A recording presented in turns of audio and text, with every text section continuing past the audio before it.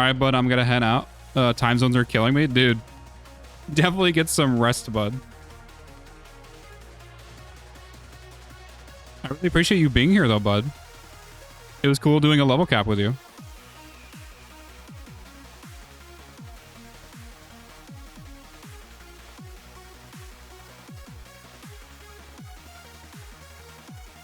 Okay. Okay, buds. We have a lot of fucking frames to talk about today.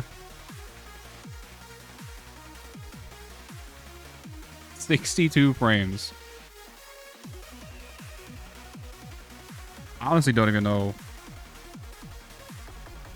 I don't know how long this is gonna go. I think this is just gonna look like I said, I think it's just gonna be like an unscripted like mess kind of going through them all. You want me to remind you of the frame after a certain time to keep on track? Wait, what? I mean, we're just gonna go top to bottom through the list, bud. Right? Alphabetical order. Like, I'll try my best to not, like, digress too much and try to stay focused. Just, like, talk about the frame and the solo that I did with him. Or keep a timer going. I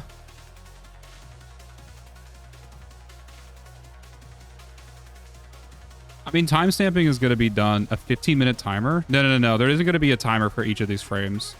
Like, I mean, in reality, I think I'm only going to be, like, talking about each frame for, like, maybe 5-ish minutes. I don't know. Like most of these frames are just going to fall into the category of, like, they were good to run, and that was about it. Right? There's a couple of them that, like, kind of stand out, and then I will highlight those as they do come up. But in general, like, we're just going to be talking about the frames. And, like, we're going to start off, like, really strong here. I mean, Ash is an absolute GOAT inside a Cascade. I don't think you can go wrong with this frame. In fact, he's, like, one of the frames that I give to new players as, like, a choice of, like, 3 frames to choose from when they're starting Cascade, right? Spoiler, it's basically like Mirage, Ash, and Rhino. Those are, like, the 3 choices that are, like, really easy to, like, get into Cascade with. There's a couple of reasons for that, but a lot of them, like, don't really require crazy builds. Like, even though this one has, like, prime mods on it and, like, shards, they're not needed at all. And so, like, for the Ash build, you just cannot go wrong with, like, a weapons platform. His run was so easy, especially after his change when he got his, like, base duration of the smoke up to, I think, 12 seconds. And on top of that, just being, like, a crit weapons platform, and then just adding Roar on his 4 to buff statuses. This guy with a glaive just goes so hard. You literally cannot go wrong with Ash.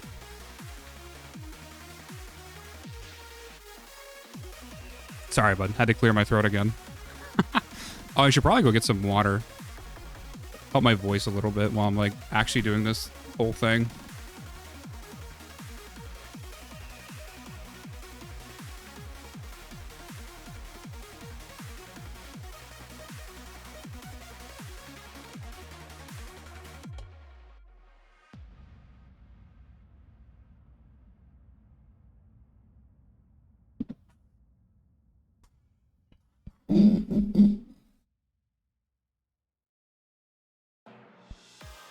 All right, but yeah, I mean, he's also, like, a really good frame to, like, learn rolling guard on if you want to, like, manage your resources, because there are, like, a few times where this actually does come up, especially in solo Cascade, just to, like, stay alive.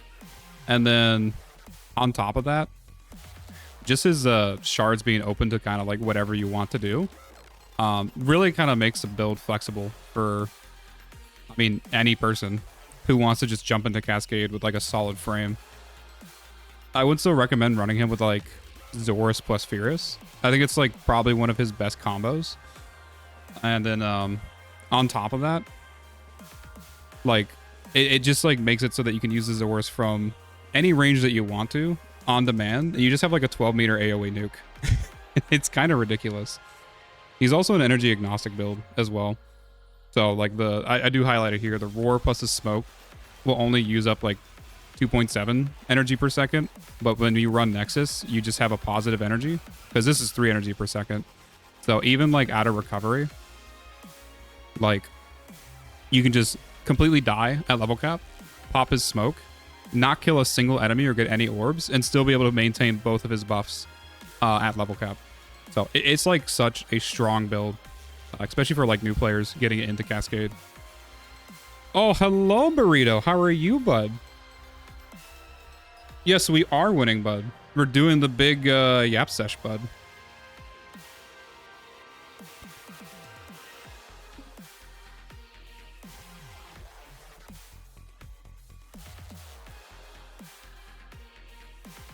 What are you fucking about, Logan? What's going on, bud?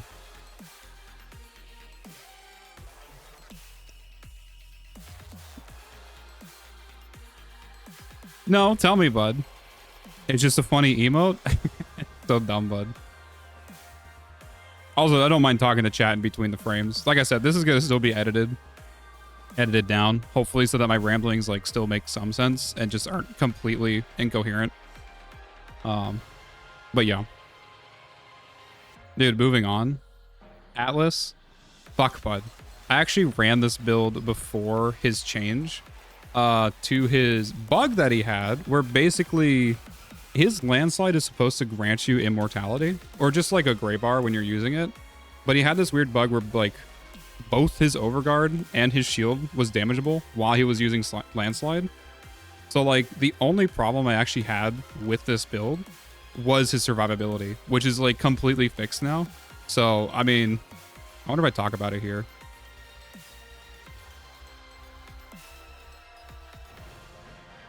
Expected more from this frame, but overall aroma ended up being kind of mid. I think the only sentiment I'm getting from here is like, I'll probably never play him again. Jesus. Well, I am going to be playing him again because I am going to rerun all the frames. But yeah, I think like the only problem I had with him was just like a little bit of survivability issue.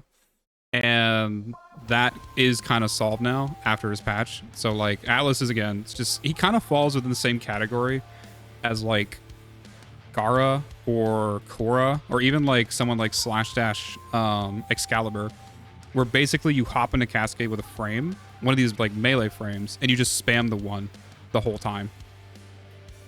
And the fact that like his one actually has like an AoE afflictions on it is kind of nice for crowd control and just like killing enemies in general.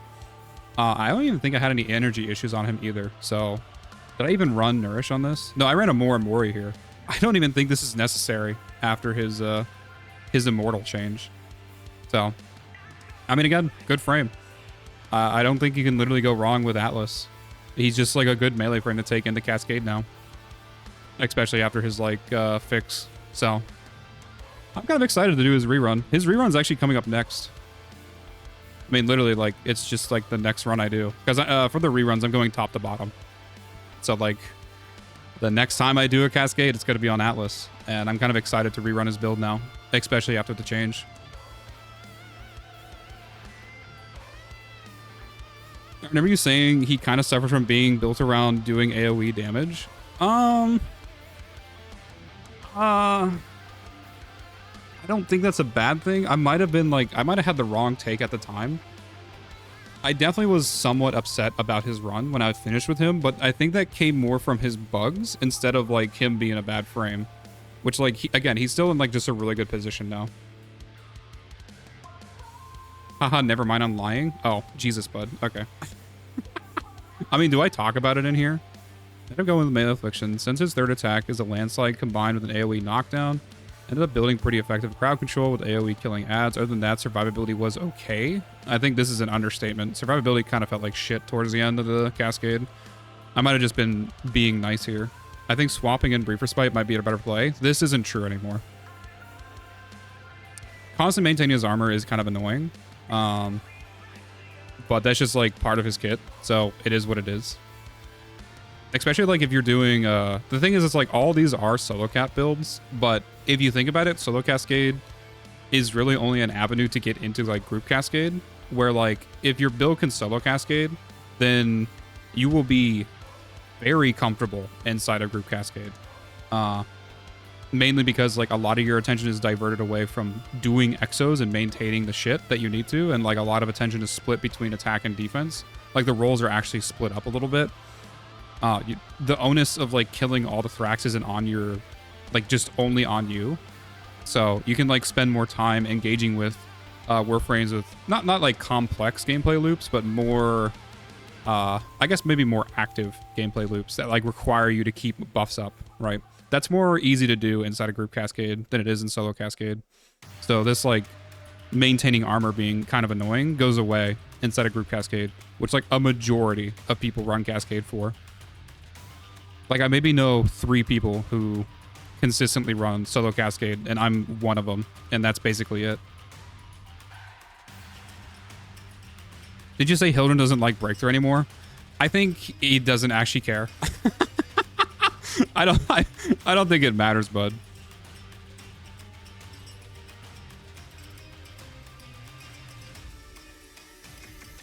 Oh, something I forgot to do, by the way. I need to update the title to the stream.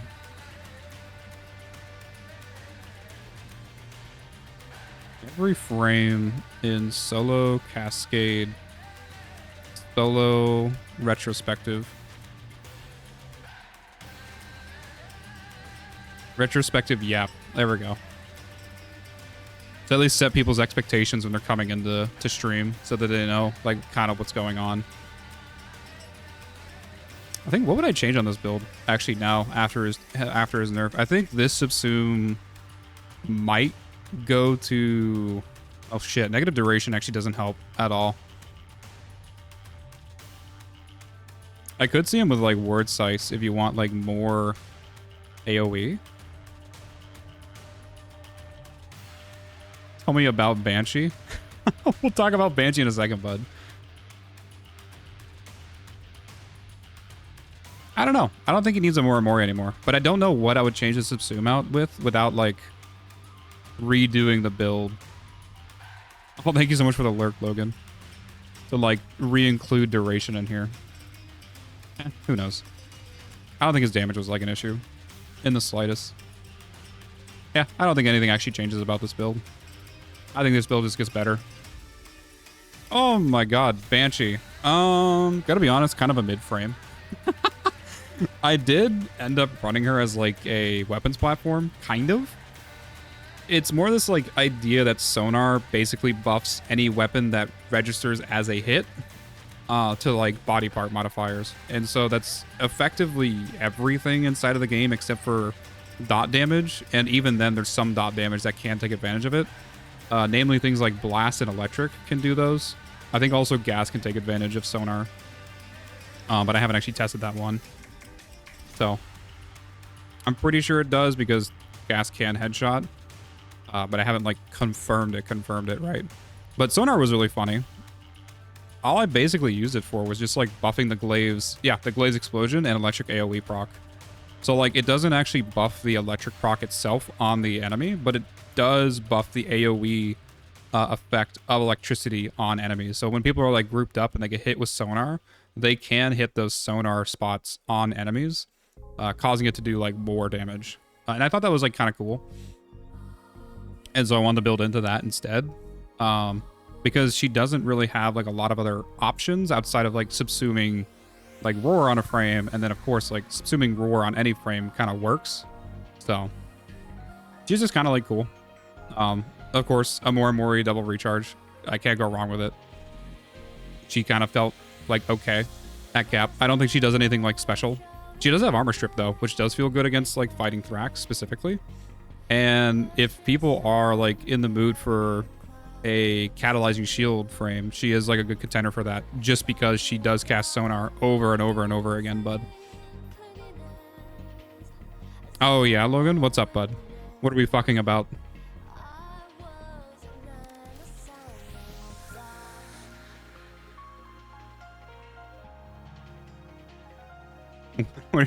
What's up with the fuck, bud?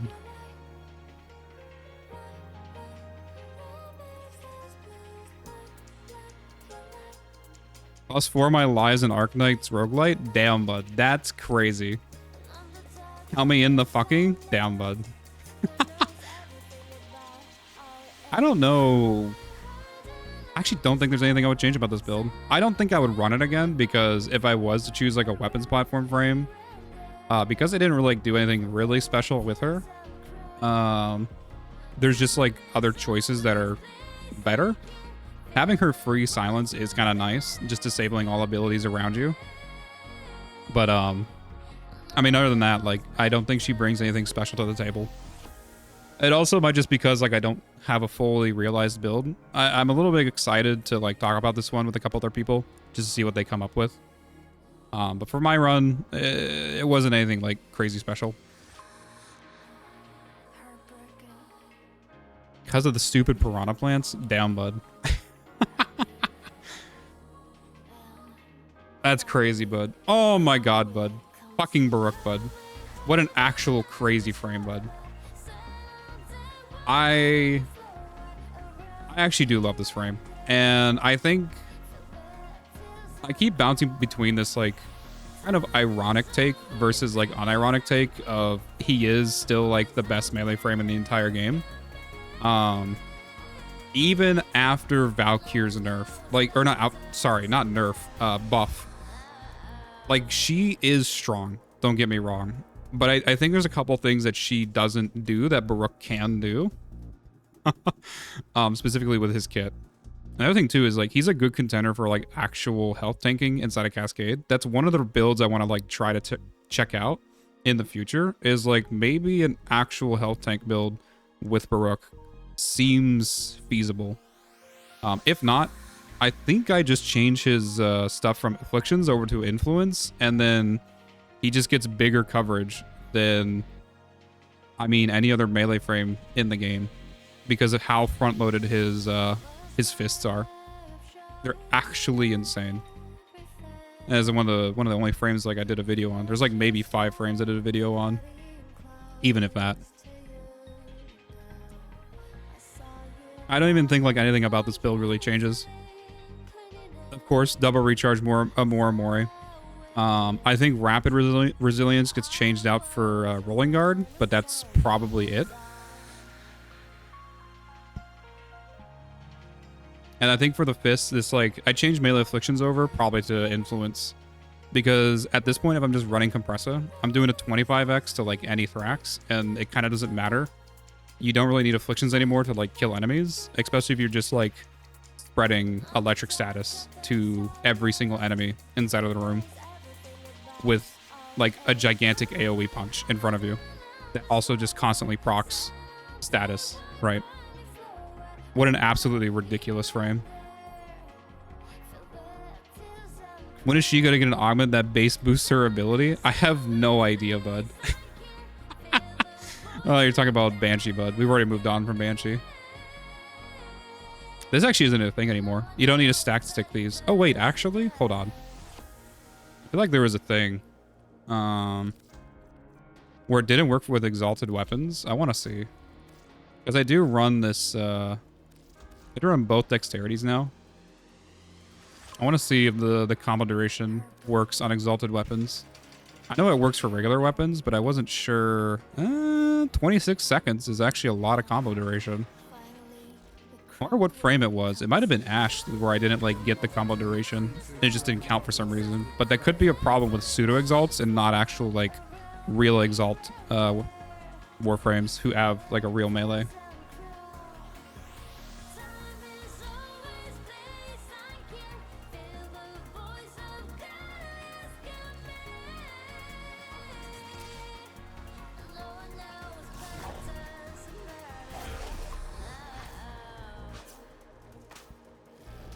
Gotta get some, actually, I probably should have turned on the enemies just to test this out.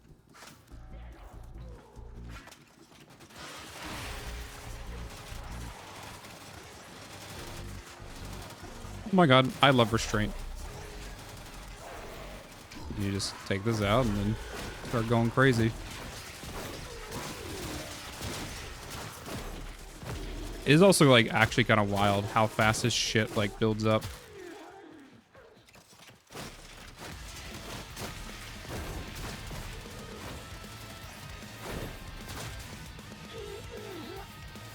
Another thing too, I think a lot of people like miss the fact that he just has effectively the same survivability as Garuda, because at any point he's just blocking damage in front of him if you're not attacking. Granted, it's not like the same survivability because you have to not be attacking, but it also is turned on inside of like your operator. So if you set up your positioning correctly, you can have an effective immortal Baroque while you're capturing exos.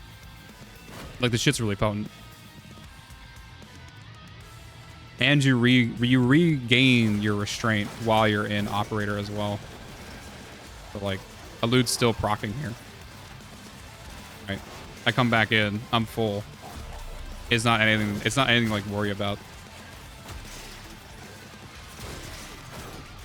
Yeah, I think yeah, his combo duration is like 20 seconds. Dude, the new arch guns with the dexterity mods are so cool.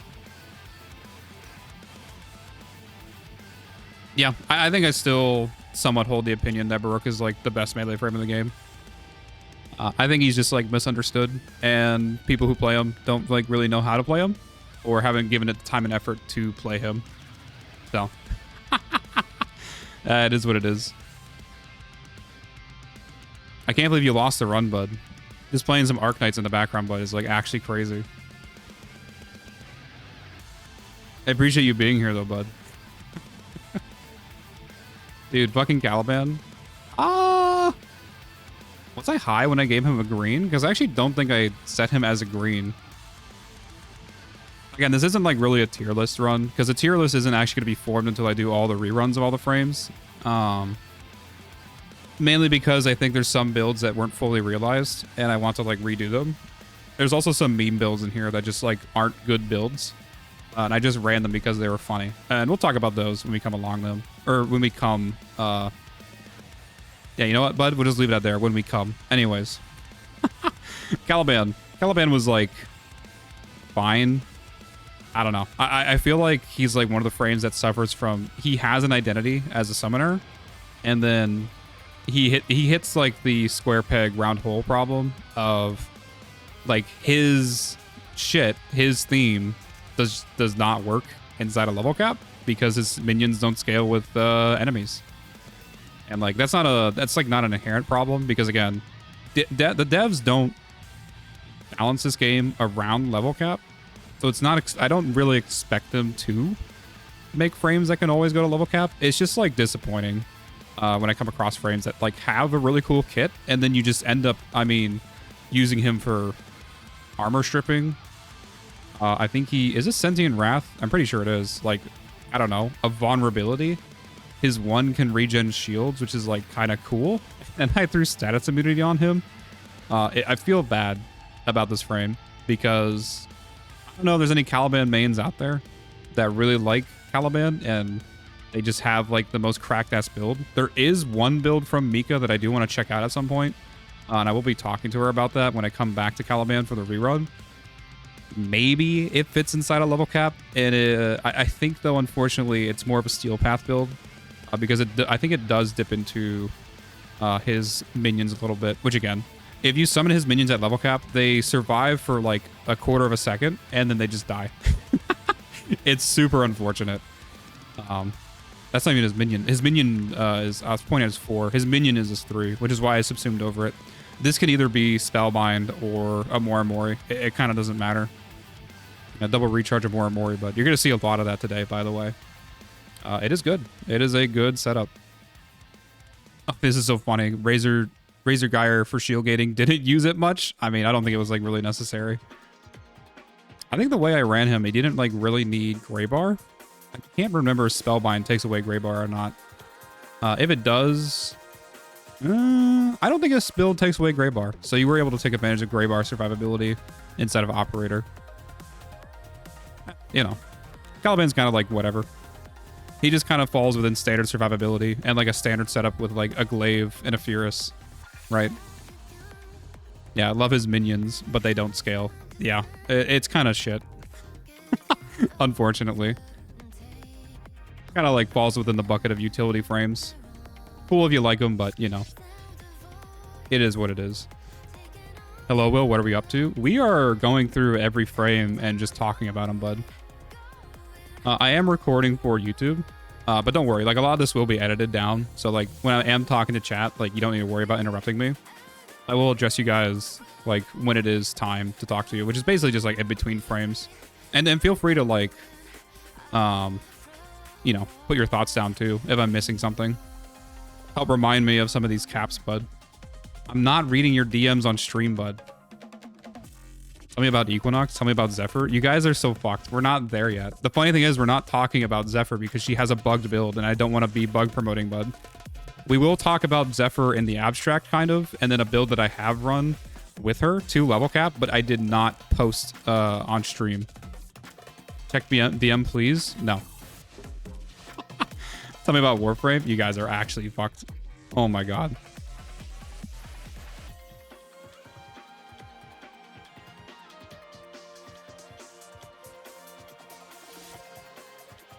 And I'm streaming to just a bunch of fucking children, bud. This is crazy. Wah, wah, wah. Tell me about this. Tell me about this. We've made it through like 5 frames, bud. We're gonna be fucking here for a while. You hit the 60 TR on DNA? Jesus, bud. I did notice you were absolutely going hard in DNA, bud.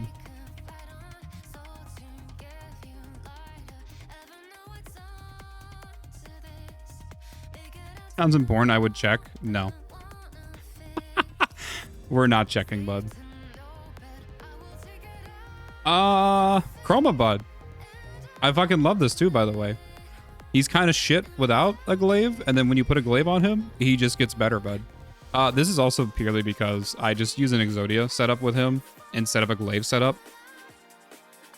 And, I mean, I think Exodia is like a cool weapon. I just don't think it's for me. I think my problems with it are more personal than they are actually like this weapon is bad. Because the thing is, like, I know level cappers that love Exodia and they run it all the time and they perform really well inside a level cap. So I don't think it's like a bad weapon in general. I just like, I think the convenience of glaives and not having to do like a 3-step combo to get off your damage is just more comfortable. I guess it's kind of rich coming from me when I do a 3-step combo on Neja to like attack Thrax, but you know, I think people put the intention in places that they want to, and my attention does not go to Exodia.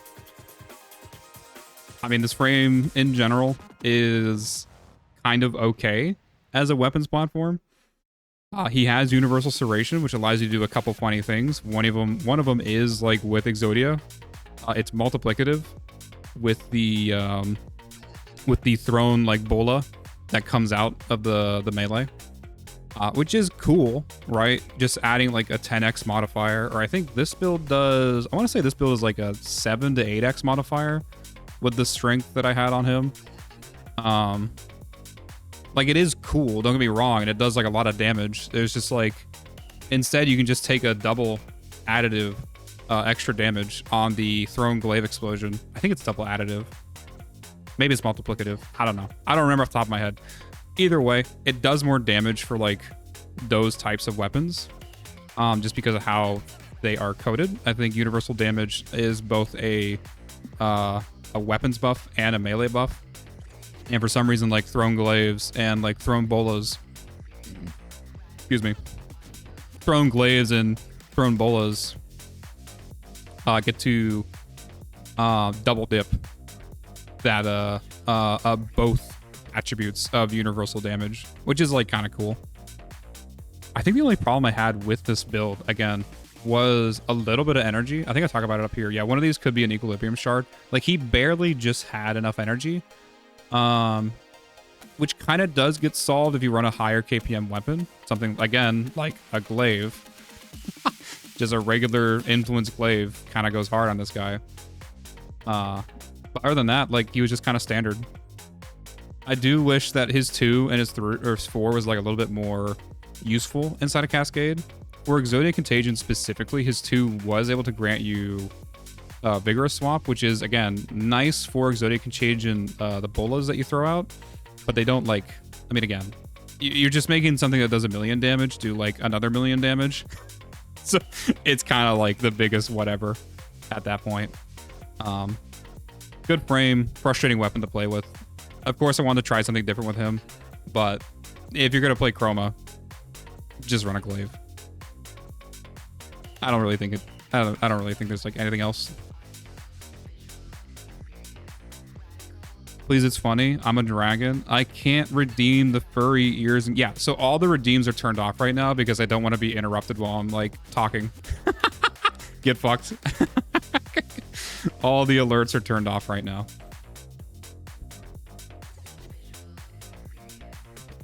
It's okay, don't worry. I'm gonna turn it back on later. We will come back to it at some point, bud.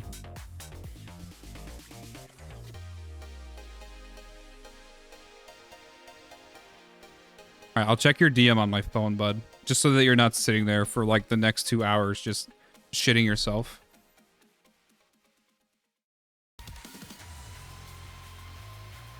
Stupid, bud.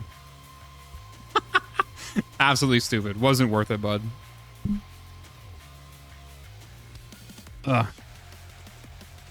Oh, Citrine.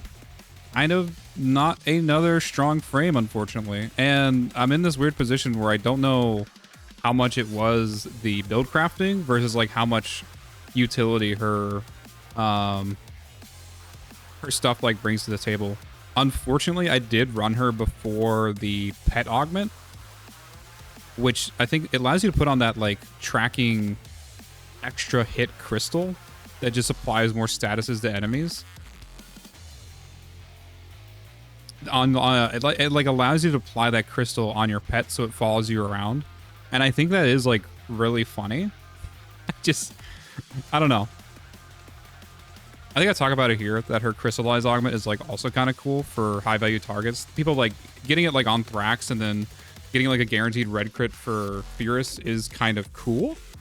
But I think she falls within like she has like a bunch of unique abilities that all somewhat aren't useful inside of Cascade. Like I'm not gonna say they're like bad. Don't get me wrong.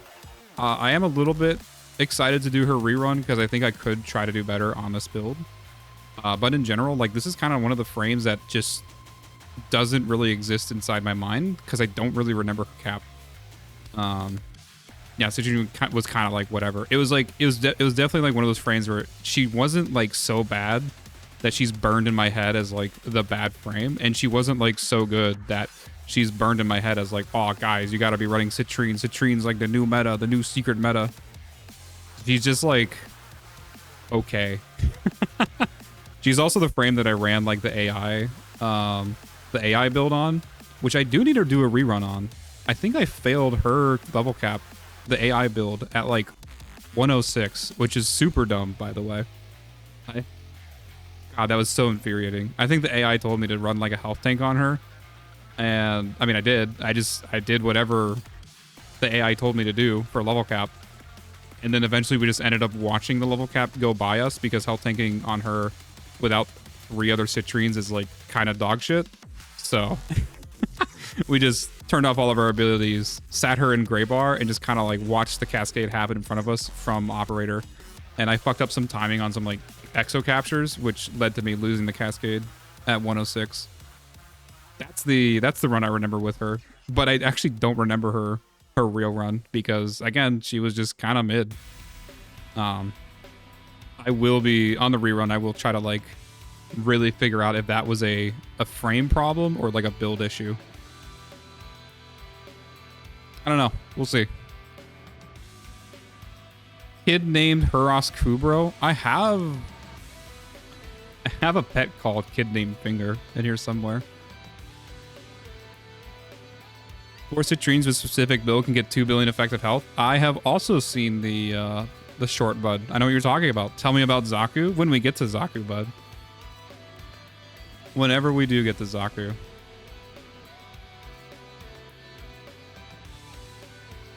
Oh, okay. Now we're going to talk about some real frames, bud. Sight is kind of a goat at Cascade. Probably the only frame that feels comfortable to like actually run a sniper in. And it is basically because of how front-loaded his damage is for his sniper specifically. On top of that, just also having like agnostic energy. So you don't really need to like, with my setup, I decided to just go like Nourish with Energy Nexus to just have infinite energy in general.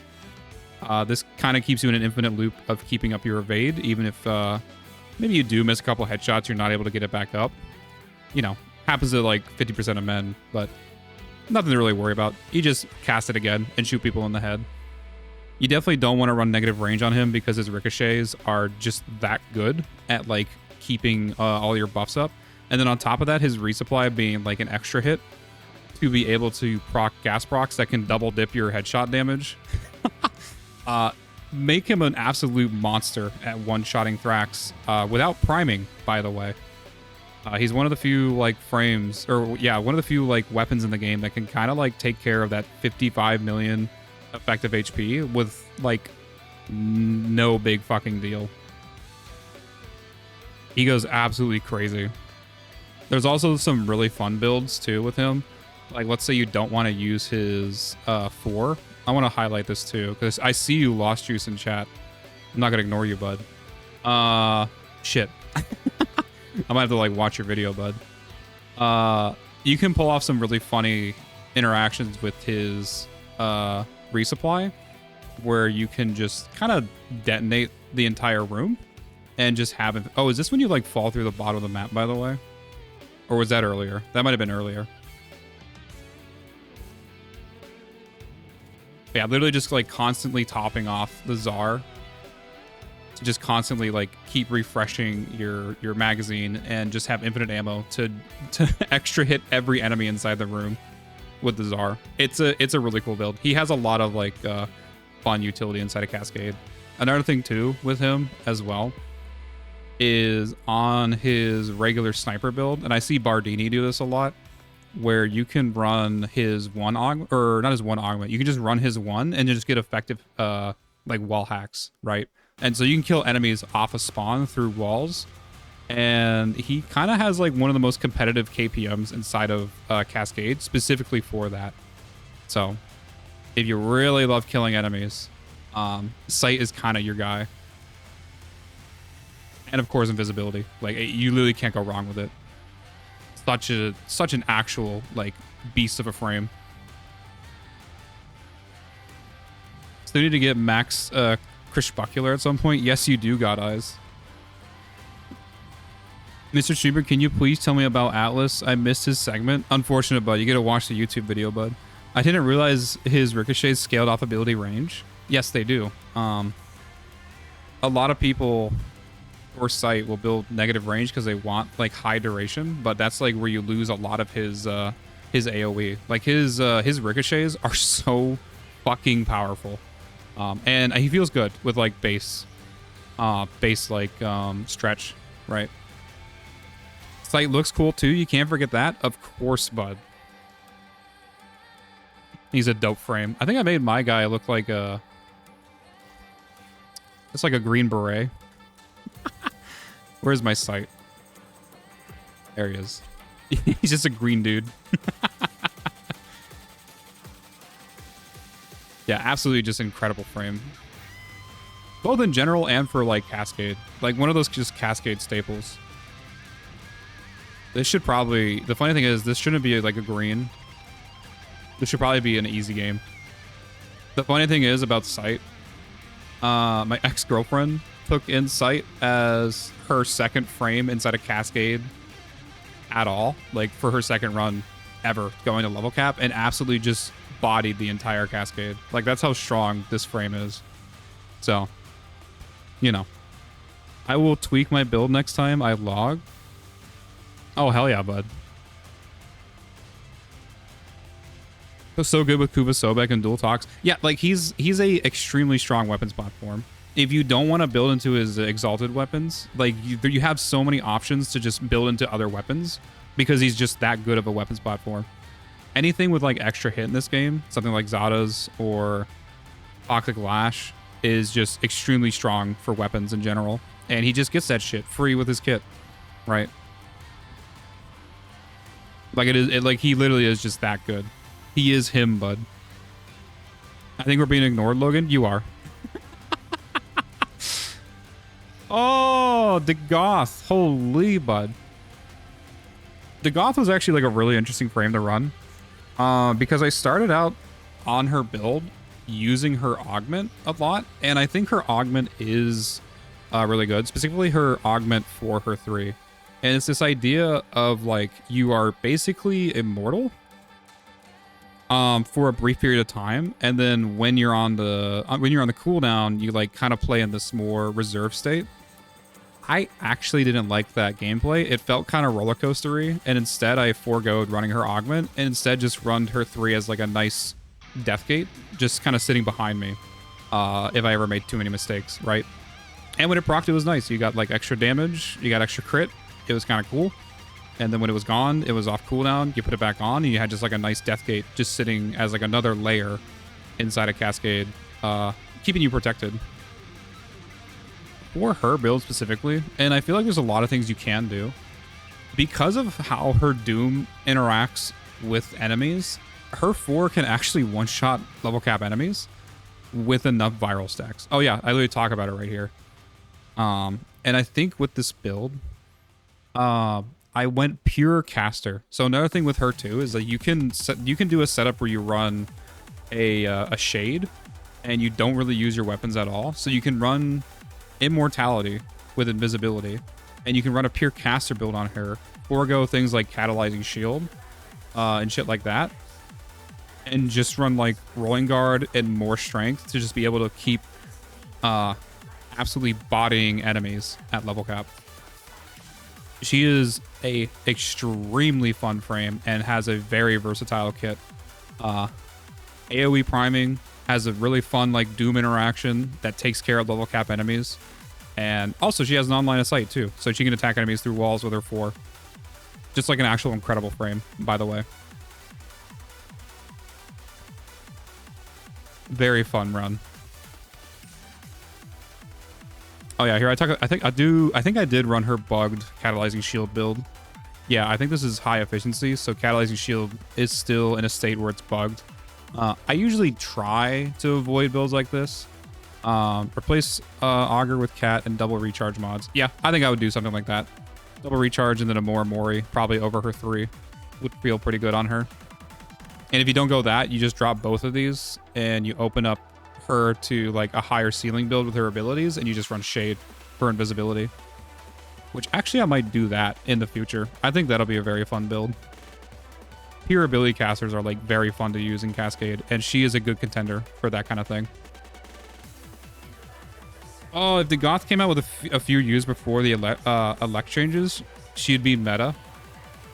Wait, what were the elect changes? I don't know. What are we talking about? You might need to remind me, bud. Lots of slash? Definitely lots of slash. Sending right. Please send right. What are we talking about? I need a triangle middle. Sending circle left. You guys are... I need to ban some people in chat. Oh, hello, Streaming and Weaving. How are you, bud?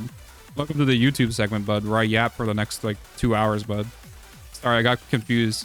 I forgot she's a viral, not slash. Oh, yeah, no, she is mostly viral. Sorry, you had me confused, too. I'm sleepy, forgive me. You're fine, bud.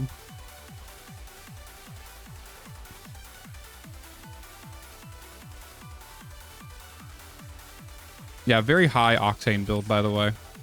If you want like a fun time inside of Cascade and something that like tests your kind of just tests your metal when it comes to like staying alive in Cascade, run it a Goth build.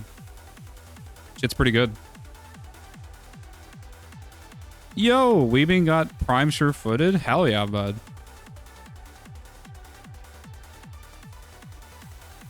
Oh, that's really good, bud. Now you can like double your PP size.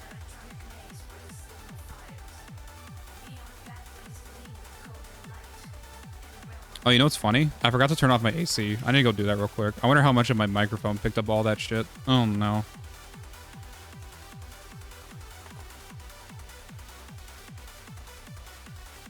Like a quarter of the, or not even quarter, like an eighth of the Yap session is going to be polluted with bad audio. Fuck, bud.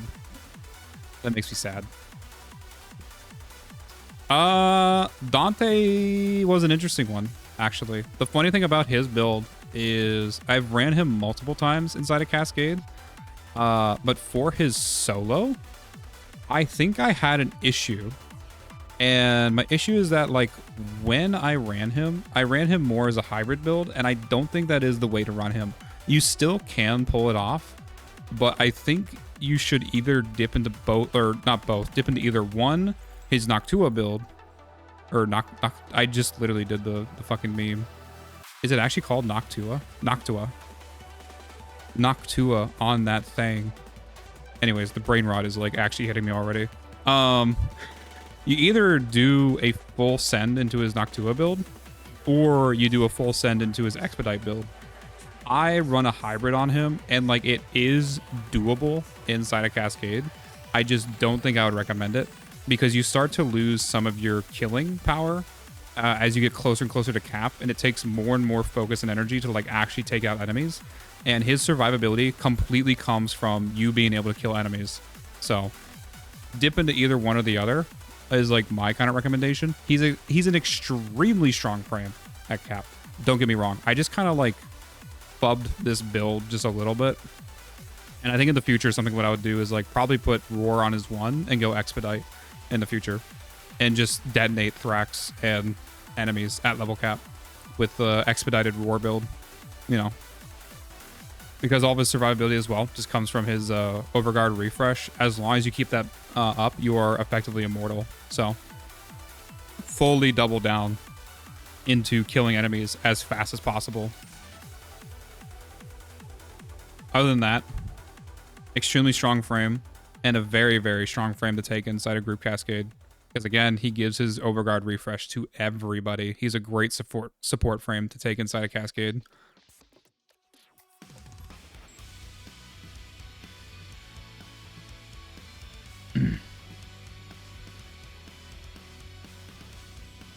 That build was made before the Exalted Weapons got Arcanes. That is true too. The thing is, like, I did do a rerun of him. So this build was posted a while ago. And this was actually before I was doing VOD uploads. So his old VOD did not make it to the VOD channel. He's like one of the few frames I did like a rerun on stream, because I really wanted to check out his, how he felt with the changes. I wonder, what was my update to the build? Look at Dante.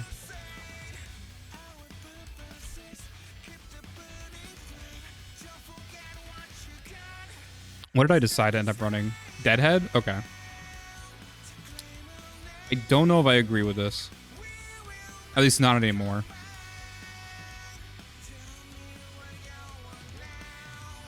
Again, like, I think I'd literally just drop his 1 entirely. I think his Darkverse, like, Expedite just has a higher ceiling with Roar. So that's probably what I would run in the future. And then you can just run around with whatever weapons you want, right? You can run around with a Fierce and a Glaive. If you're already running Roar, you might as well. And then you also get the passive block chance from running a Glaive. Other than that, just an overall, like, super strong frame inside of level cap.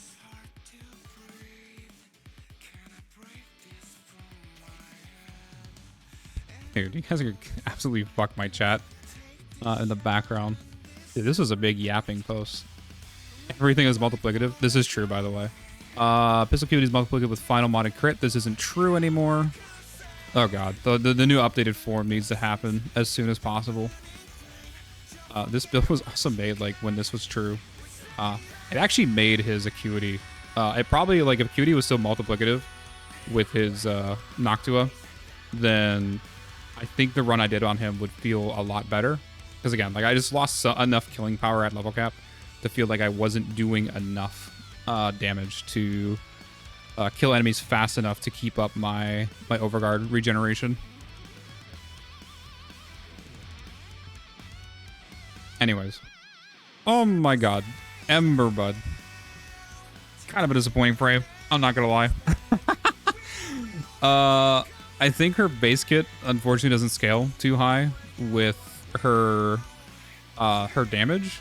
Unfortunately, she has like a lot of good utility, and she kind of just got like, she got pigeonholed again.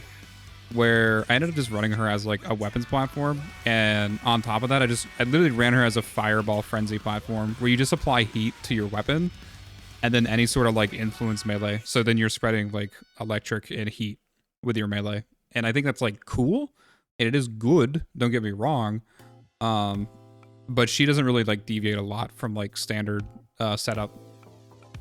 So she was like very like unimpressive. I am a little bit excited about her rerun in the future. I had talks with Ignis at some point where he had like a funny idea with Heat Inherit with like companions and using something like Summoner's Wrath, I believe. Whatever that, not the augment, whatever that aura is that grants you like a separate multiplicative roar with roar itself, and it can be heat inherited.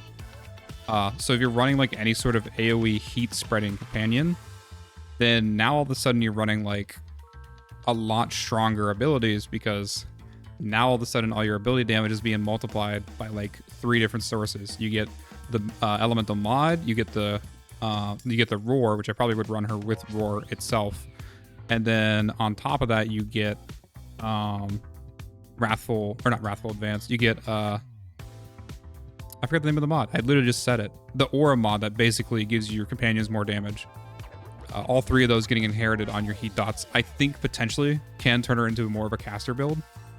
And I think if it is a strong enough caster build, we run her with Shade and then see how that ends up. Oh yeah, I literally talk about it here. A rerunner if I have the give a caster build another try with companion, roar, heat inherit. Yeah, shit like that. I think it could be like really strong, but for this build itself, it was just very much not impressive. Like it worked, it was fine, but she unfortunately had her identity stolen because she got pigeonholed, which is unfortunate. It is what it is.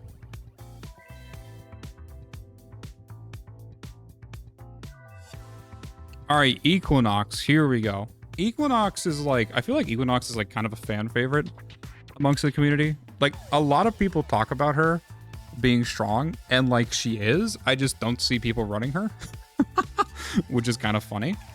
She nukes, she stores damage, and then she blows people up. Like I don't think you can go wrong with that. And on her build specifically, like I just ran standard survivability, Mori double recharge. I love seeing that, right? Run standard survivability. I go negative strength because you're just storing damage, and once you hit enough damage, you can press your 4 and then kind of detonate the tile, right?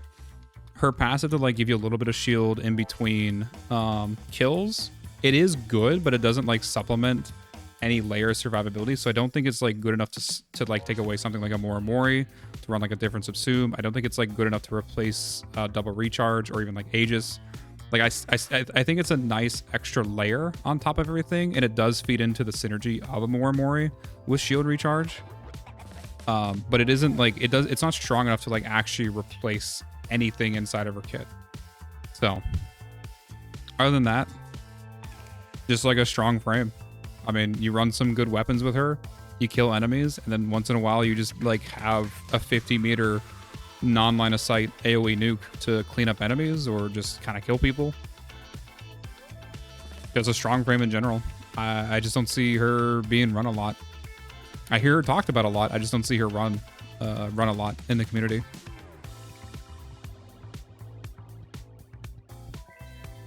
Oh yeah, her energy transfer. For her run, by the way, I think I just literally ran like in her night mode most of the time, and then I'd switch over to her day form, explode, and then switch back to her night form. That was basically the whole gameplay. Switch, boom, switch, repeat. Yeah, this is basically her entire run, kind of like summarized in 4 words. Probably replace Equilibrium with Rolling Guard. Oh, did I not run a Rolling Guard in this build? Energy Con was very, very good. And could easily take a hit. Okay. Yeah.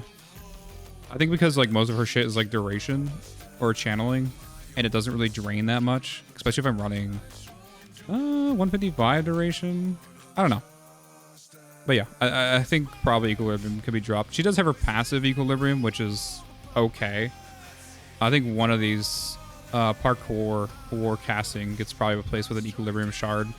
I don't feel comfortable running 10% equilibrium, but I think I probably would be comfortable dropping this for rolling guard and then running like one equilibrium shard. Should be fine.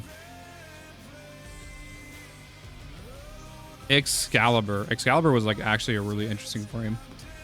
Oh, and also kind of frustrating because this was also before, I mean, basically my canon event inside of like Cascade, which was Mesa. There was like a state inside of Cascade where I like understood survivability, and then there was a state like after Mesa where I understood survivability inside of Cascade.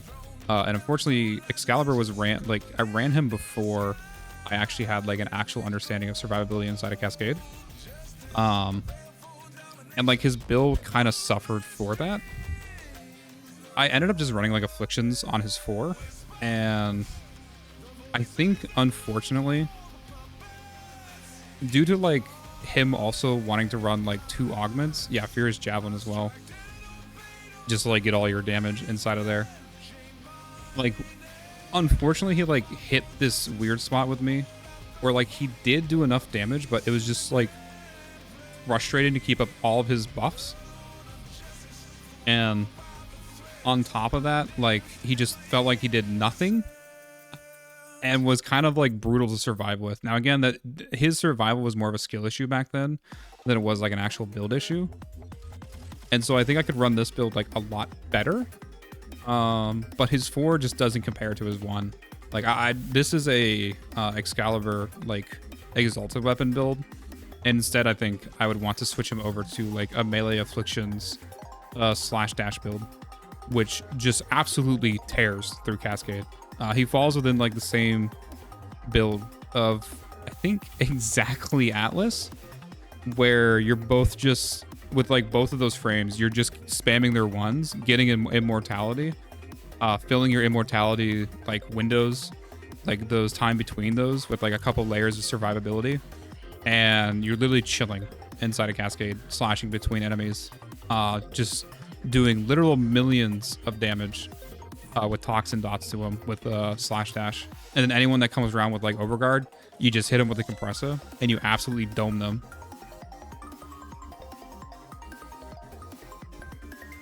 You guys LFGing in my chat? This is crazy. I also think with this build, I think Rapid Resilience goes away for Rolling Guard. I'm a lot more comfortable with Rolling Guard nowadays. I think Rapid Resilience is like a really good mod. I think for future builds, I almost don't think I run any frame anymore without Rolling Guard. You do get status clans, but like the more important part is you get like 4 seconds of invulnerability, which is very useful inside a Cascade.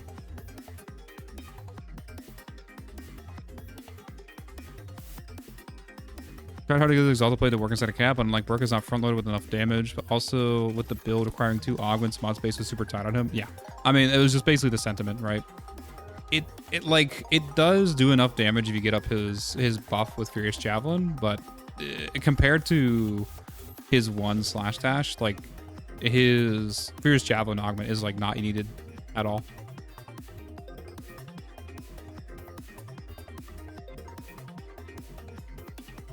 Comment my lack of interest in Excalibur as a frame. Yeah, no, I think Excalibur is like kind of a boring frame, but I mean, he's fine inside a level cap. I know an Excalibur level capper, and I play with him once in a while.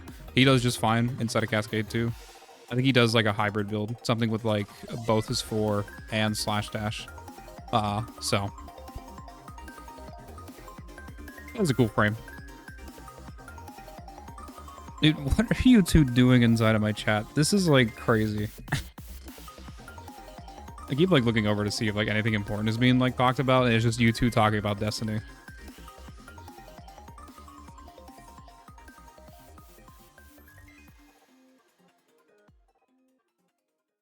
I'm gonna time both of you out. Just chat is so brain rot. It is. I mean, the Yap session, but is kind of brain rot. I'm not gonna lie. Holy, but we got a lot of frames to talk about. I don't even want to think about it. Oh, fuck, bud. Frost. What an actual like goat of a frame. I really didn't have any issues with his run. His abilities, I think, are pretty strong. I think he does still have like a weird casting animation issue. But I always like just running around with the snow globe for survivability. And then I filled in the gaps of his survivability with just like more and more and more and double recharge. He ended up being like really fun to like find corners in and like camp for a little bit, because you could just cast his snow globe, be invincible for about 4 seconds, and then kind of shoot out as much as you wanted to behind like just free invulnerability. And at any point, like you just had an issue, like your shield broke or you're down on your rolling guard, you just cast his 3 again. I don't remember what his augment does. Is that the overguard one? Because I know he does have a overguard refreshing buff. Frost. Yeah, this is the one that just gives you a little bit of overguard. It's kind of nice. I mean, does it still have his casting speed issue? Let me go into this. I mean, it's a long animation. It's not like... I never felt it being the worst. You only do get the overguard at the end of the animation, which does suck. And I do run 1 casting. I guess that was enough for me. I mean, I'm also generating overguard with Fortifier when I am running through Cascade. I think I mainly used his more for like a CC rather than like an actual overguard refreshing buff. But I mean, it's good. It's just like a nice bonus you get, right? Yeah, literally just good CC, good survivability, just good overall. You can also kind of shift him more into a weapons platform if you want to run some of his other augments to like freeze people and get more crit. I think that is kind of cool. You do need to run higher strength, but I decided to forego that because I mean, my weapons inside of Cascade are already doing enough damage, and I usually don't feel like I need to buff them. So, he's just a good all-rounder frame. Kind of like just a cut above the rest kind of deal. Comes with like some good abilities and inside of his base kit. Holy shit, I'm getting shot inside of Cascade. Or not inside of Cascade, I'm getting shot inside the simulacrum. This is crazy.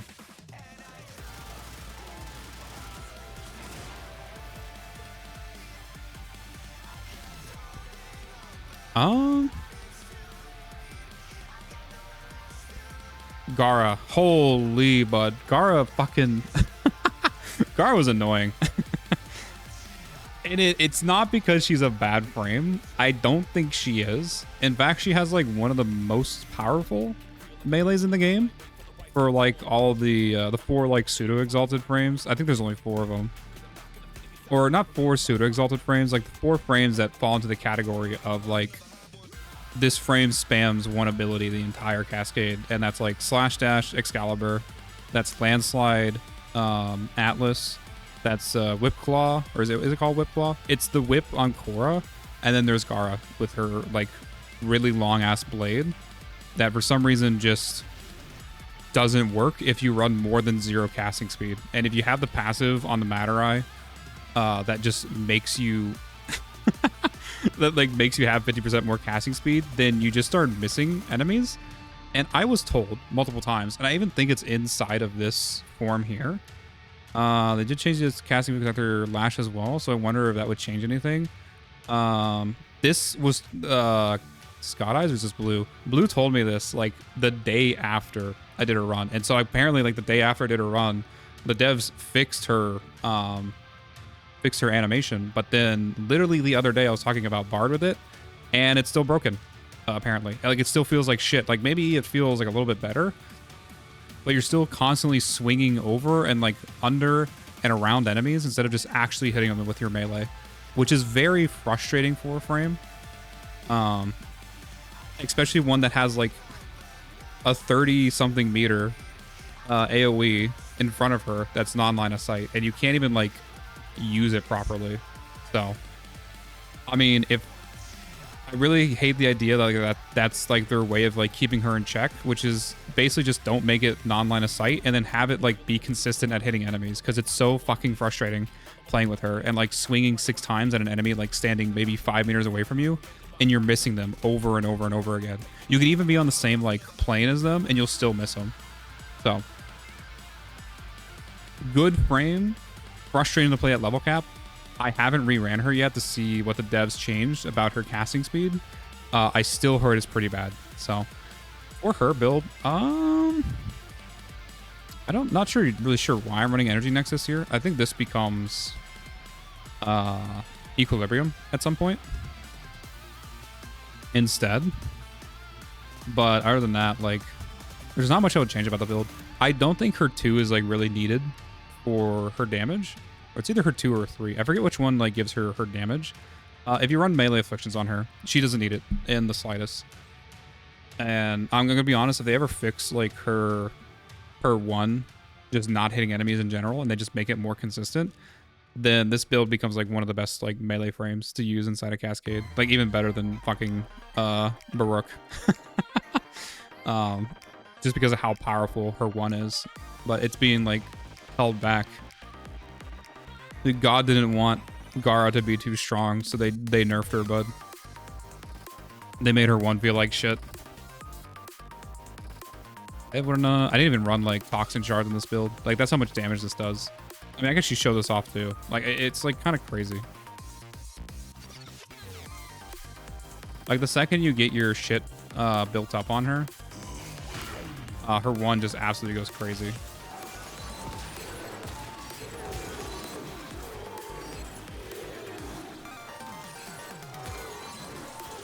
We're not even like maxed out, and I just saw like a 6 million toxin proc on an enemy. We're not even close to like 12x. Well, I guess we're a little bit close. That's kind of a lie.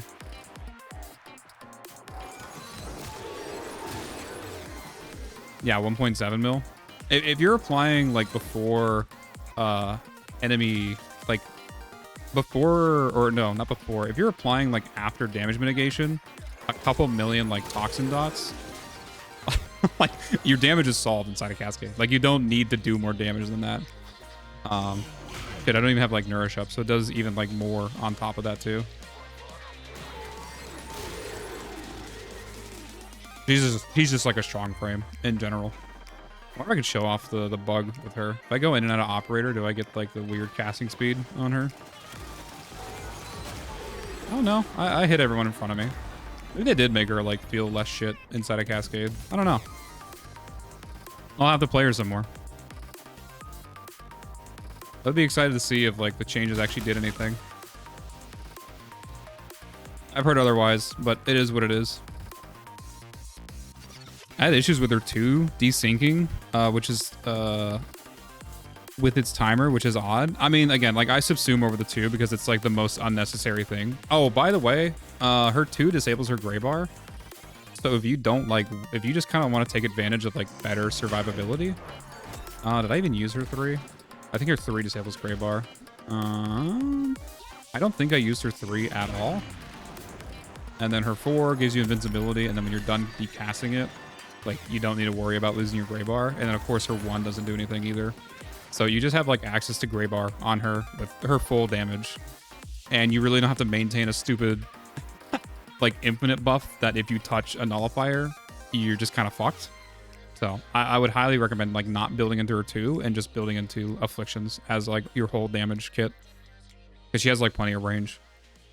You probably could also go with influence as well if you really want to. You'd probably get like more consistent AoE as well. Oh, hello, Legend. How are you, bud? Welcome to the stream, bud. We're doing the long-ass yap sesh, bud.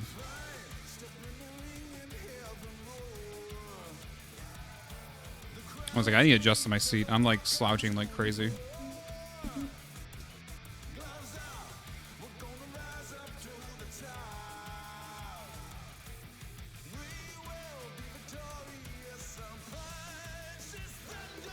I'm guessing if you're here, bud, then Hildren's done streaming. Actually, don't know. I'm checking right now.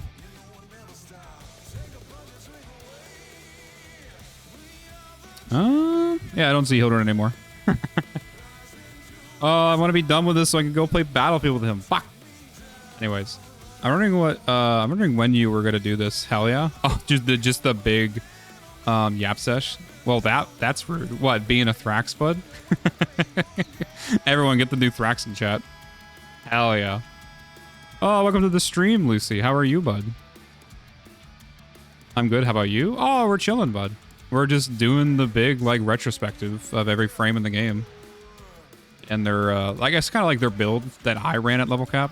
This isn't, like, going to be the tier list video. This is just going to be kind of a reflection of the runs that I did. Maybe a little bit of advice. Maybe a little bit of, like, what I thought about the build and how they... kind of like what frames roles are inside a Cascade and how much of their identities were, like, kind of ruined because of the pigeonholing that happens inside of Cascade. I'm good, bro. Just finishing up level cap Apollo. Hell yeah, but the new Dagoth build is OD. I don't know what OD means. The new Dagoth build is overdosed? I guess I'm the Hildren offline detector. I mean, basically, bud. I appreciate you being here. It's good to see you, bud. Basically OP but similar. You might have to pop into the server, bud, and sauce the Dagoth build. Because I am doing, like literally the other day, I finally did the rerun of Ash, like restarting it. And we're just going top to bottom of all the frames and updating all their builds, basically. So if you have good ideas, 100% come in the server and, like, post them. I'm now surrounded by, like, a lot of smart people and just, like, a lot of resources to be able to, like, redo all of these builds and give some, like, builds or give frames a more chance to be fully realized, because I am only one person. And I do also tend to just, like, kind of... everything converges around a Mori double recharge, and when I can get away from that, I do like that a lot, because unfortunately that setup does rob a lot of frames' identities. Now, unfortunately, there are a few frames that just don't work inside a Cascade, so their identities are going to get robbed in general. But whenever a frame can, like, kind of use his kit or use their kit for Cascade, I think it's, like, really cool. And yeah, just, like, in general, like, come to the Discord, bud, and, like, post it. We can we can definitely talk about it. Oh, thank you so much for the follow, bud. You got the Magistar and Karnon today? Hell yeah, bud. This build seems more suited to Disruption than Cascade, but I can drop it. Hey, man, I don't care. I just like getting ideas, right? Fill my head with ideas. I won't promise that they'll all work in Cascade, you know, like you said, but, you know, a good example of this is something like the Lavos build. The idea of doing Fart Lavos, creating like a build that's just unilaterally stronger than anything I've come up with Lavos. Like, I'm excited to do his rerun, and so I would have never came across that build if I didn't really know Ignis, and you know, Ignis is kind of a G for that. Like I said, man, I'm just in a different position now when it comes to, like, both Cascade in general for, like, skill level that I have versus just being surrounded by smart people. So the rerun I'm very excited for. I think, like, a lot more builds will be better, quote unquote, in the future. Who did we just finish talking about? I think we just finished talking about Kara, because we haven't talked about Garuda yet. Dude, it might be time for Garuda. I have an idea, doesn't work, smite Zephyr. Dude. That's kind of what I did for Inaros, where I had, like, an idea. Unfortunately, I didn't realize that mercy kills scale with enemy level, or, like, the mercy threshold gets harder and harder as enemies scale in level. So, like, I went to, like, XO 30, realized that enemies are getting harder and harder to mercy, and then if I went all the way to level cap, then I would basically have to kill, like, 70% of an Eximus before I get to mercy them. And I'm like, wow, this is going to feel like dog shit. So we're not running that build in level cap, and I just went back to a Mori and said, fuck it, we ball. And we ran a Mori Inaros, because I was not going to run invisibility. I was not going to be a little bitch about it. Tell me about Neja. We'll get to Neja, bud, eventually. But right now we're going to talk about Garuda. Holy shit, Garuda was actually, like, really good. What did I rate her? Yeah, I rate her as green. I think she's more of a fire build than she is, like, actually green. Fuck, bud. Infinite energy with, like, great survivability by, like, blocking any incoming damage that is from in front of you. Basically has the same setup of, like, survivability that Baruch has. I talked about it a little bit when we were talking about Baruch. But, yeah, her ball is just extremely strong. it scales off of how much damage you receive, and enemy damage is exponential inside of Cascade. And there's like a lot of scenarios when I was running her where I would pull out the ball, I would have the shield, there'd be like maybe 10 enemies in front of me, and within like a half a second, I was already like at 10 million damage stored. So her nourish on her, I think, is nice. I can't remember if I ran it for energy or damage. The funny thing is, I don't think you need either, because you can just use bloodletting whenever you want with Molt Reconstruct to just have infinite energy for free. So like whenever you're low on energy, you just cast her bloodletting. Her 4 is nice for a little bit of like survivability. It does grant you Grey Bar.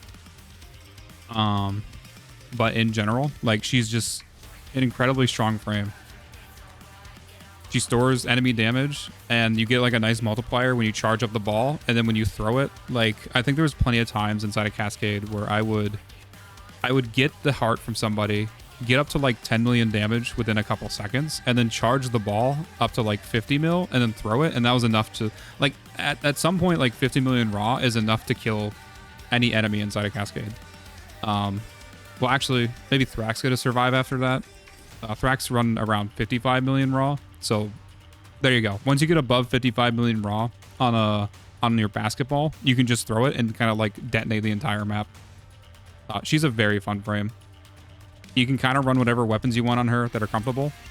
I think with her I did like Slam Titron, but I think she also runs really well with just like a Fierce and a Glaive. Probably just like a Glaive with like a Bane on it, right? So if you do need to get kills, you can just kind of focus on getting them with like the Zorus. But then outside of that, you're just storing damage and throwing it back at enemies. Dude, the frame that can just throw it back, bud. Actually crazy, bud. I don't think there's anything else to like talk about. Jump around with the mirror, absorb damage, throw a bomb, and boom. Yeah, another like frame that's kind of summarizing four, not words or sentences, but like a mix of those. Just such a simple frame. Nothing disables Grey Bar. Ooh, wait, really? I mean, I guess, yeah, Nourish doesn't disable it. Her 4 isn't duration, that's just like a cast. And then 1 doesn't disable Grey Bar. Yeah, no, it's really good. So I guess probably another reason to run Nourish. It just doesn't disable Grey Bar, but it does give you like a little bit of a buff. It probably fills the holes between like being able to do enough damage early on in Cascade when enemies' damage is not scaled high enough. So it probably like eases her better into scaling, but is completely unnecessary at level cap. Because again, just like how enemy damage scales in this game is ridiculous. And you can apply like a 10x multiplier at the end of that when you charge up her ball. So she's kind of insane for Cascade.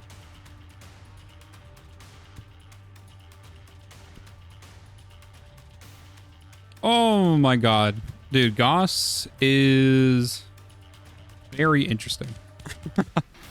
Because there's a couple problems to solve inside a Cascade, and he's one of the few frames that completely solves one of them, which is survivability. And this is the setup to do it. You are immortal if you run this setup. So there's like a weird interaction with Aegis where it like resets your shield recharge, where maximum shield recharge in the game is capped out at 80%, right? However, on Goss specifically, I think after Aegis procs for the first time, it allows his passive plus his plus like double recharge on him to scale above 80%, and so you can get 100% shield recharge delay, meaning 0, meaning infinite, meaning you literally cannot die because you're just constantly resetting your shield gate. And then if you're Raw Nullifier, you never have your shield recharge turned off by Thrax, so then you are effectively immortal. You do not die as Goss.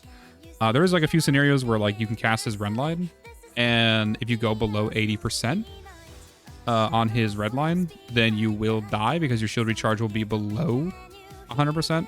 But if you just end up like not running Red Line at all, which is kind of unfun to do on him because Red Line does provide like really fun fire rate buffs. But if your only care in the world is to stay alive, he is just an amazing frame for that exactly. And none of the setup, by the way, for immortality is tied to energy. So he's completely like energy agnostic. At least his survivability is not tied to energy. I think for the build that I ran on him, I ran him as like somewhat of a weapons platform. And he is like one of those frames that's like very versatile, where you can kind of choose how you want to run him.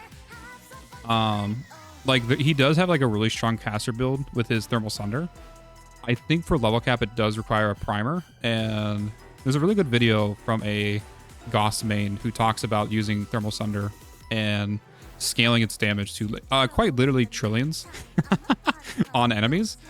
So it's more than enough to kill enemies at level cap, and it's also a non-line of sight AoE nuke. It just requires a little bit of priming with something like not a Zorus. What am I thinking of right now? Of like an Ogress. I think that's what he used inside the video. So it's not. That's also a non-line of sight explosion. Just puts like enough like heat dots on enemies with a little bit of heat inherent, and every time you clap your hands, you literally just double the damage that enemies like take. And it's also unnerfed Thermal Sunder, so its scaling is even higher than the subsumed version, which is already incredibly strong. But if you want to run like a weapons platform, you can kind of just choose to do whatever you want on him. Like I said, he's just a very versatile frame. I think in the future, I'd probably want to run his like Thermal Sunder augment, because adding, 600% blast to a weapon is kind of cool. And then if you do combine that with like Roar, then now all of a sudden you just have like a free AoE weapons platform for like any weapon inside of the game. I think something like that with Tord would go unfathomably hard on him.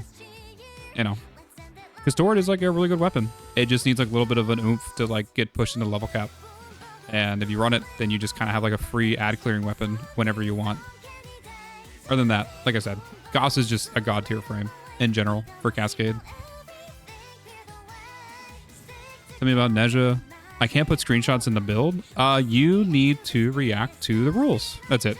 This just gives you standard permissions. That's it. People who join the server can't post images. That's just more of like a, I don't know, trying to stop people from coming in and immediately posting like porn gifs. So, it happened once in a friend server of mine, so I just add like, you gotta react to the rules to get like permissions to be able to do stuff. But once you do that, you can like kind of do whatever you want. Toxin. So there is no toxin inside of Cascade. The only time you take direct health damage is from Vampire Eximuses, I believe. They do direct health damage, but their damage doesn't scale with level. It just like, it kind of just drains your health a little bit. And it's more of an inconvenience than it is like actually a problem.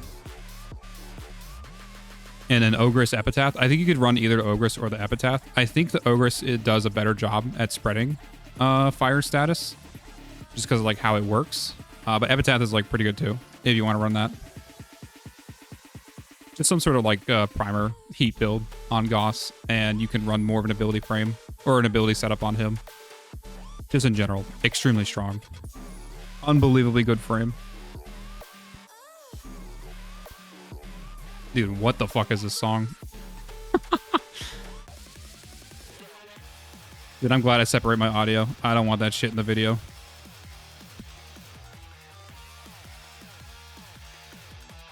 I dropped the build in the channel. Let me know if you have any questions. I'll definitely take a look at it, bud, after stream.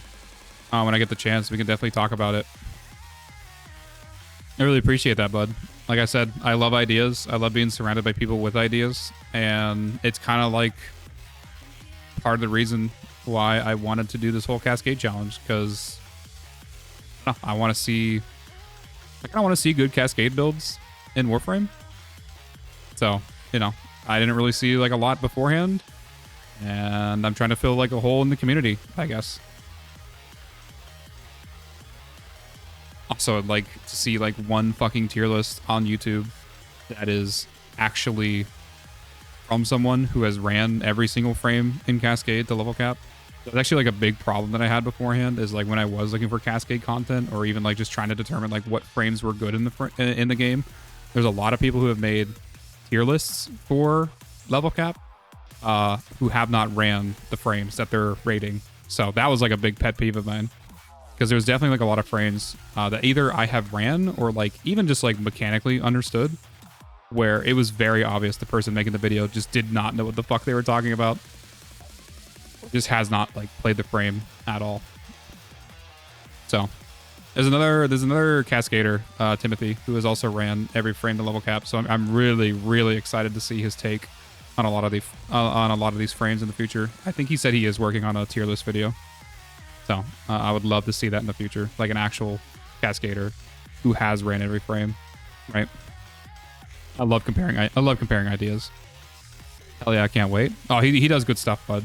I've definitely like referenced him a couple times. There's even like a build in here that I think is basically identical to his build, because I ran into a wall with that frame. I'm like, I don't know how to fucking solve this problem, and I looked at his channel, pulled the build, I saw exactly what he was doing. I was like, yep, that's the way.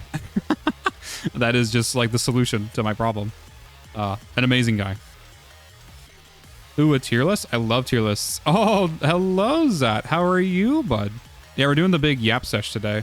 This is more of a retrospective. This is not like an actual tier list. The funny thing is the tier list doesn't come until I rerun all the frames. And I've only done up to Ash. Like I just started the reruns. So I want to redo all the builds, and then I'll like have like a better perspective on actually making a tier list. So, you know, prepare for that video in like a year. You know, I'm excited to see what you say for Grendel. I hope to not disappoint you, because I'll give you a little bit of spoiler. Grendel was a little disappointing. I think he's cool, but we'll talk about him in a second, because he is like up next to be talked about. Sleepy, otherwise good, and yourself? Oh, I'm doing good, bud. He's rough. He is. We're just doing our big like unscripted retrospective video on all the frames inside a Cascade. We finished every frame to solo Cascade cap last Wednesday, I believe. We finished up with the Naros, of course, right? And so now I just wanted to like kind of go through all the frames and kind of reflect back on the run that they did and like how they felt, and potentially like what I'm going to be doing with them in the future, and just kind of like in general what their role felt like inside a Cascade. Partly like also just how much of the identities of each frame was kind of robbed because of how pigeonholy Cascade can feel when it comes to like creating those builds. There's unfortunately just a couple frames that just don't work inside a Cascade, so they end up just running like a generic standard build, which kind of ends up being like double recharge, a Mori with a Fierce and a Glaive, right? Which does suck, but you know, there's definitely a couple builds in here where I should have probably tried harder to like figure out the frame, but that's what the rerun's for. The rerun is going to be a lot more solid builds, hopefully. That's hopefully the idea. But it's good to see you, Zat. Damn, you were fucking you were popping off yesterday. Holy bud. I didn't realize you got front page. I think I was talking about it with Mika, and apparently her front page is coming up here soon, so that'll be exciting to see.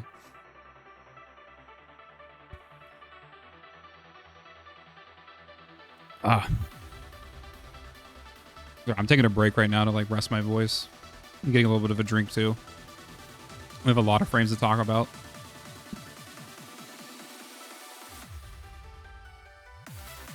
More homies on the front page. Oh yeah, it's very exciting. She's very excited. She's hoping she can break her viewer record. I don't remember what it was, but I'm rooting for her. I actually think she's streaming right now. What is she doing? My curiosity has piqued me.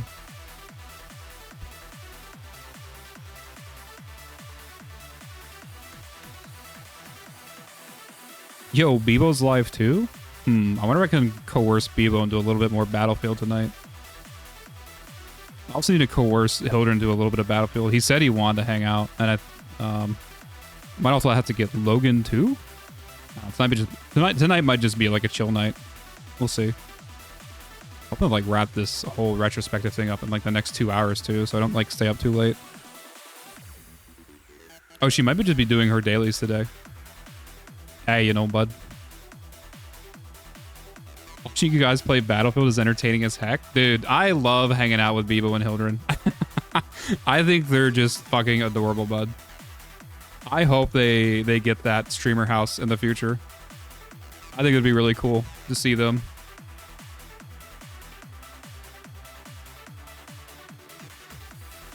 Also hope Hildren can like find a place here soon. I kind of like worried for him a little bit. I hope he doesn't actually go homeless for a little bit. There's definitely a part of me that wants to offer like my home to him if he needs like a place to stay for a little bit, because he is just kind of a dude bro. And I definitely vibe with dude bros.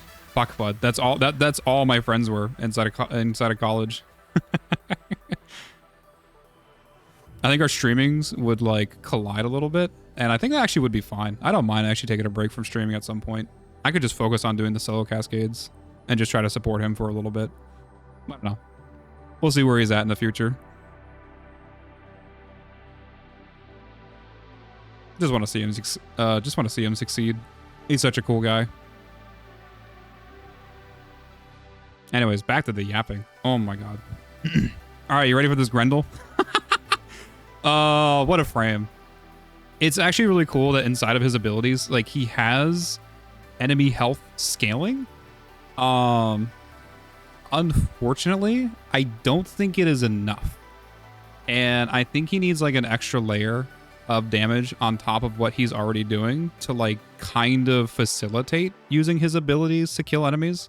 Unfortunately, I ran a Mori, so like I wanted that extra survivability. And like thinking back about it now, like his abilities were like just barely enough to be able to kill level cap enemies, but they, like I said, it just wasn't comfortable to spit enemies out at people unless I was exactly sucking up Eximus, which of course have some of the highest health in the game at level cap. And of course, like those guys are able to one shot and like proc a couple 100 million toxin dots on people. But if it was just like regular enemies, it really didn't feel that good. Outside of that, the thing is, like, I think his kit is actually like really good in general for utility. Like, he has a free armor strip available inside of his kit, which automatically like makes him really good at dealing with Thrax. And then on top of that, you get to run like unnerfed, unnerfed Nourish, which again, like I think is pretty strong. So you can run a couple setups where like you don't actually mod viral on your weapons, and you can kind of mod just for more pure damage and higher, like just run like higher ceiling weapons in general on him. So he ends up being more of like kind of a mid weapons platform that can just kind of utility wise take care of enemies. Outside of that, you just run like standard survivability on him and kind of chill, right? So, not like a bad frame. Oh, don't run combat discipline on him. This didn't do anything. I was trying to do something with like Nourish and like his AoE. It's cool. It's just not like anything to write home about. Probably run like a more standard thing here. You don't need to run corrosive projection because you're armor stripping already. You can easily run enough strength on him to like hit his full armor strip. So both like corrosive projection and growing power is out. Like I think only it's like steel charge, not steel charge, ready steel for here. Gastro all the way. Gastro did feel like pretty good when I was using it. There might be a chance I rerun it in the future because it did provide like a decent amount of extra damage. I don't know how I fully fit that onto his build as it is right now. But I think it would be cool to like give it another chance in the future for his abilities. I don't know. Streaming and Weaving, do you have like a Grendel build that you've taken to cap that you're like really comfortable with? Because again, the same thing like I talked with like Lucy with. Anybody that has ideas, like throw it into the fucking the build channel. We'll talk about it, and he will be considered for like the rerun, right? I'm like a broken record here. I'm only one man. I'm very lucky to be surrounded by like smart people, so the rerun's gonna be like really cool.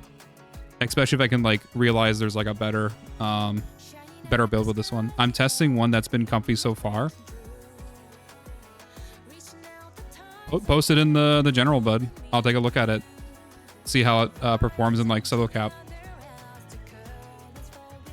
Let's chill and let him do it. Wait, what are we talking about? Mr. Streamer I had you muted. Can we restart from the beginning? I'm gonna start banning you guys. You guys are on the chopping block. You got me a laugh out loud, Marsh. Good shit. Holy bud. I'm gonna fucking actually strike you guys from orbit. This is crazy. Yeah, for this build, I think I'm going to shift more into utility, where I run max range with blind rage for 100% armor strip. Yeah, he has like an AoE armor strip, by the way, which is just like really strong. Oh, I love you guys. Don't worry. But I do want to bully you just a little bit, bud, because you guys do deserve it. Anyways, Gretel was like kind of whatever. Kind of good, kind of bad. I'll figure out if it was more of a build issue versus like a frame issue, like I said, during his rerun.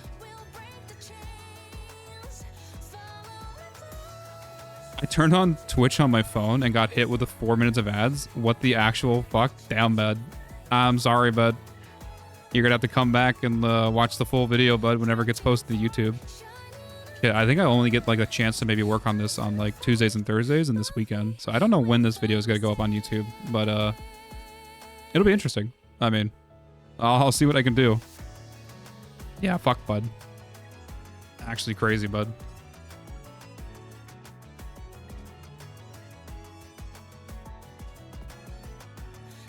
No, this also will probably just... This will be the only like video that I have up on the channel that will be timestamped. If like anyone wants to check out like a certain build or just like a certain Warframe that I talked about. So don't worry. I'll try to organize it a little bit and cut down a little bit of the yapping so it's not like actually completely unorganized and just rambling. You know. Oh, capital it didn't do the emote. Unfortunate, bud. Yeah, capital fuck doesn't do the emote. You gotta do lowercase fuck, I think. I didn't realize I wasn't part of the Discord. Unfortunate, bud. Welcome to the Discord, though. Oh my god. Can we talk about Geyer for like the rest of the video? I'm in my buddy's camp with this when it comes to Geyer. I fucking love this frame. I just wish like she's so close to being like an absolute beast of a frame inside of Cascade. Like all the pieces are there. She's just missing a little bit of scaling and like that's it. And of course, like I'm coping in the back of my head like, oh man, they're gonna DE's gonna update her at some point and they're gonna add like the more electric procs you have on enemies based off of like how much health they have, their electric procs are gonna do more damage. Well, the funny thing is they could actually give her Vauban's scaling like health scaling formula on her abilities, and she would be perfect. She wouldn't be overpowered. She wouldn't be like anything crazy. She would just be good, and it would put her in a position where her abilities could actually like kill enemies at level cap. And it kind of sucks that they can't. This actually isn't the updated build. Yeah, Reach shouldn't actually be here. I have an updated build for her. I reran her at level cap a while ago because I wanted to test out her new augment to see if the reflect damage was good enough. Is this the level cap build? Amora Mori. What's the difference between these two? Is there any difference between these two? Cathode current. Rolling guard. I'm gonna be honest, I actually can't tell. No, these are the same. One runs Amora Mori and one runs Nourish. I think you could run either of these at level cap. But well, obviously I ran this one at level cap. I think the Nourish one, I ran the level cap with her new augment. I forget what I replaced here. It might have been Rolling Guard, to be honest. Her new augment does scale with enemy damage, but for some reason, I think the reflect damage is capped. And it didn't really scale above... when it was like, let's say I was going up like against one of those Kuva Spear guys. They were shooting me, and it was reflecting back like 12k damage. Which before damage mitigation is only like 120 raw. So it seemed like really shit for some reason. And like just wasn't like worth building into. It was kind of a cool idea. I just wish like it did more. Potentially if it could red crit, which I don't know why it can't red crit. That might be an oversight by DE. Maybe in the future this like does have the ability to red crit, and maybe that's why it's doing so much like less damage right now. That was like supposed to be maybe the balancing factor to not make this augment like super OP. Because you just add a, I don't know, like a 10x damage to it on its reflect damage, and then it would be doing like a 1.2 mil to enemies. If that is the case, then I think revisiting this in the future would be kind of cool. But right now, her new augment, unfortunately, just does not work out in Cascade. And so she goes back to her old build. Basically, you get energy from her 3. You run Nourish for more energy, and also just kind of like a nice viral buff to all your weapons. Everyone around you is CC'd with electric dots, so you're kind of like loosen a lot of the pressure that enemies put on you inside of Cascade. So because you're just constantly shocking them, and like on top of that, she just is like a good weapons platform for like crit. So if you're running like any sort of crit weapons, your crit weapons will just do more damage. And then also on top of that, she gets to run group scaling. So anything that is any sort of AoE just gets sent to the moon with quadratic scaling. It makes like things, it's like if you're running the Titron, obviously the Titron would go crazy, but I love running this build with like the Zorus and the regular Furus, because at any point you can just cast her 2, group everybody up, and then take advantage of like electric dot AoEs. I want to see like an explosion with everything stacked up on her. It kind of gets ridiculous, right? And then you just get to do more damage on top of that. No, quadratic scaling with electric dots is actually crazy. And of course, if you run any slam weapon with this, you can either do like a blast bow or, of course, Arcatitron, right? Anything with electric damage that's a force proc is going to go so hard on this frame. Like, it's not even funny. Like, she's kind of ridiculous as a frame. And, oh, God, she's so close. She's so close to doing more damage in Cascade. Not that she really needs it, but I think it would be kind of fun to run her as an ability frame at level cap. I can still cope. Her prime's coming out soon. Just watch. They're gonna be like shit, where is it? I actually do want to find it. Where is the health scaling formula for Vauban's abilities?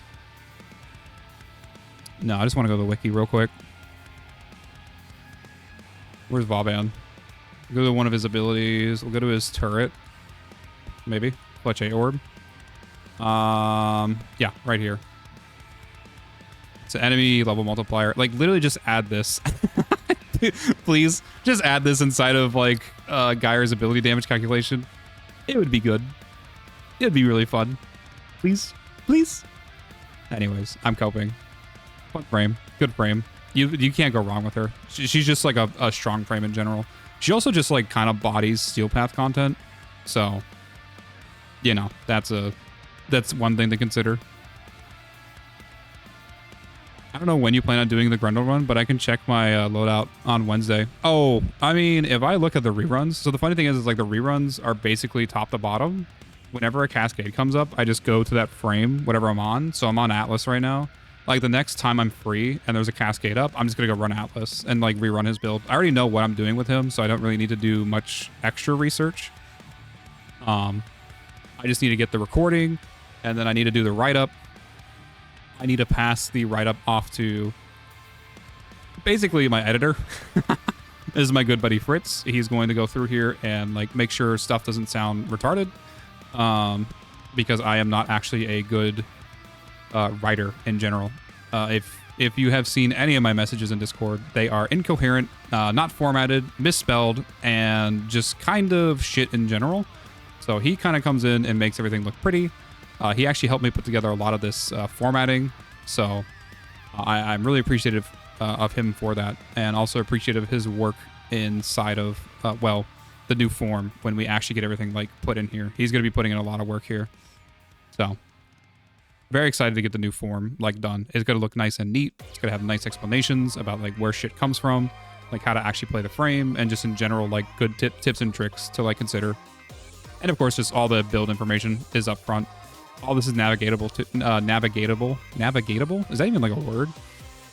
It's just easy to go back and forth between like what is actually inside the build. So another thing too, by the way, when I do run these, I'm gonna try to run as many weapons as I can in the future as ribbonless.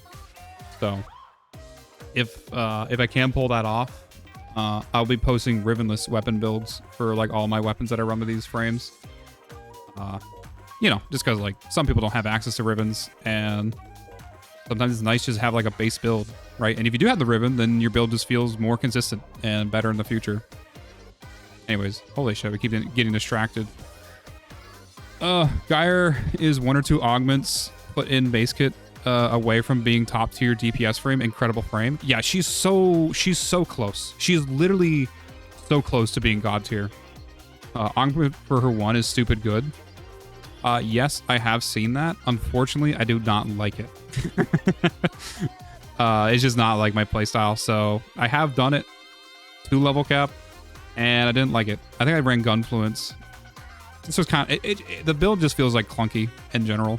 Yeah, not liking it is totally fair. Yeah, there's a couple things in here where like I see how powerful the frame is. A good example of this is like Araxia. She's an extremely strong frame. I fucking hate her. I hate running her inside a cascade. I do not like humping the wall every 6 seconds for invisibility. Now, with the wall running update, like maybe she'll feel better in the future for me, like personally, but it's definitely a case of like I personally hate the frame, but I can see how good they are. Like I actually do understand how powerful Araxia is inside of like Cascade. With Pillage Gyre is good.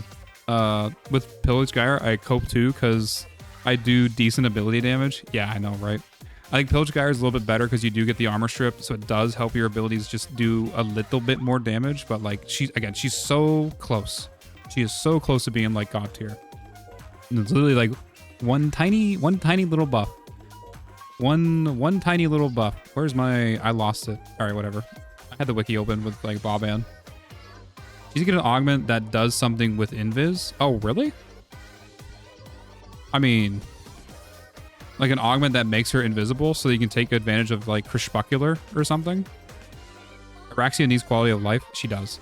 And her 2's damage amp needs to actually affect priority targets. Yeah, no, it does. She does need like a couple. She needs one more pass for her abilities to like feel a little bit better to play, or feel a little bit better to engage with her gameplay loop, and then another pass to kind of just fix the bugs that are with her kit. And the 3 needs scaling with enemy level. Yeah, that was like probably the biggest disappointment with Araxia when she came out. And I feel like I got like misguided, where they basically said like, oh, her summons are going to scale with enemy level, when they actually meant it's going to scale with like mission level. And I kind of felt like dog shit because her summons are actually really strong at level. But they insta-die at level cap, so because they don't scale. They spawn at like level 200. And they just kind of feel like shit. And why the fuck does her 4 not affect Incarnon forms? Same for Sight. Weird ammo reasons. It is like annoying. I will say though, like Incarnons are usually strong enough to like not need the extra buff. But it kind of it feels weird because like Incarnons can take advantage of other weapon buffs like Wrathful, War, Zada's just fine, but they can't take advantage of like specific weapon buffs. So it does feel like a little bit weird. Like they don't need it, but it would be nice kind of lumping all the weapon buffs in general and being like, okay, like they can affect Incarnons. I imagine though that they would have to like change how Incarnon ammo works in the game to be able to like do that. So I don't know. No, with Araxia, they should add an augment for her. Oh, okay. I didn't know if you were like saying Geyer gets invisibility. I mean, I don't know. The augment should be like if you mercy kill, your passive invisibility increases by like, or just refreshes. I really thought they would include some sort of like mercy kill inside of her gameplay loop to keep up her invisibility, and they didn't for some reason.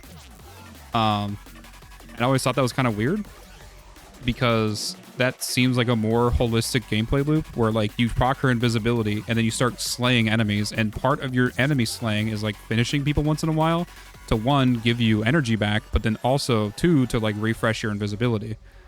Like that's like a really solid gameplay loop. It demands, you know, engagement from players, and then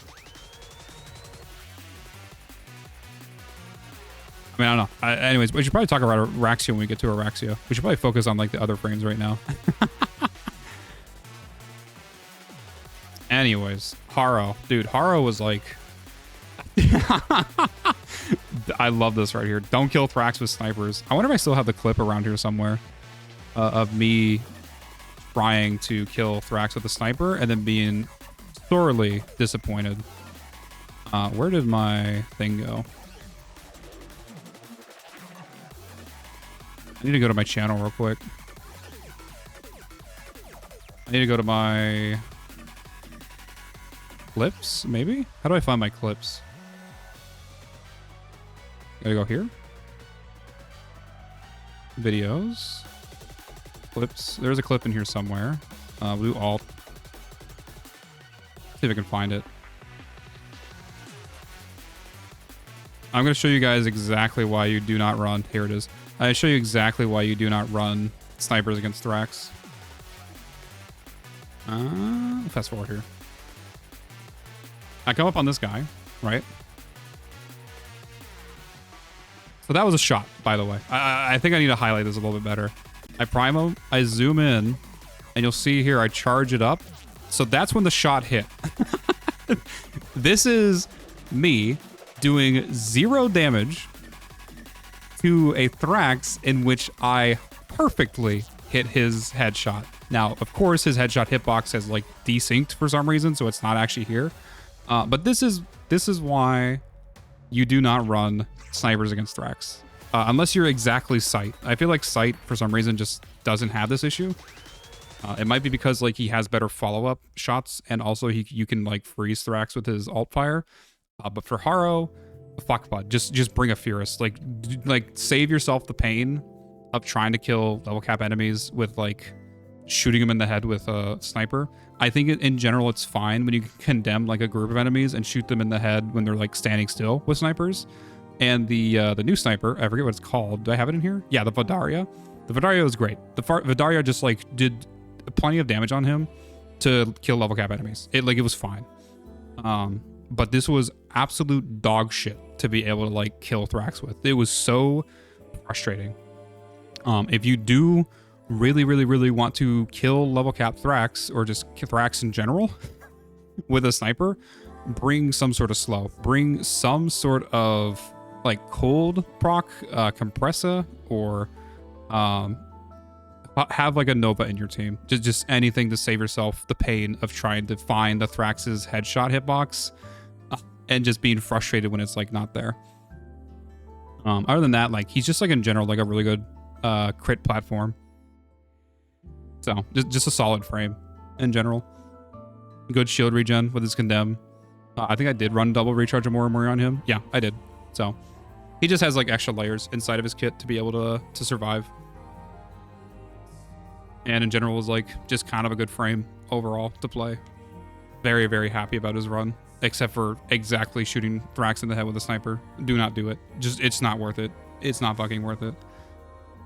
Oh, hello, Anime Wolf. How are you, bud? Welcome to the chat, bud. Oh, someone timed themselves out with a Fuis, bud. Yeah, we're going through and talking about all the frames that I've done. We're doing like our big retrospective. This is going to be for a YouTube video, so I do apologize. There's not really any alerts that are on right now for the stream. And on top of that, like I'm doing my best on keeping up with chat, but also trying to stay uninterrupted when I do the talking about the frames. Sorry, I'm losing my mind already, so that's why I'm pausing a lot. I just finished playing and building Grundle. Dude, Grundle is so fun. I assume you mean Grendel. He's a fun frame. He also... We already talked about him. He's like kind of mid for level capping. I'm still like trying to figure out if that was like a build issue versus a frame issue though.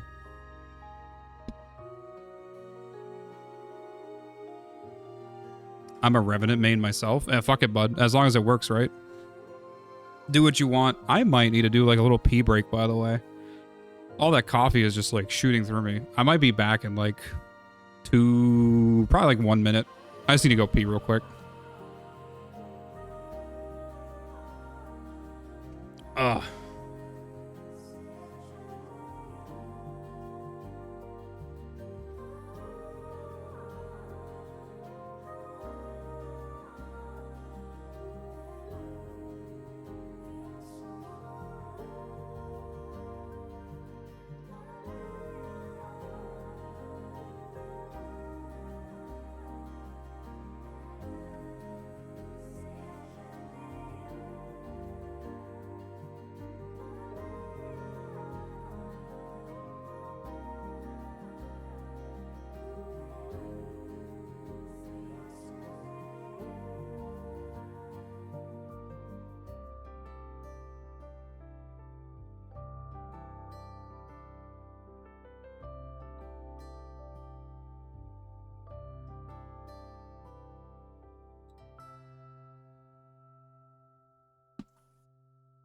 Still here. What the fuck, bud?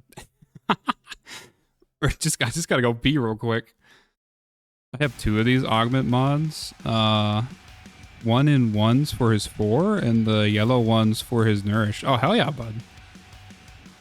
No, Grendel is like a fun frame in general. I think like, well, actually, maybe my opinion on frames like isn't like the best because I unilaterally think like every frame in the game is really strong, especially for like when you consider Warframe the game and like what it's designed for and how you engage with it, even like up to like Deep Archimedia and shit like that. I think like every frame is just god tier, so I think they're all really cool. Level cap was like kind of more of a side challenge, just to see how every frame felt inside of level cap. Like the operator frame, same, bud. Dude, we're getting alts. We're getting like alts in the future, so that'll be really fun. All right, moving on. Oh, Hildren. Holy shit, bud. Okay. This frame is somewhat of a canon event in terms of like the challenge that I did. So I got this build from Helpful Hildren, a good friend of mine, a really good streamer as well, and he is also, as the name says, is a very helpful person. He loves like helping new players or even like endgame players with builds or just running challenges in general, trying to help players through the game. He has like a lot of good information, and one of those things is his Hildren build.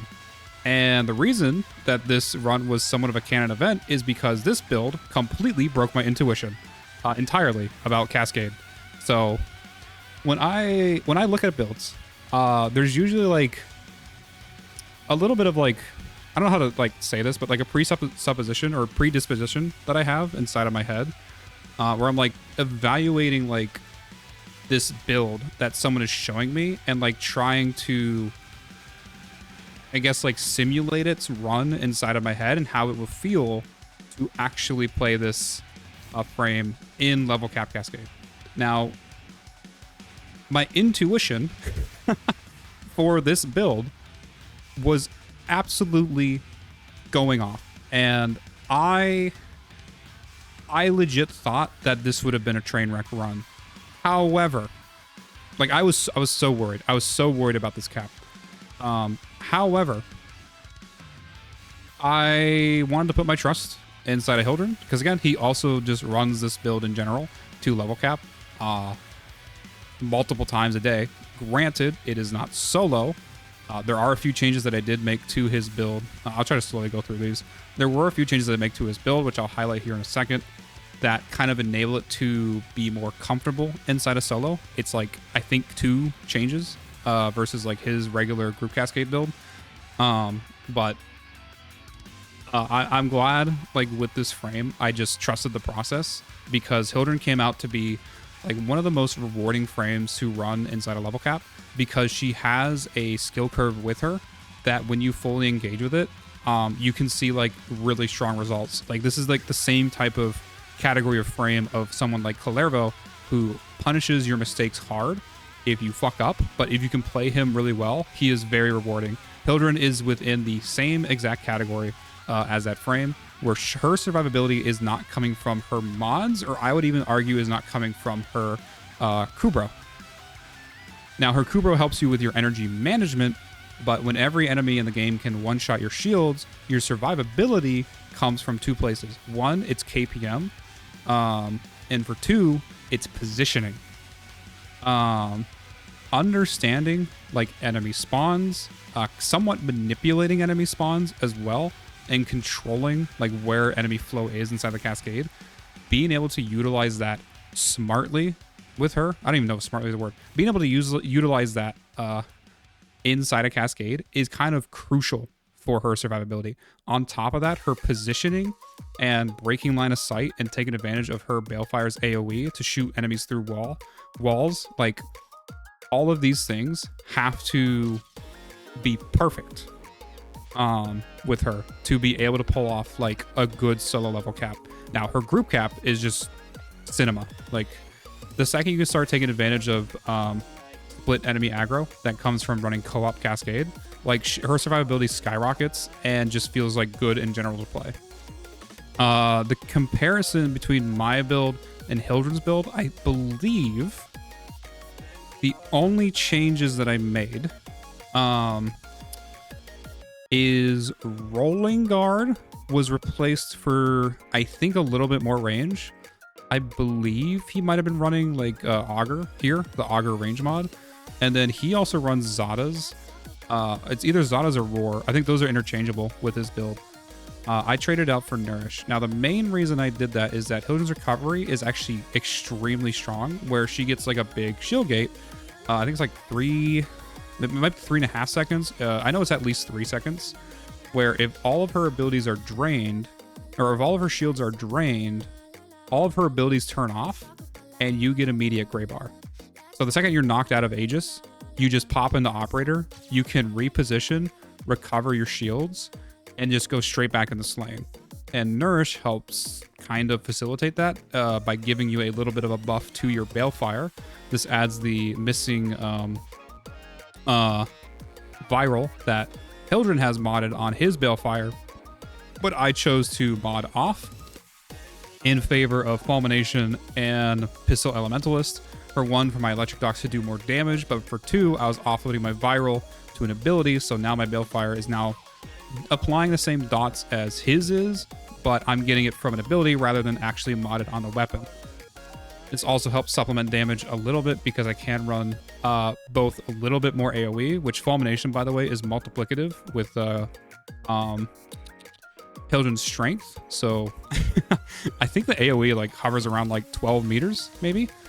I can't remember off the top of my head. It's huge. And it's also a non-line of sight check. And then on top of that, I get to run Pistol Elementalist, so my electric dots are doing even more.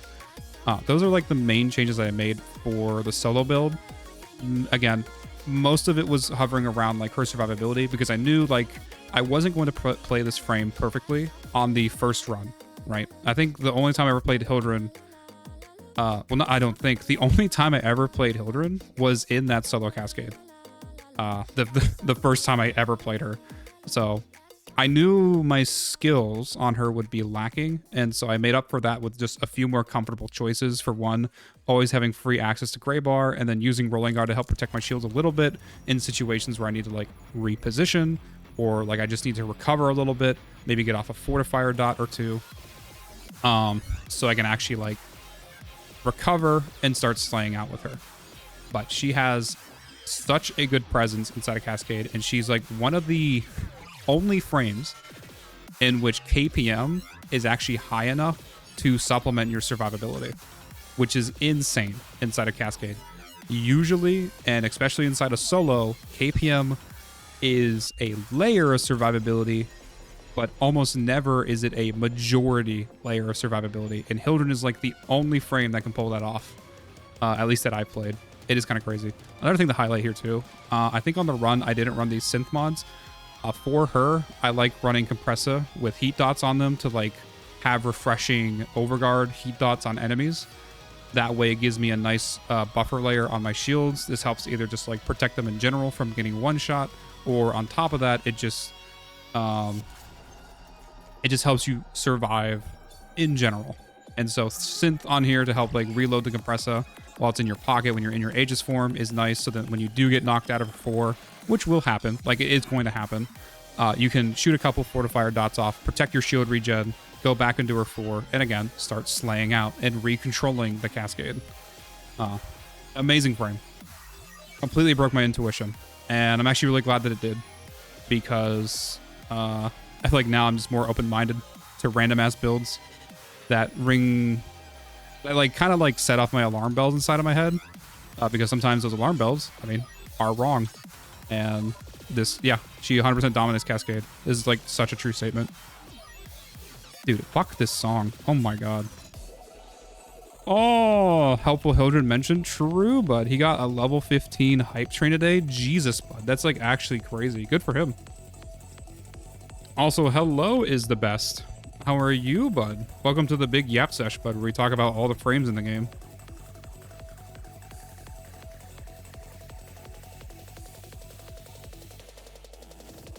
I got a lot of crud stuck in my throat still, so I hope I don't sound too nasally. Oh, it's so unfortunate.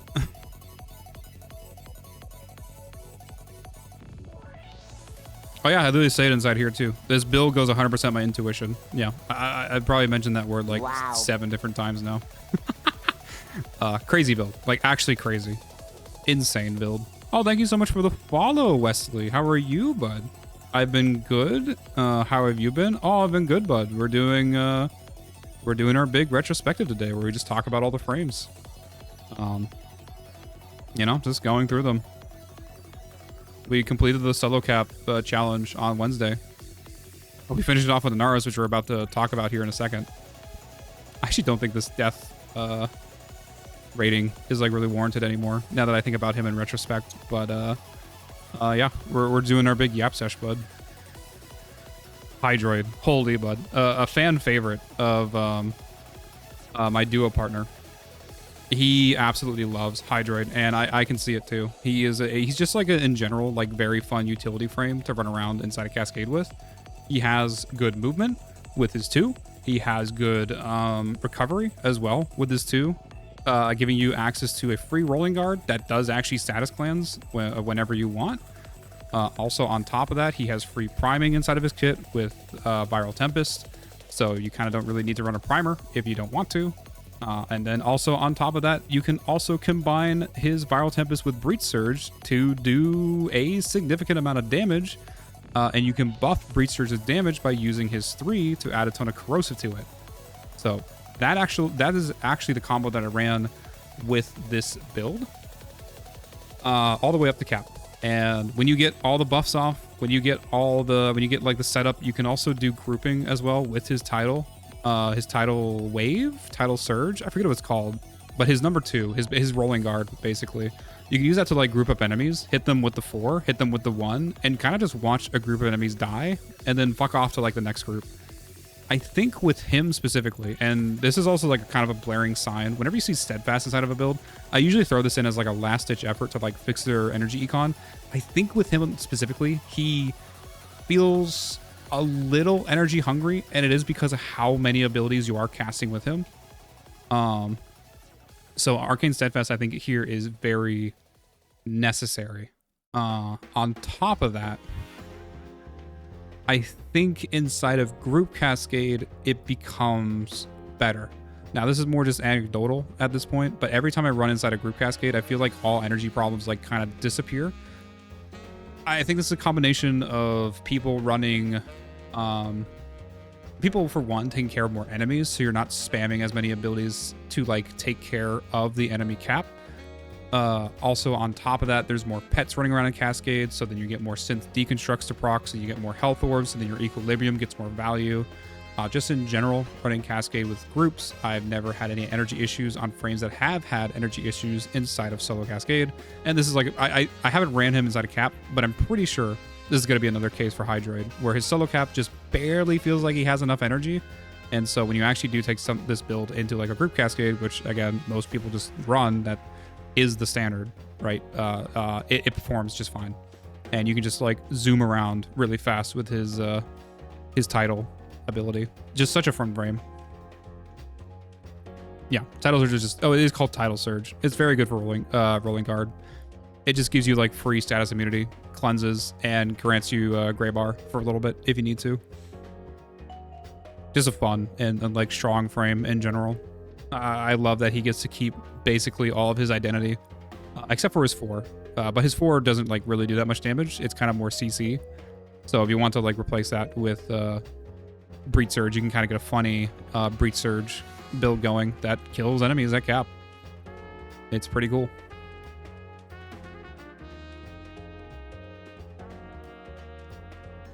Oh yeah, his Breach Surge can also be benefited by Universal Serration, Vinegar's Swap, and Arcane Arachne. If you do want to do more damage, I guess I decided to not do it, so I dropped it for more energy econ. Yeah, so I guess inside of group capping, you could probably drop Streamline for the Vigorous Swap or Arcane Arachne on the Steadfast. One of those two could probably go away,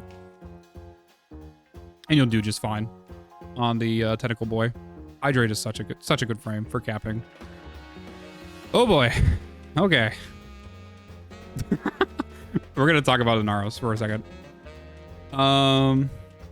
He is actually an interesting frame, and he definitely falls within the same category of frame that punishes mistakes.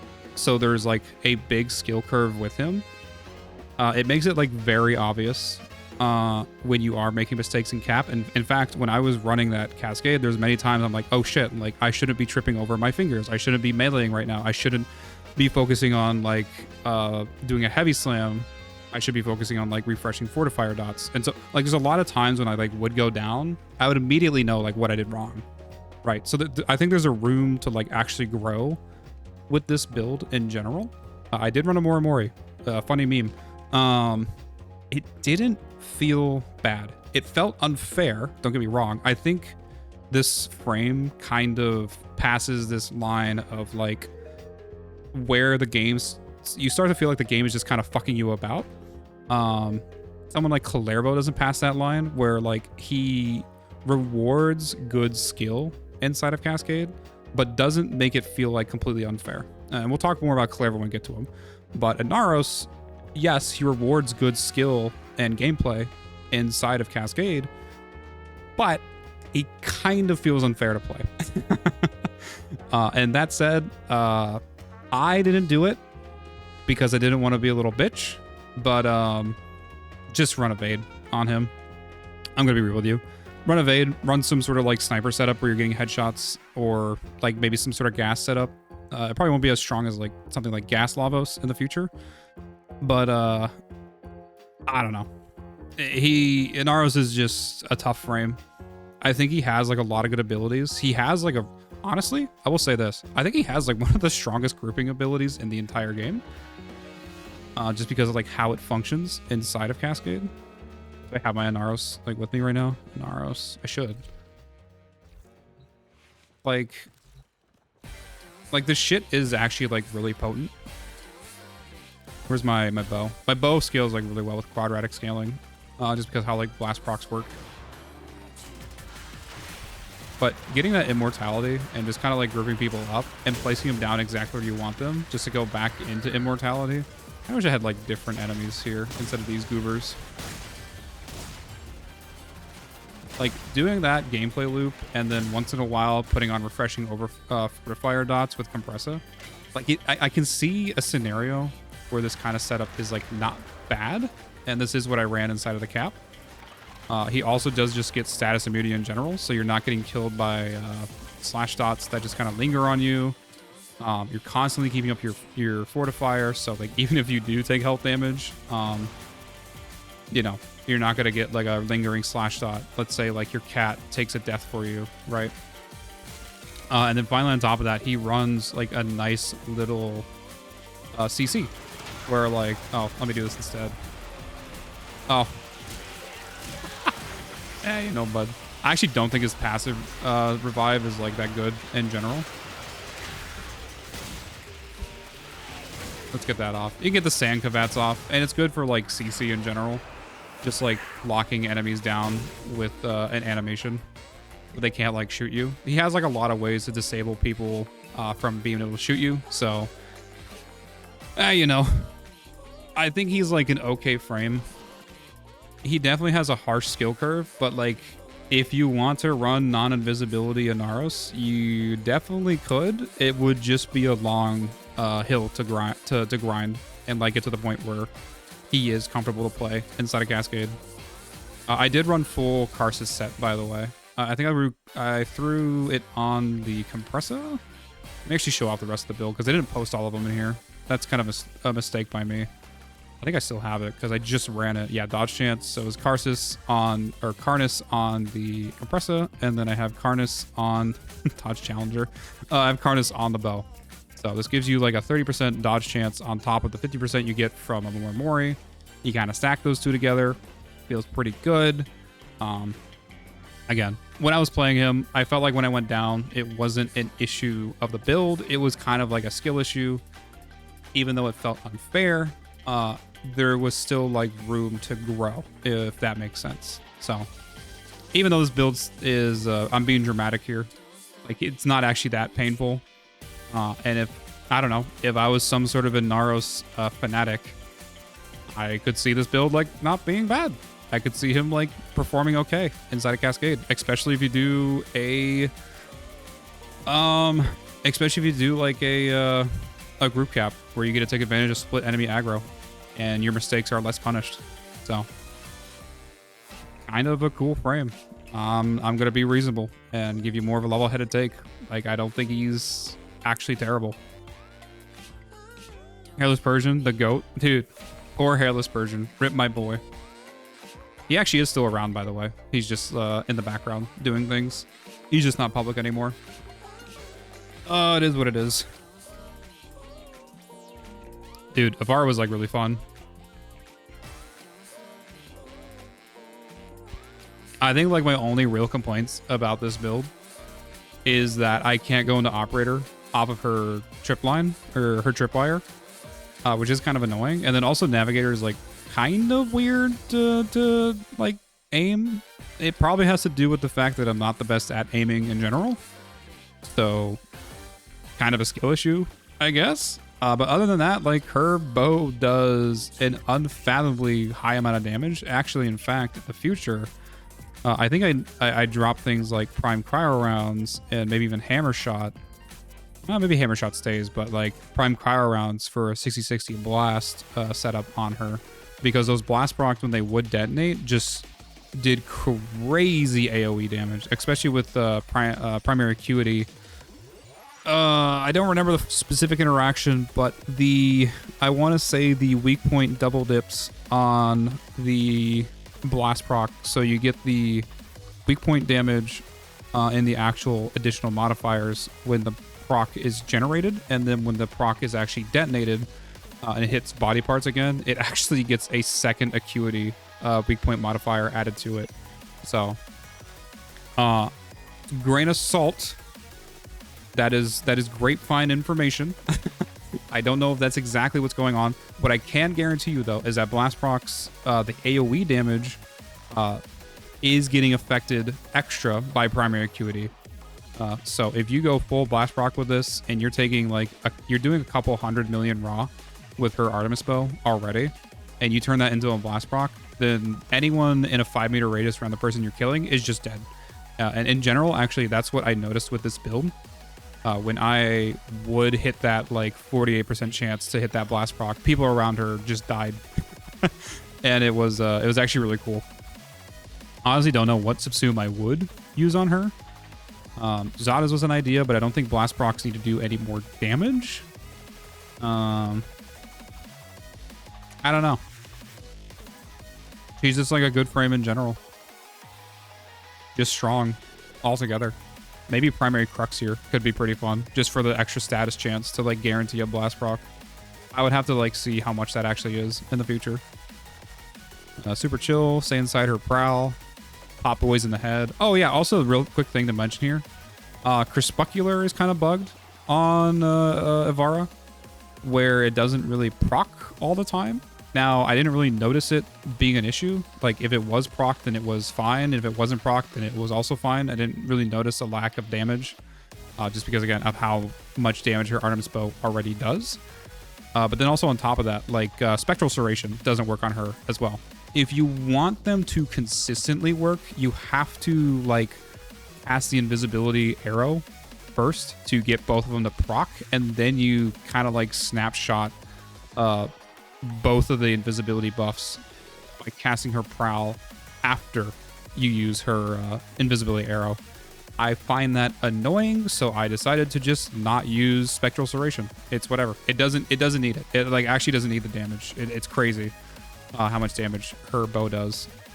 Just absolutely doming enemies at level cap without any issues. I have an idea. Inaros group up like 30 enemies and you hit them with a Nami solo Incarnon influence. Yeah, you can do that as well. Anything like what's kind of funny is like any frame that can take advantage of group scaling inside Cascade automatically becomes really good. And that is like the case for Inaros.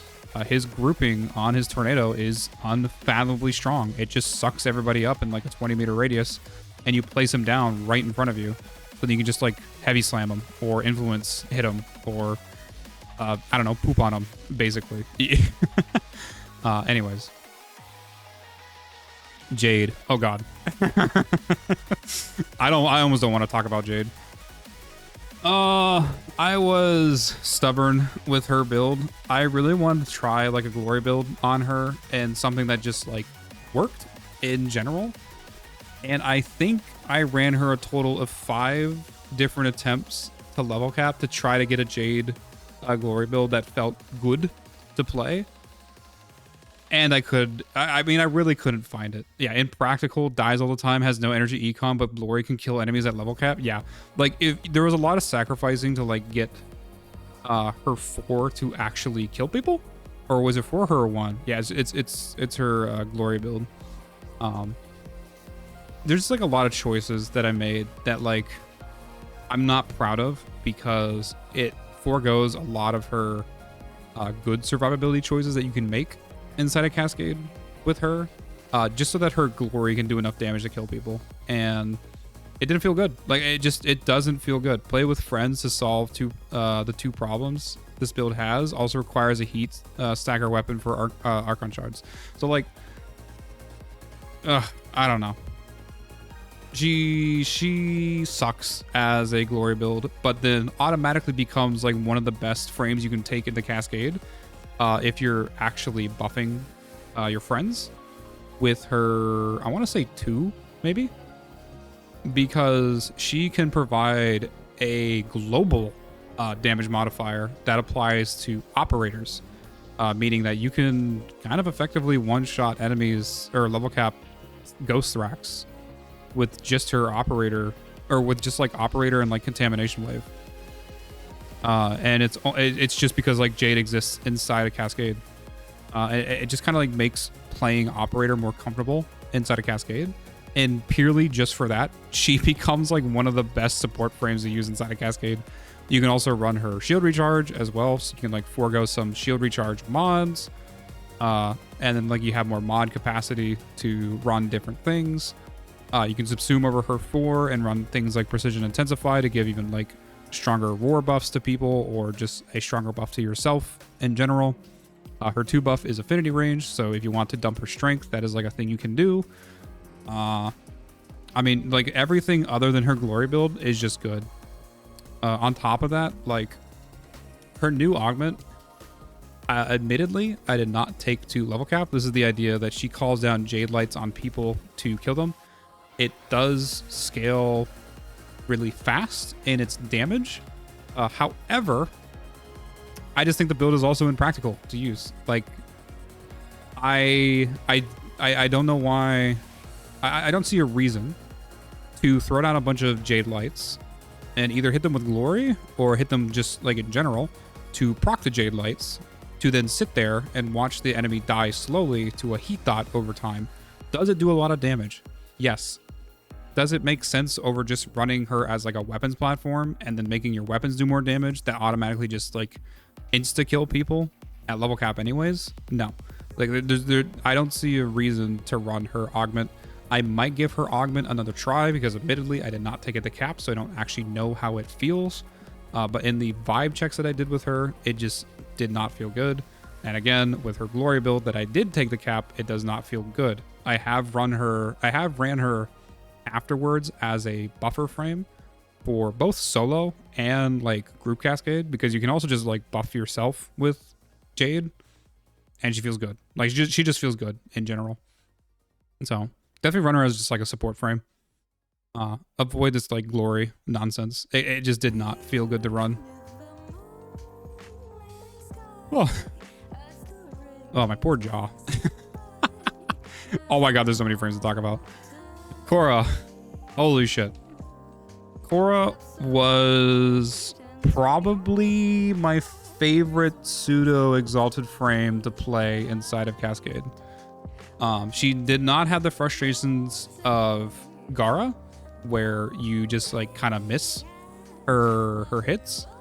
She didn't have the survivability issues that came with Excalibur and Atlas, and I think Atlas is like feels better now, of course, because after his update, the devs fixed his shield glitch that was happening. But currently, like, Korra is probably my favorite frame. If I am going to come into Cascade with like this, I'm going to press one ability for an hour and a half, right? She felt good in that build. And also, this is a shout out to Timothy. I wonder if I say it here. Did I not say it here? Oh, there should be a shout out in here. Was a goated way to build a nourish? Huh.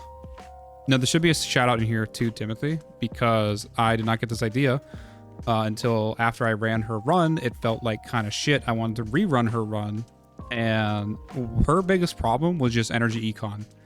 And Varuna Subsume completely solves this, because she can do a very specific setup where you forego all of her strength scaling, and instead you get it from accumulating whip, which just adds to her strength of her whip.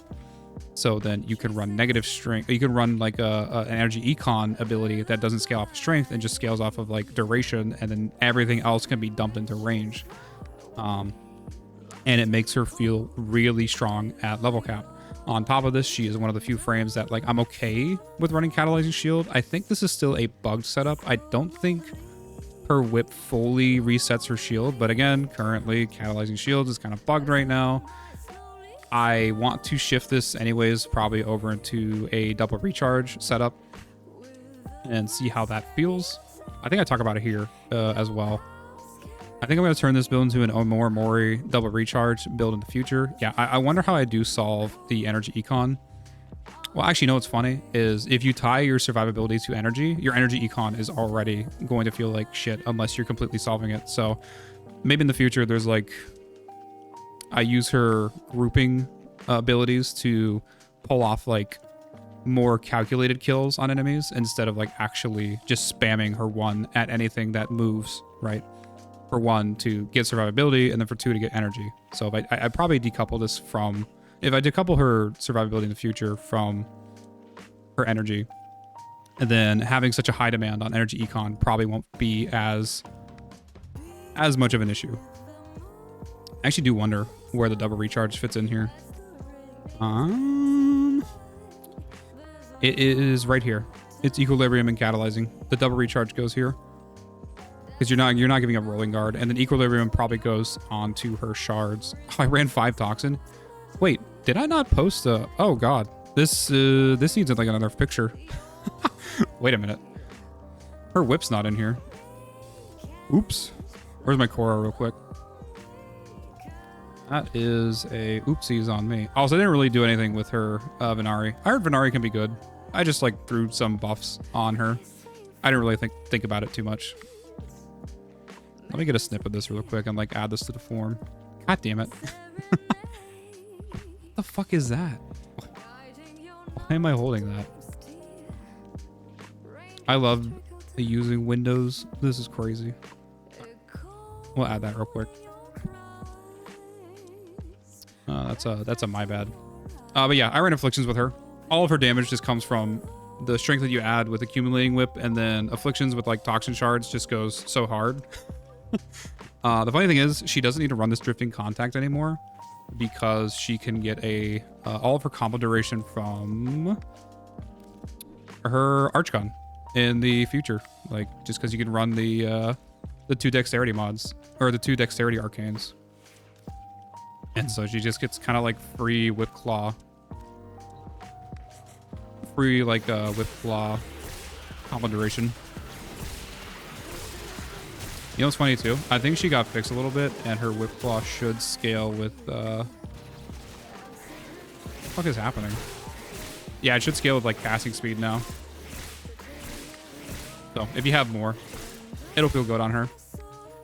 You can still run, like, a bugged setup with her if you want. Like I said, I think in the future I'm gonna move her over into a more Mori and see how that feels, because I do like a more future-proof setup on my frames, especially if Catalyzing Shields gets nerfed in the future, or not even nerfed, but just like fixed, so it's not bugged. Anyways, probably the strongest like one cast melee frame inside of Cascade. One of my favorites. She was very fun. Very good. Very, very good frame. Comey. Holy Jesus. Okay. We need to talk about Comey. Currently, in my head, there is a best frame in Cascade. And right now, it is actually Titania. For a lot of reasons, and we'll probably talk about a little bit when we talk about Titania. But I think if she didn't exist, it would be Comey. Just because of how strong and also versatile her build can be. First of all, Comey is hands down one of the strongest weapon platforms in the entire game. If you're running endurance missions, which of course, if you're running Cascade, you are running endurance missions. She, in her kit, she buffs all of your crit. So if you're already doing like a crit weapon, then your crits just do more damage. She comes with like 4 different Zada abilities inside of her decrees, which is fucking ridiculous. Like, imagine if you could just run 4 separate Zadas on a weapon, and then she just gets that for free.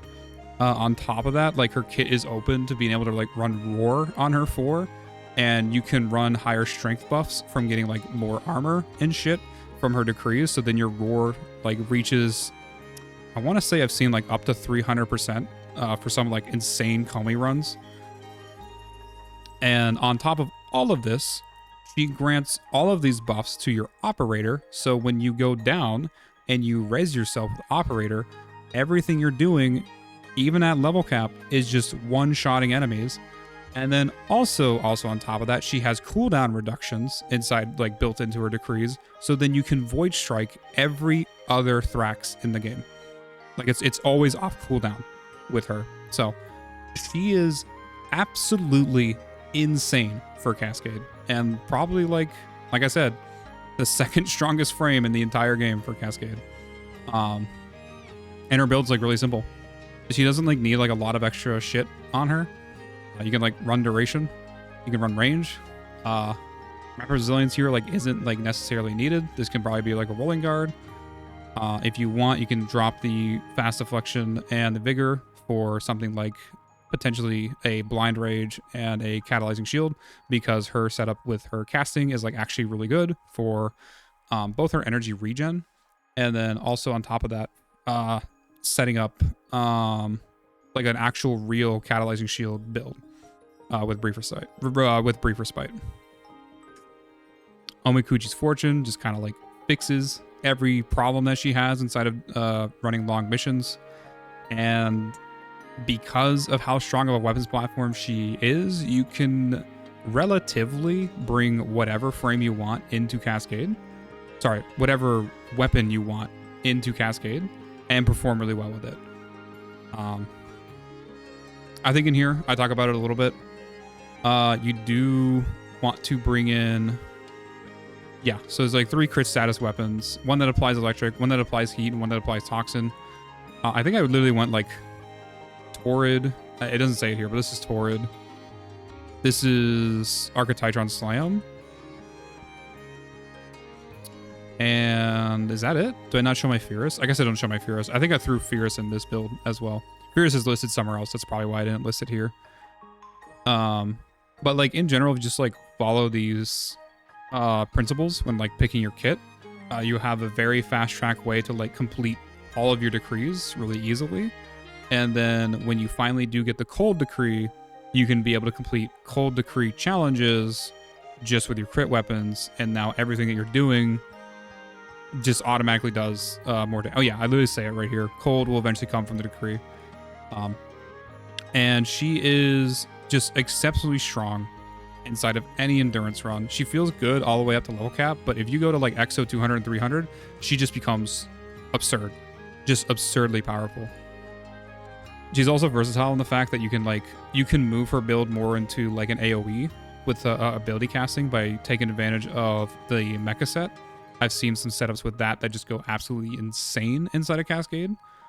So just incredible frame in general. One of the best. Oh, Kalervo. Dude, we're like getting some bangers back to back. Korra, Komi, Kalervo. Ooh, Lavos is actually really fun. Ignore this red thing. We're going to talk about Lavos in a second and what to actually do with him. But Kalervo. Holy shit. What an actual good frame. Like, after his augment release happened, DE basically solved his only problem with Cascade. So he was in the same camp as like a Naros, where it felt just a little bit too punishing to play him. Now, I knew Kalervo cappers. There's literally one inside the server. His name's Demi. He's a crackhead. He loved running Kalervo inside of Cascade before his augment was released. Now, luckily for me, I did not get the chance to get to Kalervo until after his augment was released, so I got to experience that. And what a such a refreshing frame, and in general, like just a extremely powerful frame. He operates under the same kind of like premise that Neja does, where in the case of like Neja, he spreads high dot damage, right? While Kalervo spreads high raw damage with his collective curse. And so they're both AoE frames that take advantage of very specific melee weapons to play into their like respective mechanics. And so specifically for Kalervo, we actually run the Harmony, which basically, if you don't know what the Harmony does, it will take any existing dots, all of them that are on a enemy, and then combine them all into a single damage instance of the full dots damage. Now, the funny thing is that happens after melee afflictions. And also the funny thing is that the heavy attack of Harmony is a force slash proc. So you're always forcing a slash proc, which happens before afflictions and then gets afflicted, and then after that gets expedited. So what ends up happening, and I do just want to show this off, just how strong this frame can be. And this is also, I think someone earlier in the stream asked about why I run like lower strength on Kalervo. The main reason is because he doesn't need it, and all the damage comes from his Harmony's expedite and afflictions, right? You're gonna notice like a theme, by the way, in my builds. I love offloading damage to afflictions just because of how strong it is, and Kalervo does not break that rule. I'm just gonna go through here and just like get a couple kills to like stack up his. There we go. So we're at a 6x. And what you'll notice is, I wonder if these guys are even like high enough enemies to die? Or to be able to show. Okay. Yeah, that's literally perfect.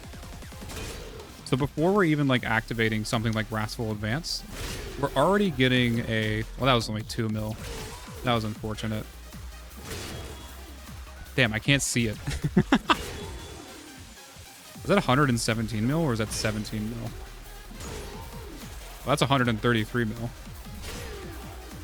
So before we even like are activating our Wrathful Advance, we're already producing a 100 million instance of damage against a 90% DR enemy. That's a billion damage. Just to put that in perspective of like how much strength you really need for Kullervo, it's not a lot. So if we throw in just a little bit of Wrathful, we're going to start seeing more consistent here. 63 million. That's even like without viral priming. So 83, 363. Again, that's against 90% DR. So you can take any of these damages that I'm doing and multiply them by 10. This is the reason I do not run any sort of like high strength setup on Kullervo, because it's not necessarily needed for both his Wrathful, which is kind of already pushing your heavy attack above orange crits and sometimes into red crits. And then Collective Curse is, I think when Molt finally kicks in, this hovers around maybe 60%, which again, like even if it was like at 50%, 50% of like a billion damage is still 500 million raw. And some of the highest enemies you will fight inside a Cascade only have like, I think 50 million raw, or Thrax I know have like 55, right? So you're still just completely obliterating enemies with this build. And then finally, all that gets to be shared with Collective Curse, which takes any raw damage that you're doing and just shares it amongst everybody inside of the group, right? So this scales very well into level cap, and in fact, he is such a fun frame that he ended up being one of my personal Cascade staples. I just run the high parkour with some casting speed just to make him feel good in general. Just an amazing frame all around. Another thing too about Kullervo is I feel like he's one of the most fair frames now after his augment was released. He went from being unfair to being fair, and again, he punishes your mistakes pretty harsh, but he has a lot of room to grow and enough forgiveness that you don't feel like it's insurmountable to play Kullervo at level cap, especially solo. Solo Kullervo is hard. You do need to be, I'd say it however for the solo, you do need to be on point. This is very true. If you are not focused, if you are getting distracted, if you are not on top of your positioning, again, cutting line of sight, managing your resources when it comes to like rolling guard and fortifier dots, or you're even just like upkeeping your 2. If you are too far away from enemies to not like pre-proc your 2, but their enemies are close enough to shoot you, that's all of these are like scenarios in which you will die. On top of that, a more Mori feels pretty good just in general as like a forgiveness once in a while. I've seen people not run a more Mori on him, and they seem to die a decent amount, but the second they put a Mori on him, like they kind of solve their survivability issues. So I don't think I'd run him at all with any other subsume. He just feels... He feels like the... I hope this doesn't come off like too dumb. He feels like the Dark Souls of Warframe, where Dark Souls demands like a skill to play, and I will say that like not everyone could probably beat Dark Souls or like Elden Ring. However, it's fair enough to give the player room to grow, to like be able to overcome their mistakes, if that makes sense. Kullervo is just so good. I absolutely love this frame. Absolutely incredible. Also, sorry. Oh my god, hello Vino. Are you still here? I was doing my segment. I can take a break to talk to chat real quick. Oh, how are you, bud? Don't worry. Oh yeah, we're kind of doing like a recording for YouTube. But don't worry. I'll probably be editing a lot of like the in-between talks down, and just in general trying to make a concise like retrospective of all the Warframes in the game. This is actually making me like super nervous, by the way, because I have never done unscripted content for my main YouTube, so this will be interesting. I'm excited to see what happens. Doing good, about to sleep. 5 a.m. right now. Jesus, Vino, you need to go to bed, bud. I really appreciate you for showing up, though. It's always good to see you, bud. Oh, fuck. I might need to take some Advil after this. My jaw is absolutely sore. I have never talked this long outside of, like, auto-modded. Wait, really? How did you get auto-modded with fucked up? I fucked my sleep schedule. You can literally say fuck inside my chat. Like, I don't know. Whatever. Like I said, it's good to see you, bud. Sorry I can't engage with chat like too much right now, because I do want to get through these frames. I think we're only like halfway done, and I probably should speed up some of this yapping because we have been here for a while. I'm just chilling, loving the background yapping. Oh, fuck, bud. I'm glad you're enjoying it, bud.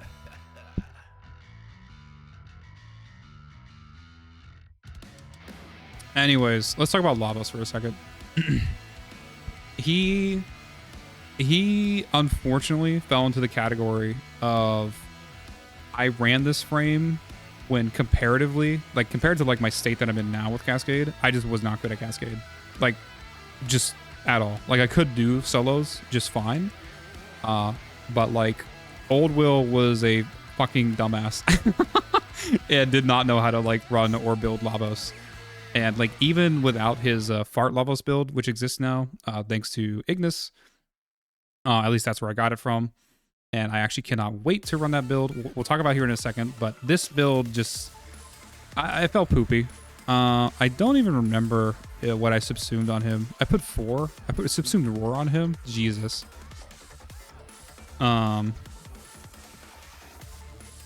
Yeah, I don't know. I just do not think this is the way for Lavos.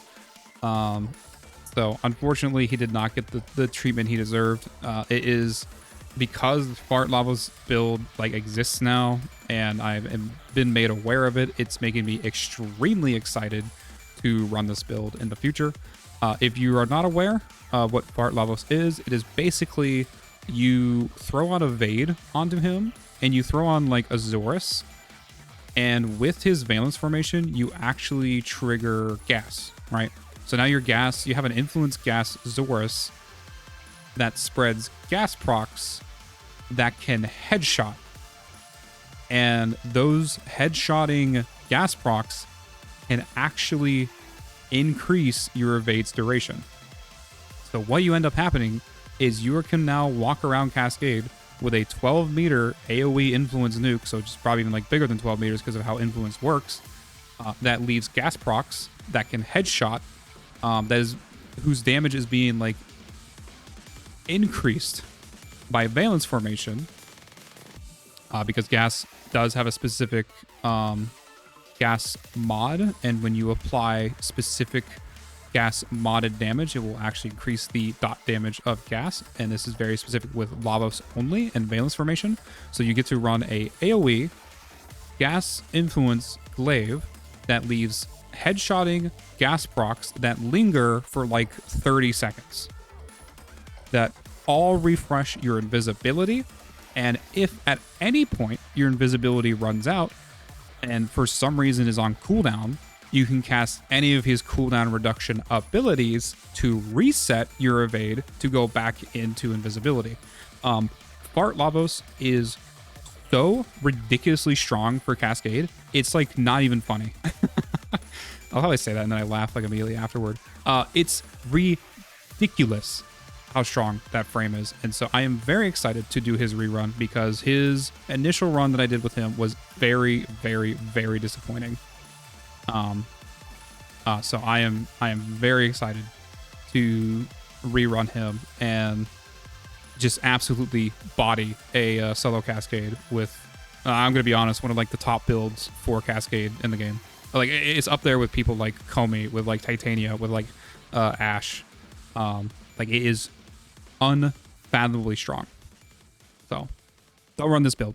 Go look up the, actually no, I should probably just I should update this post that just links Ignis's video on Fart Lavos, and then go run that build instead in Cascade. You will have a infinitely better time. Oh, I wanted to redeem the cat ears. Oh, I'm sorry. So all the redeems are turned off right now because we are recording for a YouTube video. So there is no redeems, there is no sounds, there's no alerts. I do apologize for that. So don't worry, there'll be plenty of streams afterward that will go into excuse me, I had to burp. That will you'll be able to redeem whatever you want. Whatever you want. God damn it, don't give me the hiccups right now. I need to drink water.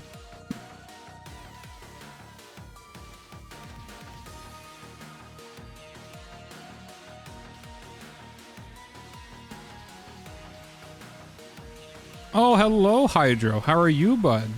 Welcome to the Yap Sesh, bud. Do I have a good arbitration build? Unfortunately, no. I'm not actually a big arbitration gamer.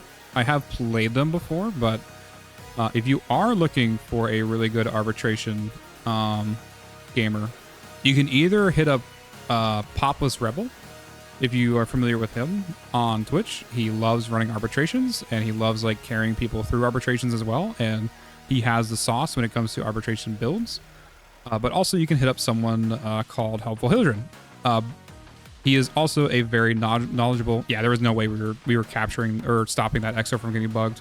I appreciate the effort streaming and weaving, but Helpful Hildren is also a extremely talented player who specializes in like a broader help of Warframe in general, and within that is of course arbitration. And like he is partly new to arbitrations, but he is surrounded by very smart people who know what they're doing inside of arbitrations. So I'd highly recommend checking out one of those two people. Because unfortunately I play Cascade. I really only have Cascade builds. I appreciate you coming in and asking, bud. It's good to see you, bud. I think the hiccups are gone. I think we continue with the Yap. Who are we on? We're on Limbo now? Holy, bud. Limbo is funny. I didn't take his build seriously, and I just kind of ran like a really troll build. Not in terms of like trolling my teammates, because again, of course, I play solo. So what the idea was is there is a mob cap inside of Cascade, and if all the mobs remain in an active entity state, then no new mobs will spawn in. And one of those ways you can like lock enemies inside of an active state is actually capturing them inside of a cataclysm bubble and then freezing them with stasis. And so what I ended up doing with this build is I made sure that most of the Eximus units were overguard stripped, so they weren't ability resistant. I would exist in like, let's say the B tile, and all the mobs were around me. And when I would finish the B tile, I would move on to like, let's say the C tile. What I would do is I would cast my Cataclysm and Stasis to lock the enemy mob cap inside of the B tile while I continued on to the C tile, and I would exist inside of the C tile for like a minute without having to deal with like any enemies. Now, of course, this is kind of counterintuitive because you're not like really killing anybody, and this is only kind of an interesting build to use inside of like solo Cascade non-fissure missions, because you also probably want to kill enemies to get fissures and reactant. So this is like not a good build in general, but it was more like just kind of funny. You can lock the enemy mob cap, and then also when your 1 minute expired inside of the other tile, you can lock them at the choke point between the two tiles, where you can just put up another Cataclysm bubble and then just kind of exist inside of an entire tile without ever having to shoot an enemy, other than the few Thrax that would spawn in after you've captured in an Exo, right? In the future, for his rerun as well, I will be building into more of a mobile like caster build that utilizes augment to buff your weapons. So he does move more into like a weapons platform kind of build. It's like a hybrid caster plus weapons platform, but unfortunately that build isn't like fully realized, so I can't really talk about it too much here because I don't really know what I'm doing with it until I really get my hands on it. And so until then, he gets to exist as kind of a dumb build that was more just something interesting to do other than kill enemies and, I don't know, double recharge of Morimori, right? I think he's a cool character. I just did not take him seriously. He was a meme build. What is the best amp? It depends on what you're doing. Do you want the best amp for Cascade? Also, sorry, I will try to keep up with chat, but I can only really keep up with chat in between talking about frames. I don't know if you're still here or if I lost you, bud. What is the best amp for Void Cascade? It is going to be the 547, or depending on how crackhead you feel. There's also a Thrax in chat. I would like to get him so the message stops spamming. It is either going to be the 547 if you want the most consistent amp versus the is this the updated one? I'm gonna go to the updated one. There is like an updated amp guide somewhere, or updated operator guide inside of my here we go. Yeah, it's going to be the 547. Nice, you guys successfully stopped a bugged XO. This is going to give you some of the most consistent headshots and damage, because you get 3 chances to basically 2-shot a Thrax at level cap, or if you're dumping your energy, you have 3 chances to just kind of 1-shot an enemy at level cap. So I do expound upon this inside of this guide, and then also inside of the old guide, where I talk about the comparisons between the different kind of amps you can bring into Cascade. There are advantages to all of them. However, from just my experience, running the 547 has been the most consistent and the most comfortable to run inside of Cascade. This is like a broad consensus from the community in general as well, but there are some 1x7 Andys out there who do love the 1x7, but unfortunately this is an amp that punishes bad aiming, and actually punishes it really hard, where effectively it only becomes better than the 547 in terms of consistency if you have exactly 100% headshot damage. So why is my 777 shit? It is actually not. You know what's funny? So this guy probably needs to be updated a little bit more, but I have seen modern Cascaders run 777 and perform pretty well. I used to run the 777 early on inside of Cascade, but I eventually switched off for it for the 547 because it just, again, it does more damage and is more consistent than the 777, but you can get away with using... Sorry, I'm losing my voice. You can get away with using 777 if you really want to. I've seen some good Cascaders pull off the 7 amp very well. But it does require, like, pretty good aim, because you do need to take advantage of headshot modifiers on it. And a little bit of patience, because it's not going to have the same DPS as either the 1 amp or the 5 amp. So. Put 100 million on an initial hit with a gas Lavosaurus. Nice. Yeah, it's fucking ridiculous how strong the Gasaurus build is. The 547 is also nice for self-rising as well. Yeah, it is for controller. So which one would you recommend? Controller players I have seen like to run the 7x7. I don't know. I think if I have played controller before. I have not done a level cap on controller.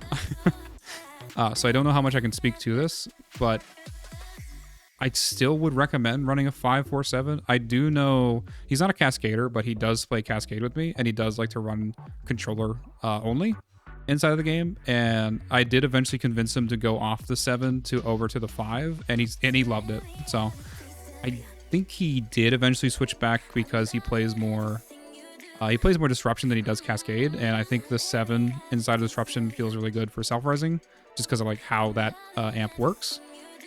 When it comes to like killing regular enemies, but for Thrax, which is going to be your main focus of your amp inside of Cascade, I still would recommend the 547 on the sticks. But if it is kind of hard to pull off, again, the 7 is just fine. Like I said, I've seen many Cascaders pull off the 7 just fine. Same thing with the 1. I think Mika used the 1 for the longest time. I think she eventually did switch over to the 547, but she ran the 1 for the longest time, and she was a crackhead for it. Like I said, it rewards perfect 100% headshot accuracy. So if you can do that, I recommend the 111. Don't listen to Barsh; she's dumb. Wow. The arcanes matter more than the config, in my opinion. Yes, but like there is kind of like a best in slot for Cascade, so they don't change between the configs. So they kind of are just like a constant between all 3 builds. Also, thank you so much for the follow, Hydro. I hope you're doing good, bud. Yesn't, because you still need amp parts, which can crit. Is this the best? So it's Magnus, Eternal Onslaught, and Eternal Eradicate. This also is part of the Discord, by the way, if you want to, like, I don't think this form is public because this one's still, like, being built, obviously. So the nicer one isn't available, but all of this information is the exact same information inside of the operator guide over here, just less pretty. Very much not as pretty.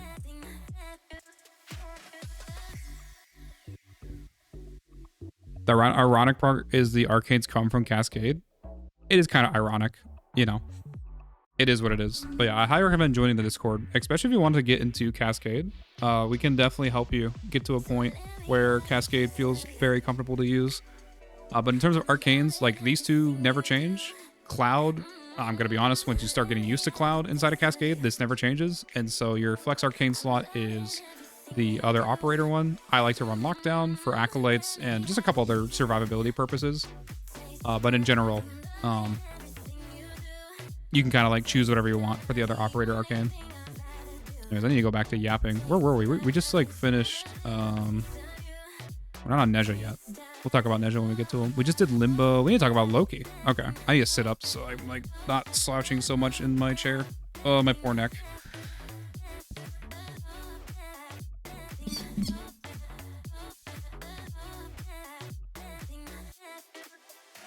Do you have a tutorial video on YouTube or something? Nope, those have not been created yet, and they'll probably be. It'll probably be a while until I create like actual guides for Cascade, because of the unfathomably high standard I'm holding myself to before I actually start making those videos.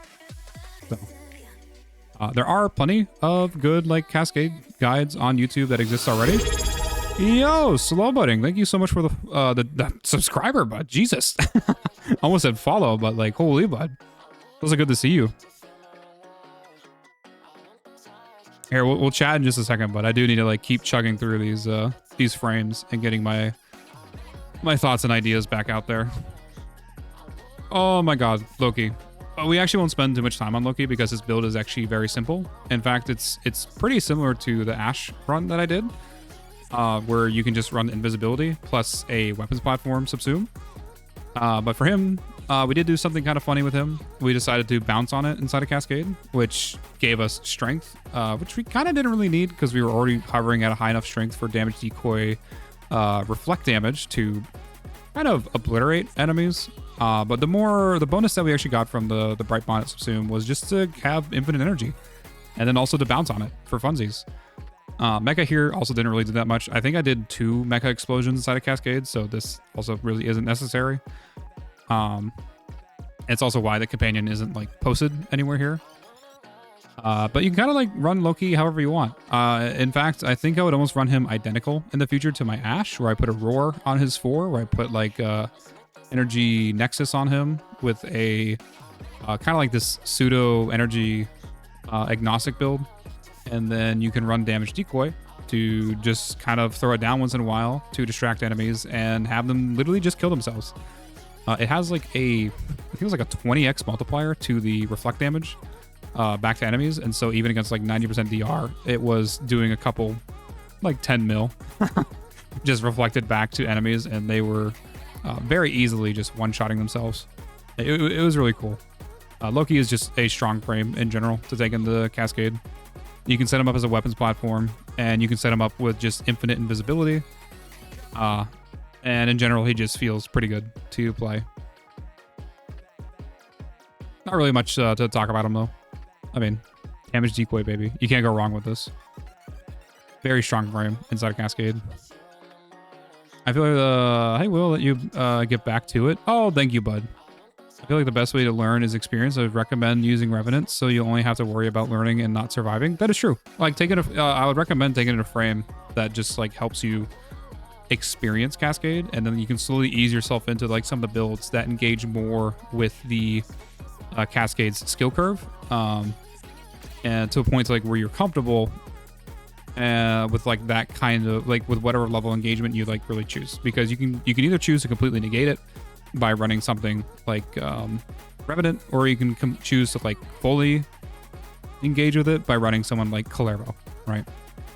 Have a good one. Thank you. Sorry for interrupting. Thank you for the information. I joined the Discord. Hopefully you can catch one of you guys in the chat. Oh, of course.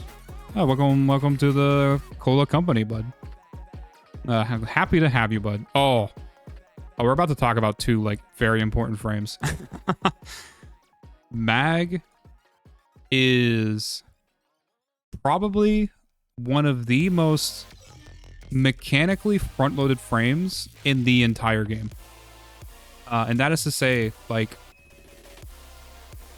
she has access to grouping, so quadratic scaling. She has access to bullet deflection and bullet multi-hit with some certain weapons, and that is from her magnetize. She has access to armor stripping, and she also has access to shield recharge from her abilities. There are a lot, and I mean a lot of good ways to build Mag. And I chose kind of a funny way to build her. This build in particular, I'm very surprised actually worked at level cap. And I will pop over here to Simulacrum to show off a demonstration of how crazy this build was. But the amount of shit that she has built into her kit, her base kit in general, is insane. And what makes her, like, again, kind of like one of the strongest frames in the game. And because of how many different mechanics you can take advantage of, kind of offers a wide build diversity depending on what you want to do. For this one specifically, this is a very funny build. I really want to show this off. We did like the Blood Altar vacuum build. I got this from a YouTuber called Asian Vasions, like way back in the day. Where he showed off a very funny interaction where you can have infinite magnetize on a Blood Altar enemy. And what this allows you to do is just set up, I think what he did was Nadaruk, where Nadaruk has an infinite projectile lifetime. And so you can create like a blender where the projectile rotates around infinitely inside of the magnetized bubble. And because the magnetized bubble is never killing the enemy that it is magnetized on, it will constantly suck enemies around it into it consistently. So it will always keep pulling new enemies in, even when they sorry, I'm losing my train of thought. I'm just gonna show off this build. It will just constantly suck enemies in. Where's my Arcoplasmor? So this is a funny weapon too, by the way. Arcoplasmor has a very interesting mechanic where it can actually bounce off of walls, and because it has that mechanic, it can multi-hit the same enemy multiple times whenever it is part of a bullet redirection, like magnetized mechanic inside of the game. And so what I ran for this build is just a funny status gas Arcoplasmor. One thing I want to highlight is if I come over here, I don't even think I can kill these people with this. This Plasmor doesn't do any damage. Like, at all. I don't even know if, let's see, do I have my compressor? Okay. I can try to get some galvanized off out here just to like show off how much damage this thing does once you actually have all of its shit built up. Let's see, do I have most of my galvanized? I think so. I have like my multi-shot. So we are going to kill these guys.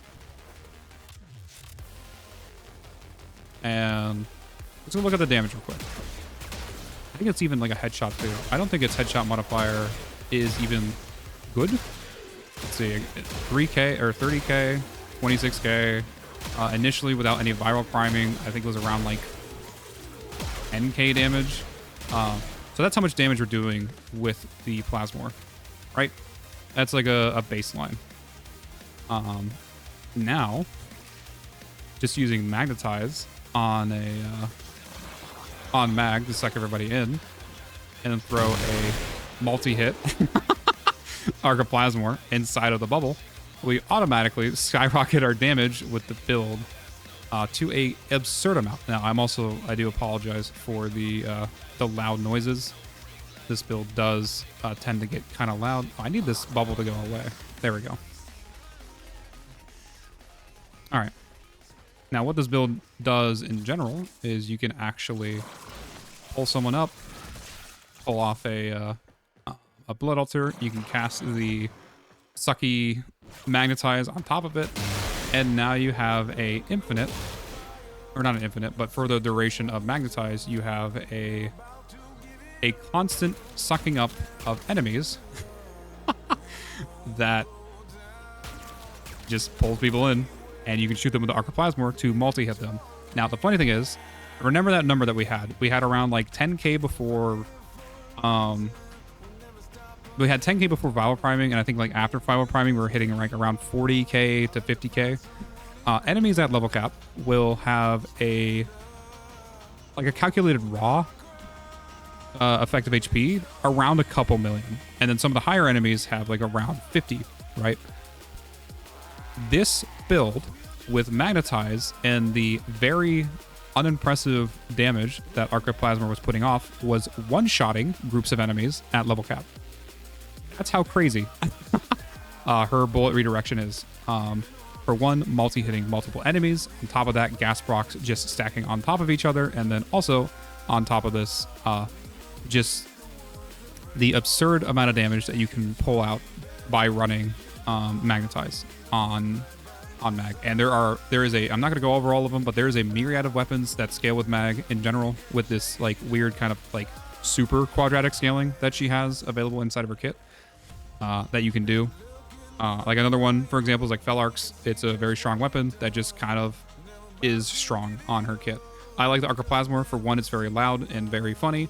And then for two, like, it basically multiplies the damage by like 100 times, right? Because if you have a group of enemies that, like, let's say have a couple million raw, and you have a gun that does like maybe 20k on average, you're multiplying your damage by like 100, or even more than 100. Was 20k to like get to like 10 million, right? Whatever that number is, that's how much damage you're like increasing your weapons by. So she is a unfathomably powerful weapons platform. And on top of that, she just has like a ton of other abilities that are just really nice to use inside a Cascade. Also, because of her bullet redirection, you can sit inside of her magnetized bubbles to stay protected from enemies if you really want to. So you can kind of use them as like pseudo frost bubbles for just protection.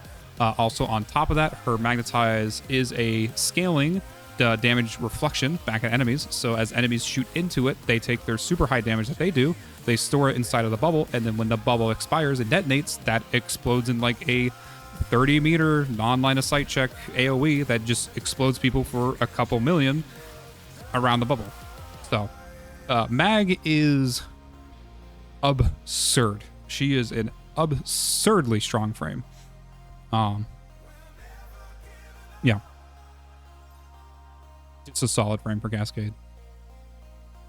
I would probably, if I were to like keep ranking them, this ranking might change, but she might sit around like position 3 for me, just under Comey in terms of like some of the strongest frames you can bring inside a Cascade. Just because of how powerful she is. This build with the Purgator one is hilarious. It leaves a big stinky glass cloud in the middle that you can just then detonate for damage cap. It's crazy, bud. Mag is such a versatile frame. There's like literal like hundreds of builds for her that can go to level cap, and they're all like really good, just because of how she's designed. It's crazy that a frame that is from like kind of the beginning of the game is just this good in the game, right? She has like the same position as Rhino as being like timeless, because she like mechanically takes advantage of the game. Instead of like, she just has like hard buffs that make her good, right? She just like a couple like certain mechanics in the game that you can take advantage of that are timeless in terms of like how good they are in terms of scaling damage. So Mag is incredible, like an absolutely incredible frame. In fact, I don't know why this has fire here. There should probably be an ascended loadout. Oh, fuck bud. Mesa. Mesa is probably the second canon event inside of Cascade, where there was basically a before Mesa run in terms of like build crafting and like the gameplay loop that I engaged with Cascade. And then there is a shift in that gameplay and also just kind of like my understanding of how to survive in Cascade that happened after I ran Mesa. So Mesa was actually a very, very frustrating run because I was hard-headed. I wanted to run her regulators to cap. No matter what. I was going to do it. I was going to figure out a way to do it. The damage was there. And I, even though it's like not good and the regulators do not scale at all, they're actually really shit. I guess this is a fair warning for Mesa, by the way. Don't run regulators. Just run like a ballistic bullseye augment build and just like one-shot Thrax once in a while for funsies. Either that or like, I don't know.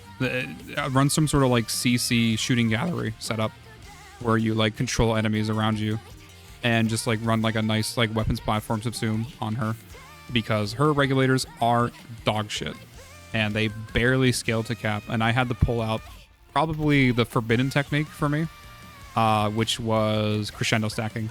I hate crescendo stacking inside of Cascade, mainly for the idea of like when you're at level cap, we're all human and we're going to make mistakes. And like, even after 100 cascades, like I still die at level cap, right? I don't think you can ever be perfect unless, you know, I mean, I don't know. I stream, I talk to chat. I know I turn my monitor off and just like don't look at the screen sometimes.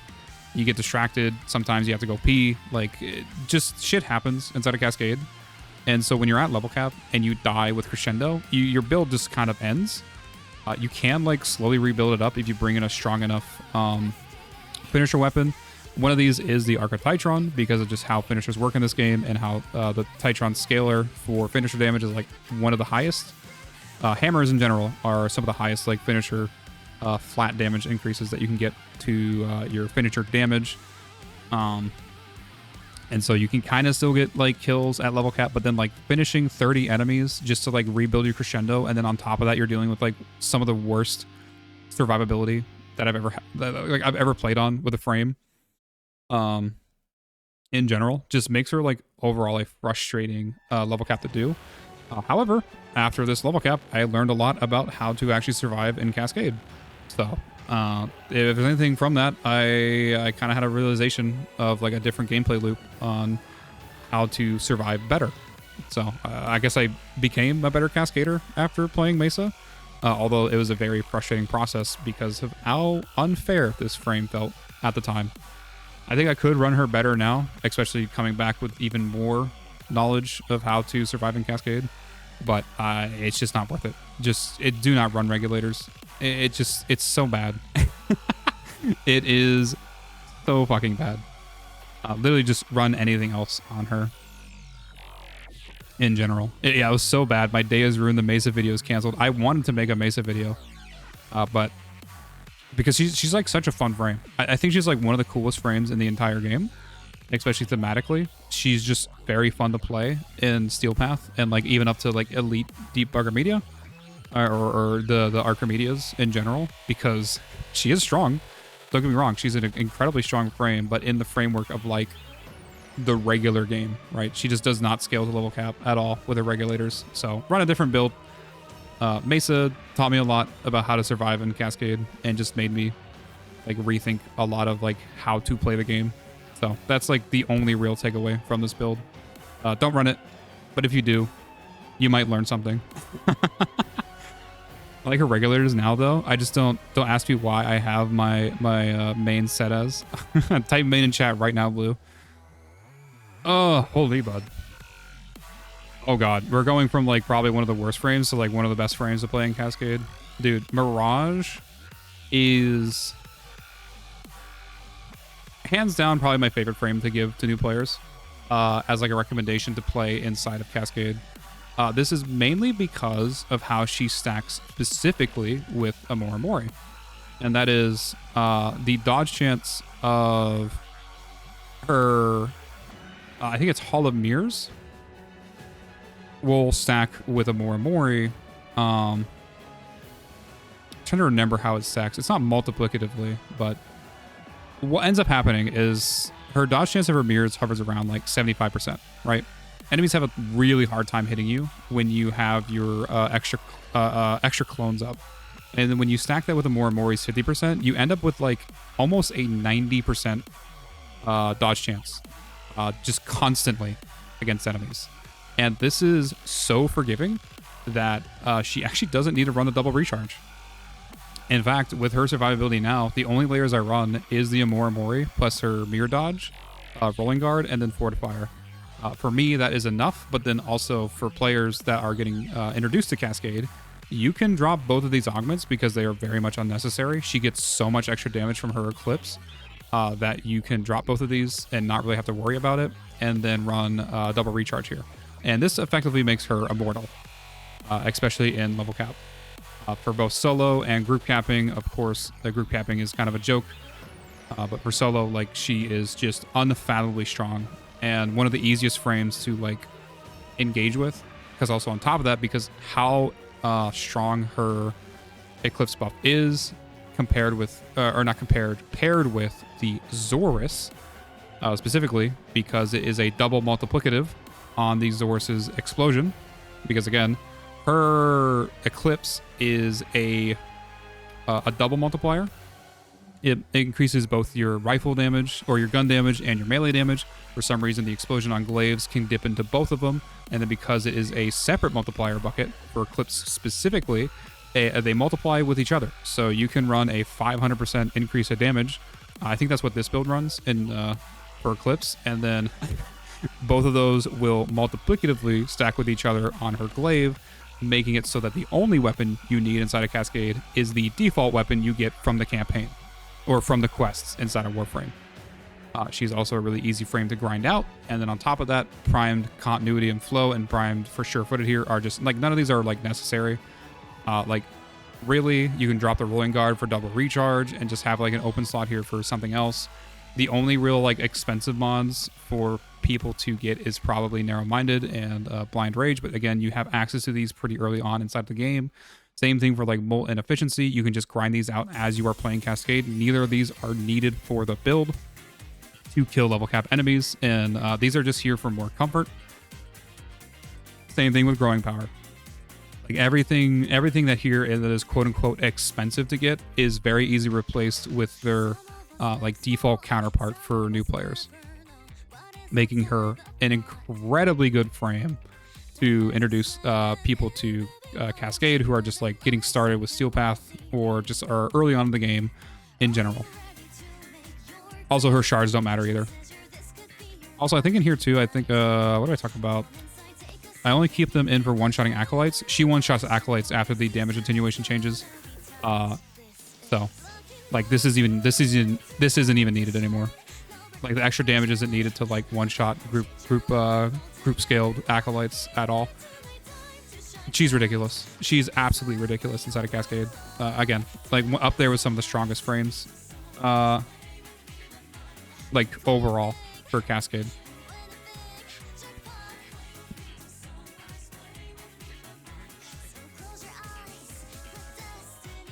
The interaction is interesting because there's actually no direct interaction. It's that she just gets hit so rarely thanks to mirrors. And then when you get hit, it's a 50-50 on whether it counts. Yes. So if you want to know where that number comes from, when you calculate two probabilities separate of them like happening, you basically want to calculate the chance that both of them fail, right? So just like a really quick stats lesson, right? The chance for her to dodge a bullet from her first interaction is 75%. So the chance is 25%, right? So 0.25. And when you want two things to happen inside a probability, they are multiplied together because it's like the chance of this happening and this happening, right? So the chance that you also fail the Amorimori is 50%, right? So the chance to fail a mirror dodge and the chance to fail a Amorimori is 12%. Now, if you want to know your actual dodge chance, you literally just take this number, minus it by 100. This gives you the opposite. So if you have a 12% chance to get hit, then you have a 87% chance to dodge bullets, right? So that's where that number is coming from, if you are curious about that. Yep, so 12% chance of taking damage on a damaged instance. Yeah, this is incredible.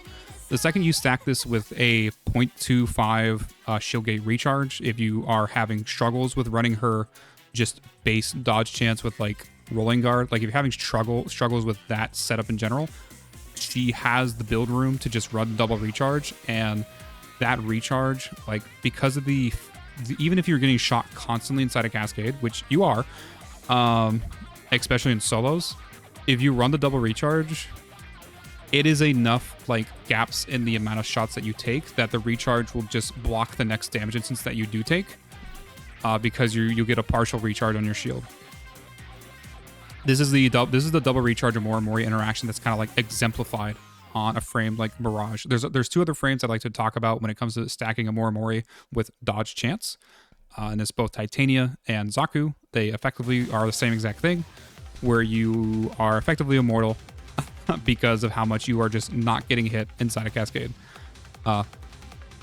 Because if you have the chance to just not take damage, it doesn't matter how much that damage is, you just not taking the damage, right? So really, really strong frame and very, very easy for people to like kind of engage with Cascade without having to run like a bitch frame like Revenant, right?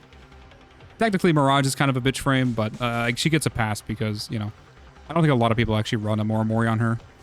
I think I've seen like a lot of pillage Mirages, but I'm hoping a Mori is just becoming more and more popular just because of how powerful that subsume is.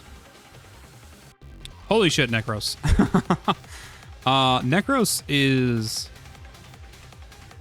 Necros is good. I don't think he's like anything special to write home about. What did I run on him? Oh, I ran Shock Trooper. I think I ran Shock Trooper to give like all my companions extra shock damage to like have them try to kill enemies at level cap. It kind of works. The indirect utility that you actually get from running this setup, and I thought this was kind of interesting. You get a passive overguard strip for any enemy in the game. Whereas I believe, and I don't know this for sure, but I noticed on the level cap with Necros that the enemy, the Thrall, or whatever the shadows that I would spawn in with him, would aggro overguarded enemies more than regular enemies. And it might just be because that enemies with overguard have a higher threat level than normal enemies, and so they automatically get like the default priority for any AI when they're like choosing like who to shoot.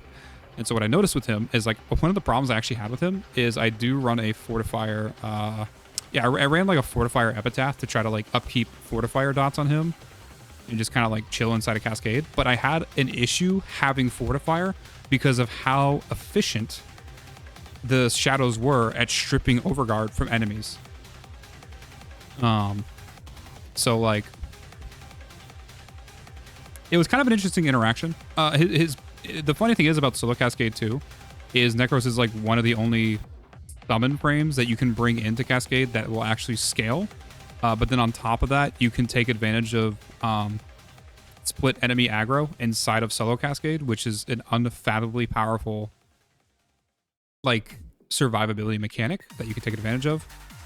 So for Necros specifically, like I guess inside of Solo Cascade, he's like kind of one of the like best frames. Like he's up there, but maybe not the best, but like he was very comfortable to run. Didn't have any problems with his energy. I ran like negative efficiency and just threw on Despoil to get infinite energy from people. And then I think I ran 2 Equilibrium Shards here. Yeah. To turn those health orbs into energy. And then on top of that, I just ran the shadows to revive people. I have split enemy aggro. I have passive AoE overguard stripping, which I think I might try to figure out a way to take advantage of better in the future.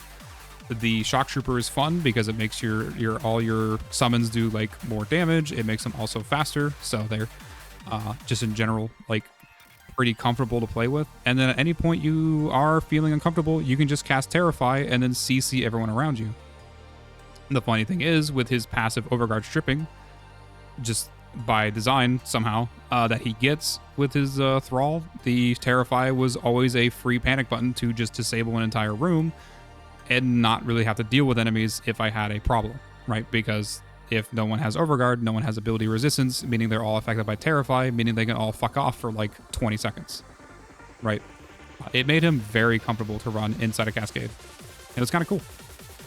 I don't really know what I would do for his rerun, but I want to like revisit this frame from a different perspective and hopefully come up with something a little bit more interesting than just like you have Thrall with you that you can hang out with inside a Cascade. So, you know. Is there any good Spectre for the specifically? Wait, what are we talking about? Holy moly, Will is still going? Yes, we're still going, bud. We're yapping like all day, bud. My jaw fucking hurts, bud. It's like actually crazy. Do we think we're getting the YouTube Cascade video or GTA 6 first? I don't think like the actual edited YouTube Cascade video is probably not going to be done for another year. So you might get GTA 6 first, bud. This video will probably take me like a week or two to get out because I just got to shift through probably 3 hours of footage and condense all of my ramblings down into something a little bit more concise, and probably with some of the stutters and I don't know, the long breaks that I take sometimes with talking, or even just like talking to chat like I am right now, with all this shit like cut out. I'm not going to post like a raw 3-hour video to YouTube, because I think anyone with like any sort of like, not even short attention span, but just like a normal attention span would fuck off immediately. Like I would already fuck off from my own video at this point. Like this is crazy. This is a very long video. I don't know. It got delayed again. Oh, really? GTA 6 is delayed for at least a year because Rockstar is busy busting unions? Damn, bud. That's unfortunate. Yo, Piggy on the Fent. How are you, bud? Yeah, I would be gone. Yeah, I would be gone too. I would not watch my own Cascade video that I'm creating right now. So I do want to like try to... Oh, ooh, we got to talk about the boy next. This is going to be fun. I do want to try to like cut it down a little bit. See what I can like actually do with this. Holy shit, bud. Damn, we got to talk about like 3, 4, 5, 6, 7 bangers in a row, bud. This is crazy. And we're still here. So what does that make us? I don't know. Maybe you guys don't have a short attention span. Maybe I am actually entertaining. I don't know. Imposter syndrome is a crazy bitch, bud. Dude, I want to talk about my boy. Dude, Neja. This is the updated build in here, by the way. Yeah, we'll go to the updated build. Holy shit. Neja is just kind of like a journey for me inside of Warframe in general. He's gone from like, I could not level cap with him at all, maybe a year ago, to he is my favorite frame to level cap with overall. I would not say that he is the strongest frame to level cap with. I already have my opinion set on that, but he is, again, he is up there with the top frames. And he is in a position now with his Slam Neja variant that he just becomes kind of a fucking beast inside of Cascade. You can't really beat having a 35-meter AoE slam available to you at any given time. And then also on top of that, having like one of the fastest ways to kill level cap Thrax with a primer animation cancel into a slam setup. Like, also on top of that, he just has the build room to be able to run like Amora Mori, double recharge with rolling guard, on top of the fact that you have refreshing invincibility from his, not his 2, his 3. On top of that, just not really like needing stats in general. He just needs his range and efficiency, and that's kind of it. You can run Eruption on top of that. Just keep knocking down enemies for extra CC. This is non-line of sight, by the way, too. He's my favorite friend. And I don't think that's ever changing anytime soon, especially after I put together the Slam Neja variant of him. And in fact, the variant is so strong that all my other variants are gone. I don't really run his Thermal Sunder anymore. I don't really run his, the updated one, the Pyrotechnics. I don't really run his weapon platform anymore because the Slam is already like an extremely strong weapons platform. On top of that, he's able to transfer his his slam damage to ability resistant enemies. If you are fast enough and can take advantage of things like super spears and super expedites, he is just so fucking strong now. And it makes me so happy that he is at the position where he's at inside of Cascade. Very comfortable frame to play. Was I still running gas on the Archititron? Do I have an updated... Yeah, I do have an updated Archititron build. I think this is still not the fucking current one. Holy shit, I have so many, like, revisions to these builds. The funny thing is, like, the Neja has so many revisions because, again, of just how much I've played him. So even, like, compared to my Neja video, like, he is different from that. Partly due because I learned some more knowledge on how, like, Afflictions actually works. And then on top of that, just, like, different choices to make inside of his build for more comfortability. You really can't go wrong with this. 35 meters. Let's just spread Affliction status damage to everybody, which is already doing anywhere from like a couple mil all the way up to damage cap, depending on the quadratic scaling that you take advantage of. Right. It is, it's insane how strong this build is. And it gets to be on my boy. It gets to be on my favorite boy. Holy. I'm always entertained watching Will Cola. I really appreciate you, Blue. It is indeed. Now hype up the boy. Oh, hell yeah, bud. Dude. Neja is just like such a cinema frame. And actually, like in general, if you want to think about him in the broader context of like the frame as a, or Warframe as a whole, he kind of has an answer to like everything inside the entire game, except for specifically the one mission that requires you to have a lot of shield because he doesn't have a lot of base shield. And that's the only mission like he doesn't really do well in. I think it's like Hijack or something. It's like literally the only thing he doesn't do well in. He's an incredible weapons platform. He can take advantage of a couple funny interactions about like when you do extra hits with vulnerability and how they can double dip both headshot damage and his vulnerability damage. So he scales really well with like Zada's. In general, if you want to drop his 4, it's not really necessary for builds. You can run him more as like a weapons platform in general by throwing Roar onto him.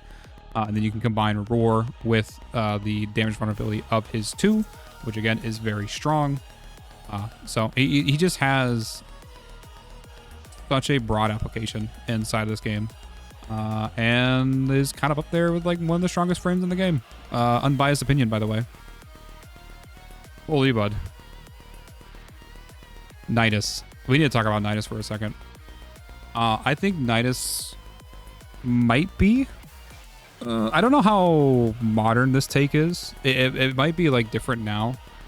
Maybe that like more people have actually gotten their hands on Nidus in like modern building and like modern Cascade. But for a while there, Nidus had the sentiment of he was old news. He used to scale really well in the game, and now he is just too slow, and he just does not kind of keep up with the competition in terms of like the things you can choose inside a Cascade, or just like endless missions in general. I think that is completely wrong, and in fact, I think those people lack creativity because Nidus is potentially up there with like one of the strongest frames for Cascade. Again, because hint hint, he can he has a passive ability that kind of solves the issue of survivability inside of Cascade. I'll talk about that here in a second, because I know people do disagree with that. But then 2, he has grouping. And as you'll notice throughout this whole like session, this whole like retrospective yap session, any frame that just comes with grouping just automatically is unbelievably strong, especially when you can like take advantage of it. Let's talk about his passive stacks for a moment here. So Nidus, if you're not aware, he can generate death gates, and he can generate multiple stacking death gates where he has a ability to stack up mutation stacks every time he hits an enemy with his 1. Now this is actually like really good because anytime you hit an enemy with his 1, or anytime you hit enemies with like his 2, you can group them up onto an itty bitty little space and then hit them with the 1 to generate his 2, or to generate his mutation stacks. Oops, I did not mean to do that. Right. Now, where some people get the idea that Nidus is slow is the count up that you see on the right there, right? You see how long it's taking to actually count up all of these stacks? This is a visual glitch. Going in and out of your operator will reset the count, right? And in fact, if you take lethal damage while the count is counting up, the count is actually tracked in the background, and so it will update if you do take lethal damage. So first of all, he gets massive stacks from just in general. Wait, does that reset it? I want to try to reset my stacks. Whatever. He gets massive stacks in general just from his base kit, but then he has like a really good augment as well to combine with all of this, where I believe if he is standing, or if he is if he is Nidus has a chance for additional mutation stacks while in the infestation. So when you combine these two together, you combine his grouping with his stacks with his 1.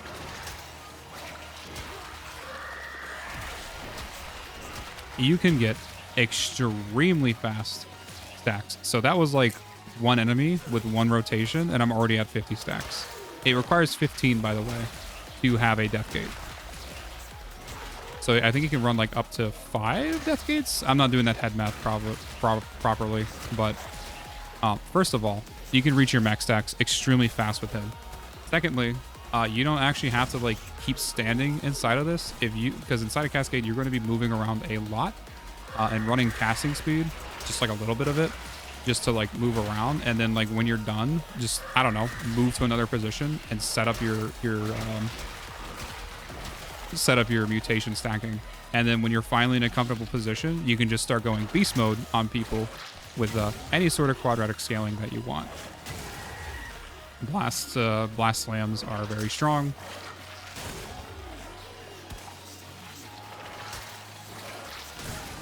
I also recommend running his augment so you can like recast his 2. So there's just a faster way to play Nidus now. And if you really are upset about the mutation stacking taking forever, just pop in the operator in and out, and you will get an updated counter. And then understand that you have like 5 different death gates before you even reach 0, and you can stack like your death gate up off of like 2 groups of enemies, and then kind of fuck off and run around the cascade for free. He is such a good frame for cascade. It's incredible. I don't know what I would subsume on this 3. Maybe a Mori. Fuck it, bud. Very misunderstood frame. Extremely powerful. 5 casting speed was definitely unnecessary. Do not run 5 casting. The funny thing is, I don't even know what to use outside of... like, you have 2 free slots here. Maybe even like 2 casting speed is more than enough for him. Nidus, Vauban, and Comey are all crazy because they're more comfy at cap than at the start of the mission. I mean, yeah. And the funny thing is, like, I actually think Nidus is above all 3 of those, just because, I mean, he can get his mutation stacks like immediately, and he doesn't have to really worry about dying too much in the beginning, because the minuscule amount of damage that people do in the beginning like isn't compared to what they do at cap. Like, you are getting 1 shot at cap, but you have like multiple death gates. Probably the only annoying thing about Nidus is that your screen constantly keeps getting like shifted around. So I guess that's something to keep in mind. But like I said, I think Nidus is a very misunderstood frame, and people are not really just playing him in an updated fashion. They're still playing the old like campy playstyle when you can actually just run him as a high octane mobility frame and just absolutely dominate cascade. Dude, we gotta talk about another banger here in a second after I take another drink of water.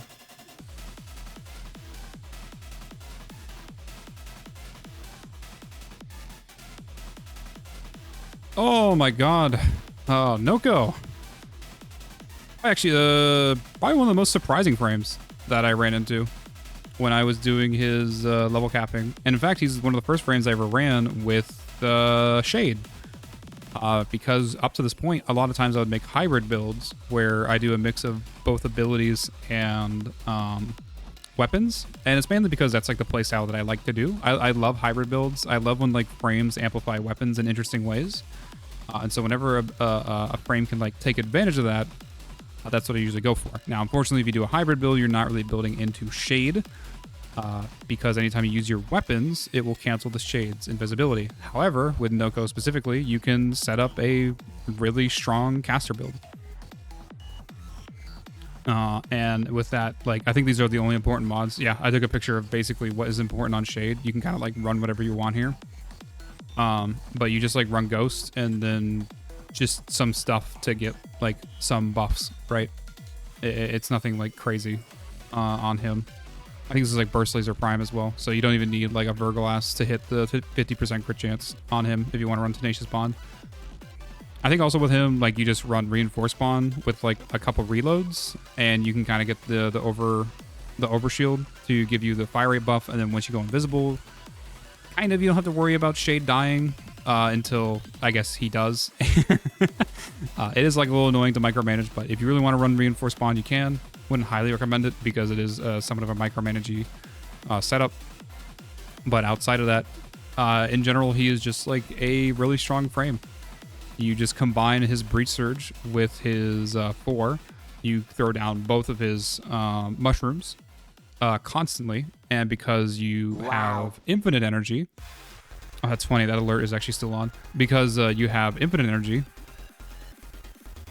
you don't really worry about running out of... well, I mean, you don't worry about running out of energy. You don't worry about your energy econ. It's kind of actually absurd. I kind of do want to show this off, by the way. You're like one of the few frames that is energy agnostic, but doesn't like really run energy nexus. Okay, let's follow the boy. Put on his oops, that was the wrong energy, or that was the wrong ability. Give me like, god damn it. If I throw down like one of these, right? You can just kind of bounce on this over and over again and like never really worry about your energy running out. And then on top of that, holy shit, running him without casting speed definitely does feel awful. But on top of that, you can kind of just like spam all of your abilities, and you have infinite energy. Whoa, a subscribe. Hello, bud. All right, I'll take a pause to say hello to you, bud. Thank you so much for the follow, Boris, by the way. And thank you as well for the subscribe. Welcome to the stream, bud. We're doing a little bit of a yap sesh of every single frame in the game. Most busted frame in the game incoming. Yeah, he is like kind of ridiculous slow boating, and you're not like wrong. Like this is kind of crazy. I don't even gonna pull out Shade. Shade gives you even more damage with Crepuscular, but like you just throw a couple of these down, and the second you start like bouncing on it and like throwing out his 4, and again, like you don't actually have to have a KPM if you don't want to take out enemies. This is what I ran all the way to cap. I would say every piece of the build is actually necessary to make it to cap. Because the damage was just enough at level cap to kill enemies comfortably. I think where he does falter a little bit is like killing Thrax specifically. But if you're running a co-op Cascade, which in general most people are, a lot of people aren't really running solo Cascade, you can kind of rely on your teammates to take care of the Thrax for you. While you can kind of just give everyone energy, give everyone strength, and kind of like CC the entire room with all of his abilities, because they are like actually that crazy. Yo, hello, Epley. How are you, bud? Welcome to the stream, bud. Yep, Epley. Slow is everywhere. I am slowly, no pun intended, noticing that as well. He just happens to exist everywhere. Also, hello, Ignis. How are you, bud? Just found your YouTube earlier today. It's crazy how all the small Warframe YouTubers have all the good info. It is crazy how that is. You know, there's a sentiment that I have. And this is a funny case too. So I want to go to my YouTube real quick. This is like a random shout out for like a random YouTuber for a random game. But what I say in general to people is the meta exists with small YouTubers. And that is to say, like, some of the fucking craziest builds you will ever see in any game that you are playing will come from people who are like sub 1K subs or whatnot, or like sub like 100 views on a video. Dude, where is this guy? He's a Division 2 content creator. I do love playing Division 2. Where is this dude? If I pulled up my phone, it would show him immediately.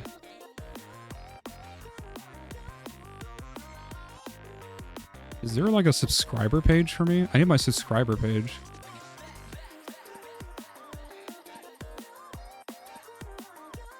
Are you serious right now? I literally can't find him. I want to shout him out. Do I not follow him on this account? I actually might not. Hold on. Sorry, I'm doing like a big tangent right now. I'll come back to say hi to everyone in chat. I just have to shout this guy out. If anyone like actually plays, if anyone actually plays like Division 2 and you want some of like the strongest builds in the entire game. Holy shit, I can't find him.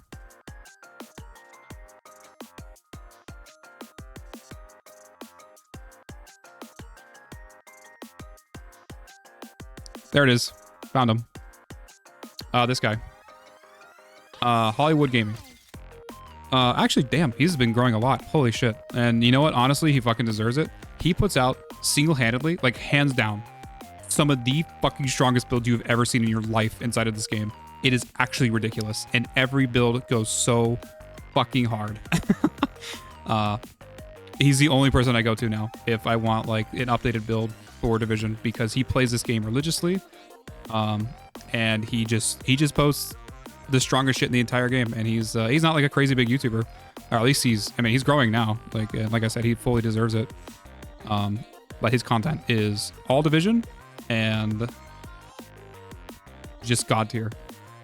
I remember finding him a while ago, and I ran one of his builds, and I was like, Jesus fucking Christ, this guy is like on a different level when it comes to like build crafting inside of this game. So anyways, that was the whole point of that. Hello chat, how are you guys? I won't ignore you any longer. I'm just here to stop the Thrax. Oh, thank you, Ignis. I appreciate you so much. You're supposed to let him bug the exo? No, we do not cause bugged exos in chat. That is not how this works.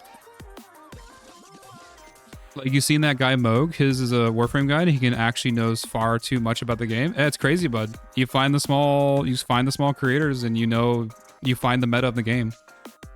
It is just how that works.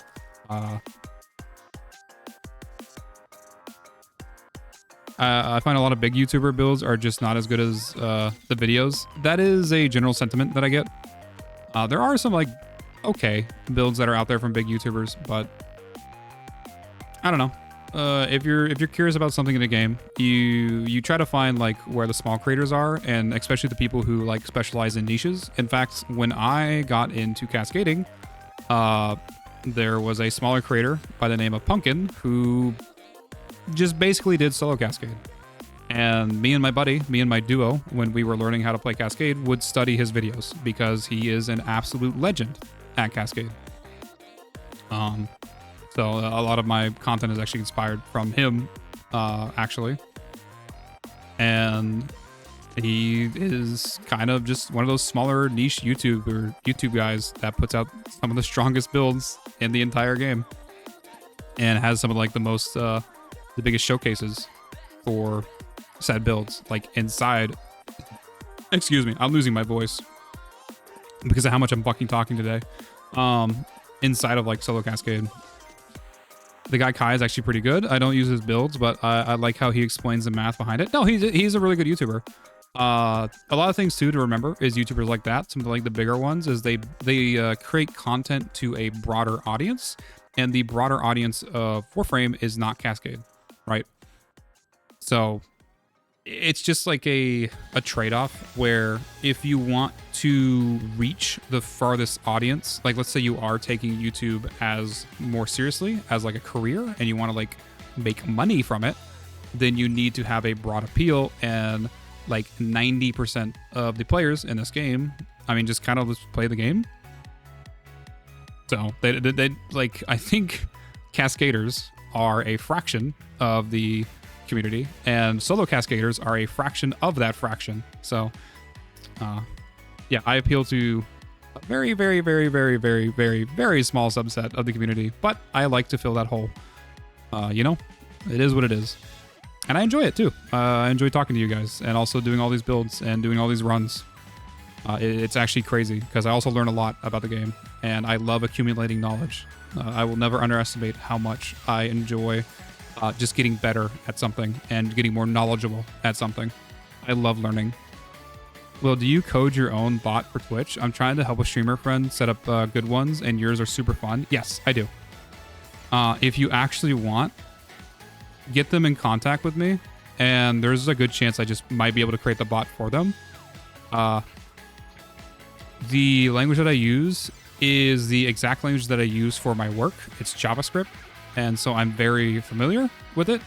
And kind of basically anything you can think of as custom can be custom coded for your own Twitch. It is hosted on your own PC. It is also ran through Streamer Bot, so that will need those applications. But as long as they have those, then you can kind of just create whatever you want. Drink some tea, bud. Take care of that voice. I will probably be losing my voice tomorrow. 100%. I can already feel my throat like drying up and I will probably be hoarse tomorrow, but it is what it is. I'm going to get this video done. I mean, what? And I like having that hole filled too. Yeah. I'm just getting into Cascade. I haven't touched it because I haven't cared to get an amp, but I'm literally MR30 and I just got my first craftable amp last week. Haha. No, it's fun. I highly recommend like joining the Cascade. Or it's not joining the Cascade. I highly recommend joining the server. So you can we will definitely get you inside Cascades and we can definitely get you like equipped and loaded out and kind of just provide you whatever information you want about Cascade. I have definitely surrounded myself with a lot of knowledgeable players, like even if it's not me specifically helping you, and I'll do my best to upkeep with all the people that need help inside of my Discord. But even if it's not me helping you, we are surrounded by some of the strongest players in the entire game. So I highly recommend joining the Discord server and just come saying hi and come hang out in Cascade. We love playing Cascade and we will play with you. I guarantee it. Sounds good. I'll let them know. Yeah, get them maybe slow boating. I don't know if you're in my Discord, but you can also just tell them to DM me or, I don't know, send a friend request. I'll look out for it. Horse Cascade? Yeah, Horse Cola. Yeah, true, but you missed the Anaros level cap? Yes, you did. I'm sorry, Liza Moon. It is posted on my VOD channel if you do want to watch it. Yes, it is a long time no see. How are you, bud? Also, hello, aesthetic? I'm going to try my best on that one. How are you, bud? I just joined. Yep. Hell yeah. Been trying your Ash build and it's actually really fun. Hell yeah. I'm glad you're enjoying the Ash build. That is one of my favorite builds to give to new players. It's one of 3. So if you're starting out with that, you're going to be starting at a really good position. A Mori rather than evade is one of the most baller things I've ever seen. It's what I wanted to do. If I'm going to be the guy that just, I'm going to be honest with you guys, sucks the cock of Amora Mori so hard, and I ended up not doing the final level cap with Amora Mori on Anaros. What does that say about me, right? There was no way in hell I was going to put evade on Anaros. First of all, that's cheating. Hey, you know, it is actually the way to go with Anaros, by the way. If you want to run Anaros on level cap, probably run his evade build because it is like really good. However, if you don't want to be a little bitch, run a Mori. Anyways, just ran my first 2 level caps, so hell yeah. It's beyond insane with the Bass assist. Oh, fuck yeah, bud. I know, but it's a Naros law. Yeah, it was definitely an interesting cap. I'm gonna get some more water here. Wow. I will try my best to keep up with chat, but we have been yapping for like 3 hours, and where's my Discord? Because we have still like a couple frames to go through. We're almost there. We're almost done with the video. Holy shit, this is gonna be a lot of footage to edit. I am probably going to die this weekend. Thank you so much for the follow, Aesthetic. Welcome in, bud. I'm gonna go get some water real quick so my voice doesn't like die right now.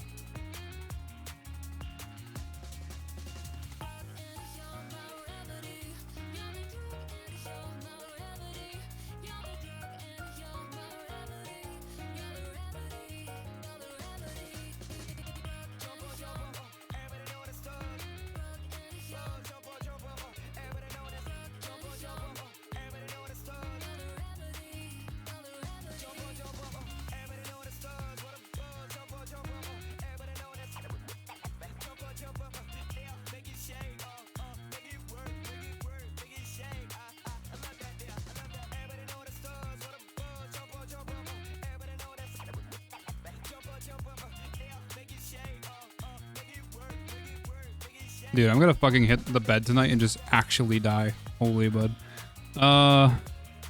It's like mentally drained.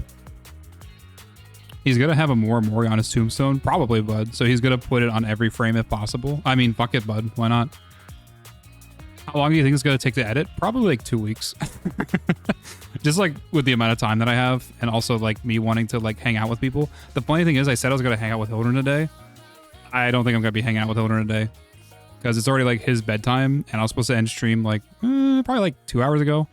But you know, it is what it is. I admire your dedication, man. I'm 100% watching that video with the ad blocker off. Dude, I use ad blocker on YouTube. I don't fucking care. I think that's probably something to make clear. I do streaming and YouTube because it fills two outlets inside of my life that I didn't really like have before. Streaming is a social outlet and YouTube is a creative outlet. So that is actually the reason why I do this. Because I really don't want this to come off as like arrogant or like bragging in a way, but I have a really good career with my job right now. And I know how much like some of the bigger YouTubers make. And it doesn't like the amount of effort that it would take to get to that point where like YouTube could become a job for me. It will never outscale my current career.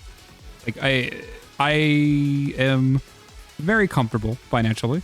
And so I'd actually say I would encourage, if you're going to support someone on YouTube or on Twitch, I have multiple suggestions of people who are trying to make that dream happen of becoming a full-time content creator. Right? That just is not my path. I know, one day I will probably get my fill of streaming and content creation and I might move on to something else. But for now, like, that's what I'd like to do because they are both really good and healthy outlets for me. So I do ask that, I appreciate it if you do support me, and I will use whatever money I do generate from Twitch to fund my DoorDashes. But that's about it. Understand that I want you guys to take care of yourself first. And if you are going to take care of someone on YouTube or Twitch, I would recommend you to go to other people who definitely deserve it more than me, because I am in a very good position in my life, right? So anyways, I need to get back to this YouTube video before, like, I literally do feel my voice dying. This is gonna be crazy. Tomorrow morning is gonna be fucking crazy. My stand-up meeting is they're gonna be like, Will, what the fuck did you do? I was like, I probably talked for like 6 hours straight without any breaks. And that'll be interesting. Sorry, I gotta clear all the cum out of my throat.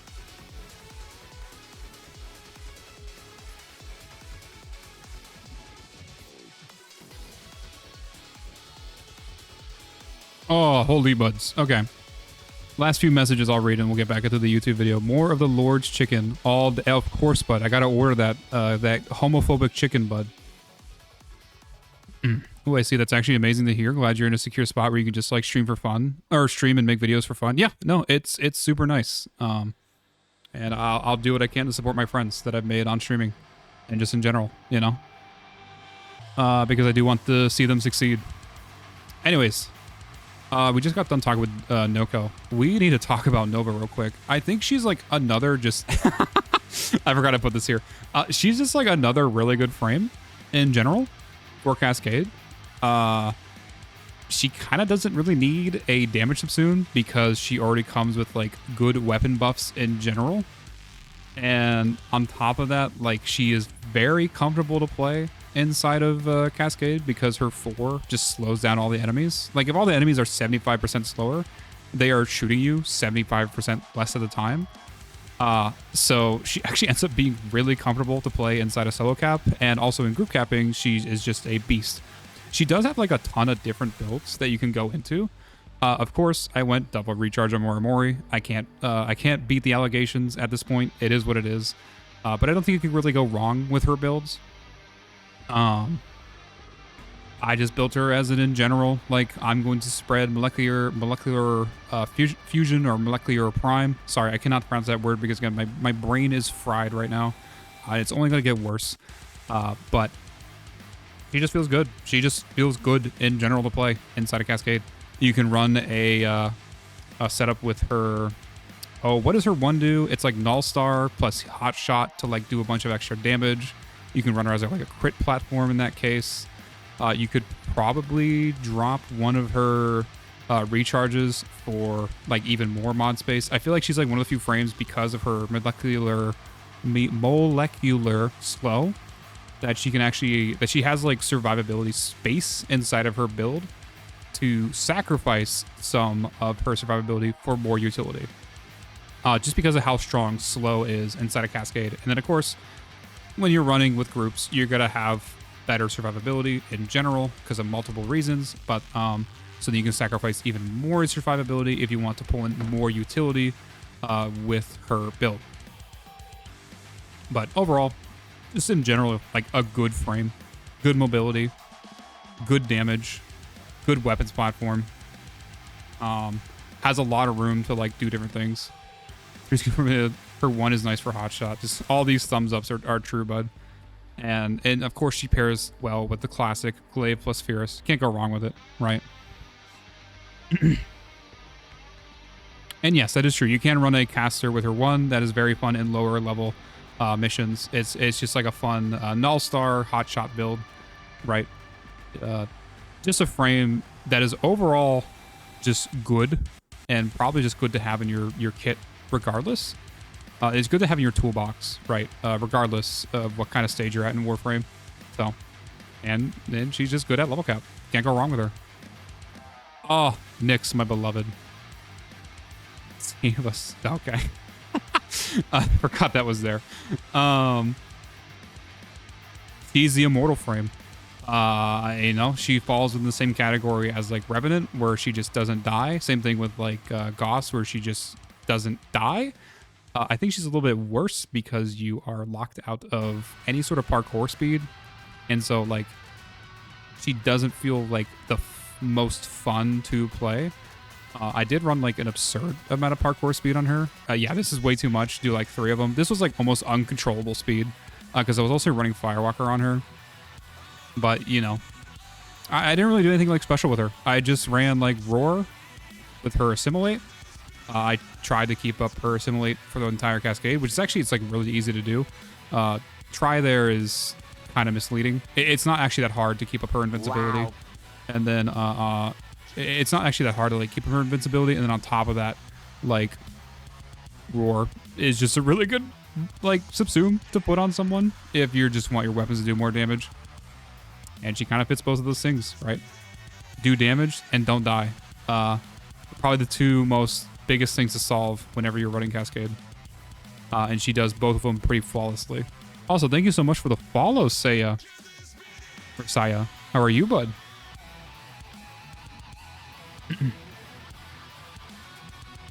Gotta make use of the Arma mods for mobility or the Wrathful. Yeah, I could see something like that being better. Wrathful, I think, actually would be like a really good way to go with her if you want to like subvert her mobility restrictions. I'm sorry, Will, but you Assimilate, Nyx, cringe. The 2 is more than enough for survivability. You want to see something funny though, slow boating? You might not hate me too much for this with what I did with her build. So to kind of show off like how easy it is to survive inside of Cascade with Nyx. We did a little special run for her Cascade. We go to the alt channel, and we scroll down and find Nyx somewhere. She wasn't like I did her. There she is. So for Nyx, what you'll notice is that Cascade is up here in the top right, and when I ran her, I think it was the first day that Uma Musume came out. So what I did is, this is not Logan playing Uma Musume. This is me playing Uma Musume and Cascade. So I just played both. And more is probably just a demonstration of how easy it is to, play Nyx with Assimilate and then also play Uma Musume on the side. I did also want to do another funnier run with this, with the same idea with Revenant. I have 3 gacha games that I thought I could play at simultaneously, but that run just never happened because, well, Revenant is boring to run, and for 2, I wasn't going to rerun him just for a silly VOD. We were going to keep moving on with the Cascade. So yeah, I pulled this character too. This was a fun Cascade to do. So there you go. I hope that's not actually as cringe as just running Assimilate and then snoozing inside a Cascade. But she's a strong frame, and she can kind of trivialize the entire skill curve of Cascade if you want to. This is my ex-girlfriend's favorite build, so she loved it. I generally don't know what to make of this. Hey, bud, I literally cannot get past level 500 and this guy's playing 2 games. Well, I mean, to be fair, I was playing Assimilate Nyx, so it did make things kind of easy. The Nyx stream was fun. I'm glad you guys had fun with it.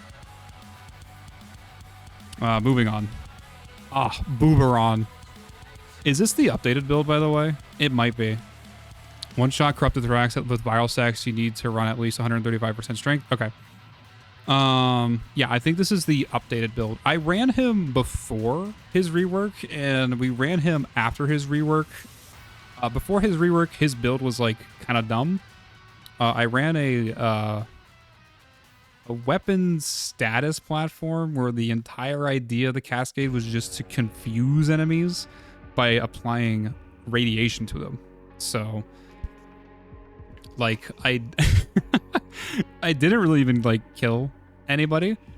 I just applied radiation to them and then hoped they kind of just ignored me.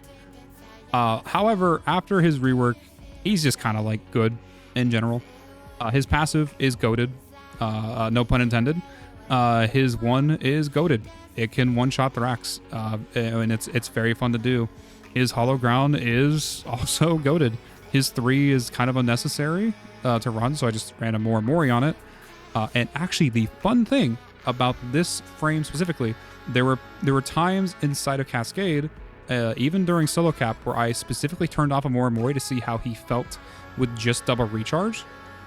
Again, keep in mind, I'm not raging Aegis here. It was purely just double recharge and his passive, and it felt fucking good to run. That is how powerful his passive is.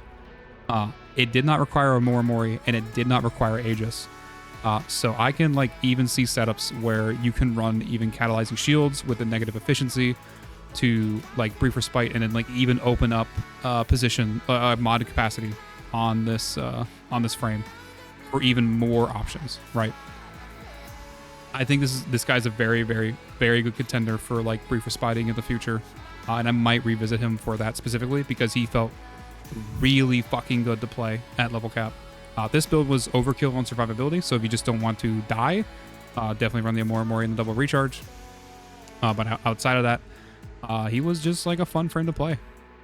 And for Corrupted Thrax specifically, I think base Smite can kill regular people, but because Corrupted have a 50% damage reduction to... excuse me, I'm burping. That was disgusting. I'm sorry. Because they have a 50% damage reduction to radiation, you do need to run a little bit more strength, but this combined with any sort of viral primer just one-shots Thrax. It's really cool. I love Smite as a subsume now, and I will be considering it in the future for other frames if there are holes to fill inside of their kits, especially when it comes to like dealing with the high value targets of Thrax. So he's in a really good position now. And I think he's just in general like a good frame. Oh, and by the way, his 4 overguard strips, or no, his 1 overguard strips, I guess it doesn't matter because if they're overguard strip, they're just like dying in general. His 4 armor strips, and it's really good. So tons of utility packed into this frame. And he just comes with like a free kill button whenever you want. And I think that's like really cool. So Booberon gets a big thumbs up from me. Such a great frame.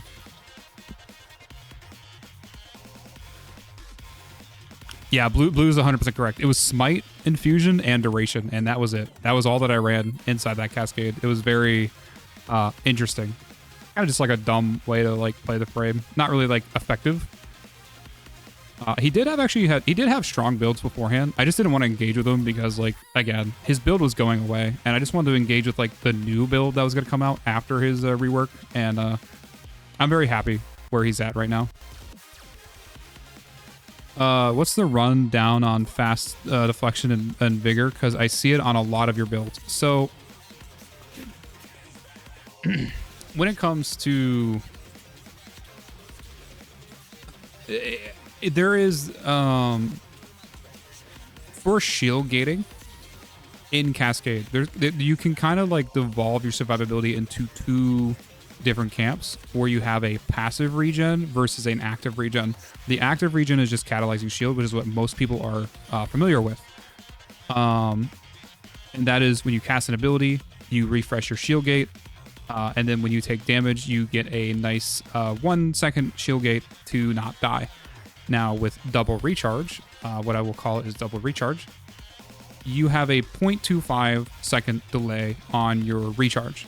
And so what that says is basically if you're hit every 0.26 seconds, you are immortal.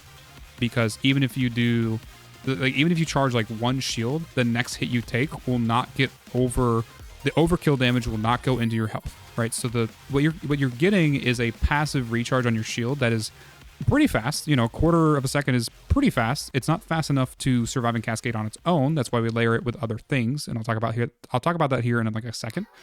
But the first layer, just having a passive recharge on your shield is really strong, because even if you're taking like hits every once in a while, those hits will get completely blocked by your recharge rate and just having like a little bit of shield. I guess yeah. We combine this a lot with a Mori, which comes with an inherent 50% dodge chance for any hit, regardless, no matter what. So you just add this on top of the fact that like a Mori is once in a while fully healing your shield gate. That full heal shield gate will give you the full duration of a shield gate. You have a passive regen in the background that is like kind of filling up your shield, and like let's say your shield is drained, your passive regen hasn't like started yet, but a Mori procs, you now dodge the next hit, and then now you've given yourself enough time for the fast recharge to like start re-granting your shield, and then the next time you're hit, you now have the shield to like block the damage. You can kind of win the 50-50 once in a while. You can also lose it too, but in like over like the averages, you're going to have a lot more comfortable time just blocking and dodging damage at level cap with double recharge. On top of this also synergizes really well with an arcane called Aegis, which is basically every time you take a damage to your shield, you have a chance to gain infinite shield duration, which effectively grants you God mode for like 20 seconds. I think it's like a 20-second duration on Aegis. I can't remember off the top of my head, but it's like a 3% chance that any time your shields take damage, you get infinite recharge for 20 seconds, giving you effective God mode. And so if you are running a fast recharge build, you are granting the enemies more chances to refresh your shield, or to re-proc Aegis back to back with like a passive recharge of your shield. Now, Aegis also does synergize really well with catalyzing shields, depending on how like much of a caster frame you're playing into. So both of them can like scale with Aegis pretty well. I ended up in the camp of doing more of Mori and double recharge. I mean, it's kind of like a fucking meme at this point. Well, no, it fully is like a meme at this point where, like, I mean, wow, I wish this was like a higher quality. If I jump to the actual GIF, do I get the full thing? No, I want that to be higher quality. I might need Demi to like remake that, but it's kind of a meme at this point with my builds, but it's really strong. It's a really strong survivability that decouples your energy econ from your survivability, so you're not reliant on some external resource to stay alive inside a cascade, because you can end up in a lot of death loops with catalyzing shield, and I notice this a lot with like cascaders who are not on top of their energy econ, where they just die over and over and over again because they either haven't like solved their energy econ, or like they're just not engaging with that part of the game to be able to actually survive with catalyzing shield at level cap. So I like promoting double recharge on Mori because it's a lot more approachable for a new player to come into Cascade and be like, hey, I have this passive thing in the background that's keeping me alive. You do want to pay attention to it a little bit because there are choices that you make inside a Cascade where you use other resources like Rolling Guard and also refreshing fortifier dots on your secondary to stay alive. These are just extra layers that go on top of a Mori and double recharge that just make it more comfortable to survive inside a Cascade. But that is a that is a really quick rundown of a Mori and double recharge. I actually might make that into a short, so that was actually a really good question. Anyways. Wow. Oh, Ken, thank you so much for the follow, bud. Actually, thank you for waiting. I don't know if you were waiting for me to finish yapping for the follow, but I really appreciate that if you were. That's really cool. That's really cool of you. My like combo would be why Rolling Guard doesn't feel great when I'm using it. Oh, wait. Because I do enjoy Rolling Guard with double recharge. Rolling Guard becomes a... It definitely becomes like a panic button inside of Cascade where... I don't know. I feel like over time, when I first started using Rolling Guard, I definitely had a lot of moments where I'm like, oh man, if I just like Rolling Guard there, I would have stayed alive. Like, you're going to keep running into those moments and you're going to learn from playing Cascade and just like in general engaging with survivability. You're going to start recognizing the mistakes that you made, and then Rolling Guard is going to become more of a sixth sense kind of thing. For me, it is almost... I wouldn't say like completely inactive thinking, but there's a lot of reaction that I have now with Rolling Guard where I just notice inside of Cascades, I instinctually Rolling Guard based off of like what is happening on the screen or like what I'm subconsciously picking up now inside of Cascade. So you can kind of get to this point where you get like a sixth sense of like when to use Rolling Guard. And if you get to that point, you will actually really appreciate Rolling Guard to the point where you will not take it off. I actually do not take off Rolling Guard inside a Steel Path. I still use it. It is an unbelievably powerful survivability mechanic. Even if it didn't have its status cleanse, it's still like really strong. It seems super cool and slightly different, which is one of the biggest things for me on builds. I don't like using the meta things. Well, the funny thing is, like, I think it actually is better than catalyzing. The funny thing, here's the funny thing about double recharge of Mori versus catalyzing shield. They both have their benefits and they both have their downsides. The downside of Mori double recharge is it takes up more modding choices than what catalyzing shield does, at least currently.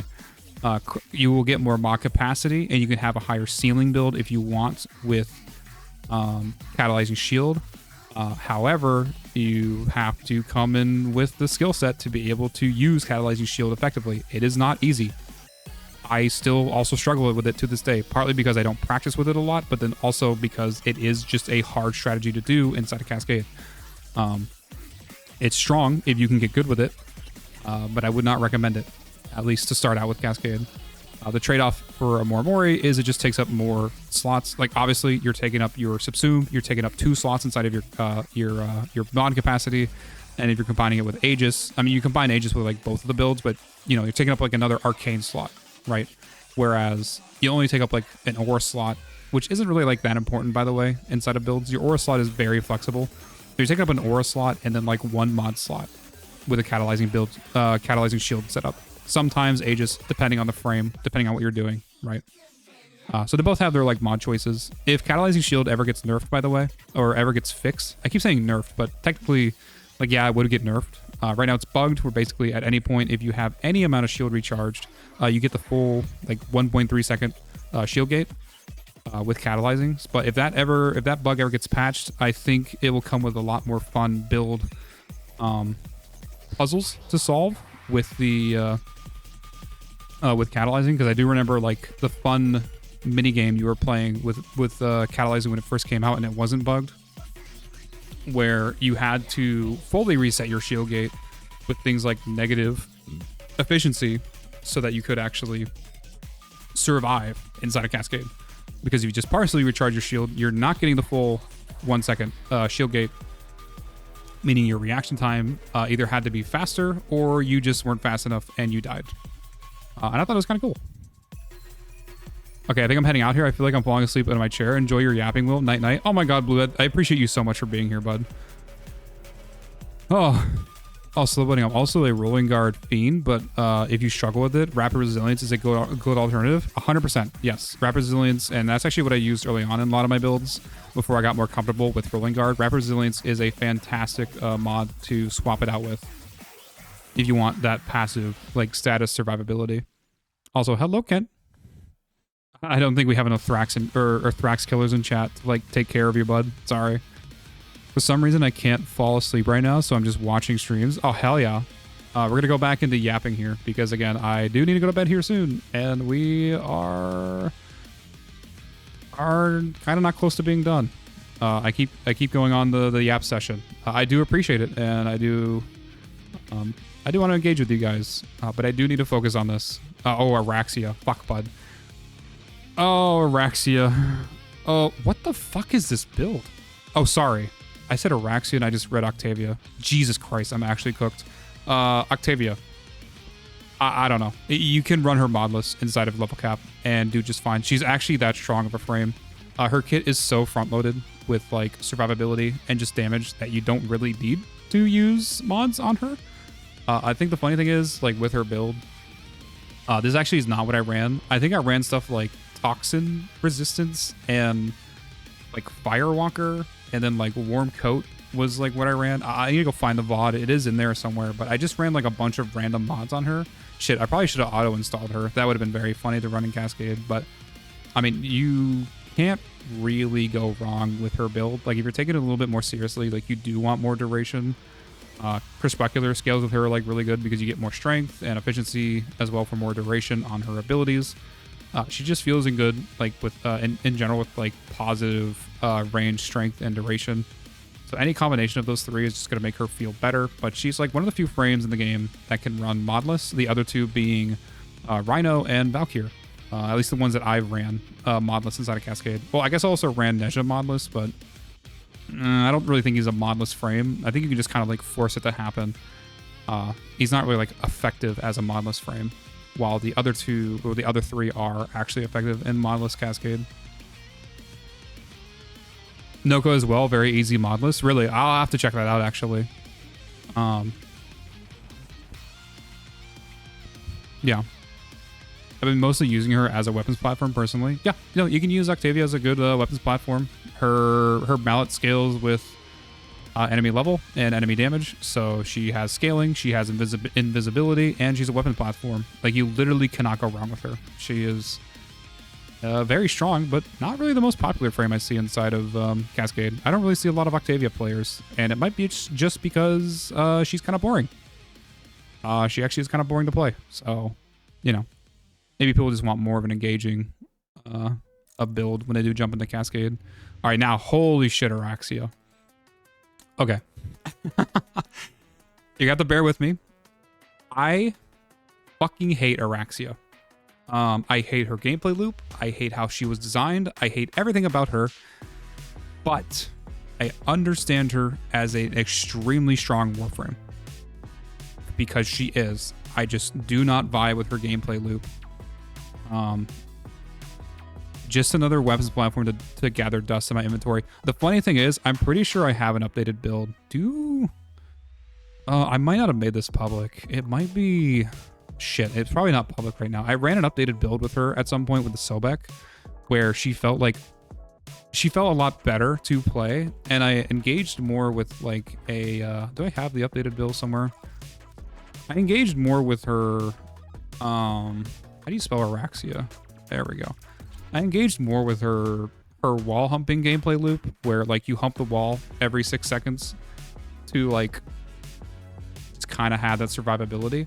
Thermal transfer is going to be a lot less effective on her right now, by the way, because thermal transfer at the time was a status elemental status buff, and now it's just a flat raw damage. Like, it's still good, but the thermal transfer of the Sobek is not going to be as powerful as it was in the run that I did with her. I wonder if I can find that video. I know it's uploaded. I just gotta like probably post it inside of her form so that people actually have the updated information on her. Shit, I wasn't even like running like an actual Prime mod. Do I have Prime Cleanse in here? I think I do. I just don't have it like leveled up. You'll probably run Orakin anyways, because you're gonna run fissure missions if you're gonna be running like Cascade. No real reason to like run regular Cascades. Wait, Galvanized Hell is 16? I did not know that. Okay. Anyways, she gets to scale like really nicely with like extra hit damage on the acid shell explosions that come with like her damage from her 4. Just providing extra toxin damage on top of that, so the extra hits just do more damage. So this build in general, Araxia plus Sobek, does feel good in a vacuum. Again, I just do not vibe with her humping the wall every 6 seconds to refresh her invisibility. I mean, she is in desperate need of like an augment, or maybe just like a touch up for quality of life. We talked about it a little bit earlier in the stream, but like she really needs a revisit for her quality of life to play with. My main problem with her is that her survivability kind of runs tangential to her regular gameplay loop, and so it more is interruptive to your gameplay loop than it is like actually integrated. And so the fact that her passive can't be refreshed by a finisher or like a mercy kill is really shitty. I don't know why they didn't do that. There's like, I'm gonna be honest, that's like one of the most obvious things to think of when you're thinking about like integrating or like creating a gameplay loop for a frame. It is very surprising that the mercy kill does not refresh her invisibility.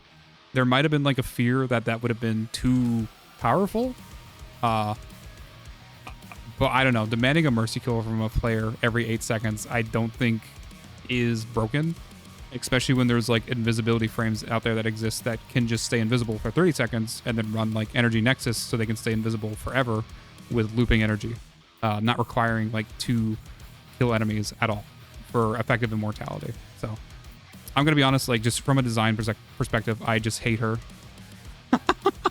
And that is unfortunate. Also, her minions don't scale with enemy level, which is dog shit. I'm sorry, it's just like really bad. Very strong frame. I just personally hate her. Least favorite frame in the entire game. So sorry. She's synergistically anti-synergistic. Yeah. She had so many opportunities to have like a solid closed gameplay loop, and it seems like the devs just like decided, hey, what if you just do this other thing that like really isn't part of it? And like, I'm gonna be honest, from like coming from devs that have like 10 years of experience in game design, like it's really fucking weird, some of the choices they made with Araxia. So just a complete flop from like a design perspective, in my opinion. Sorry, I won't try to armchair game dev too hard. It is what it is. Good frame. I hate her guts. Protea. Oh my god, we love Protea. The funny thing is, Protea was actually the frame that I learned how to play Cascade on. I started out really early on with like Neja, because of course I was a Neja main, and I just could not get Neja to level cap. I just wasn't equipped with like the build knowledge and the skill at the time, and so I moved over to a frame that like I thought would be a good practice, and it kind of is a good practice of getting used to like shield gating in general. She has a very forgiving double duration that is applied to her shield gate that comes from her shield nades. So her 1, I think it's her hold if you don't have inverse turned on, Her one ability, you can throw it down and get like a little shield nade on you, and if your shield gate breaks, it doubles the invincibility duration that you get from your shield. And so if you run, do I have it on her? Is this even my updated build for level cap? Maybe? I think it is, because I did like have to rerun her at some point. I think this is her default shield. I want to pull out her build real quick. I might have given myself less of a forgiving shield. Yeah, 1.5. Yeah, I don't think I really upped it that much. So I think this one hovers around like a 3-second shield gate. I think it maybe hovers around like a 4 once you get that 55 or whatever, that 555 shield.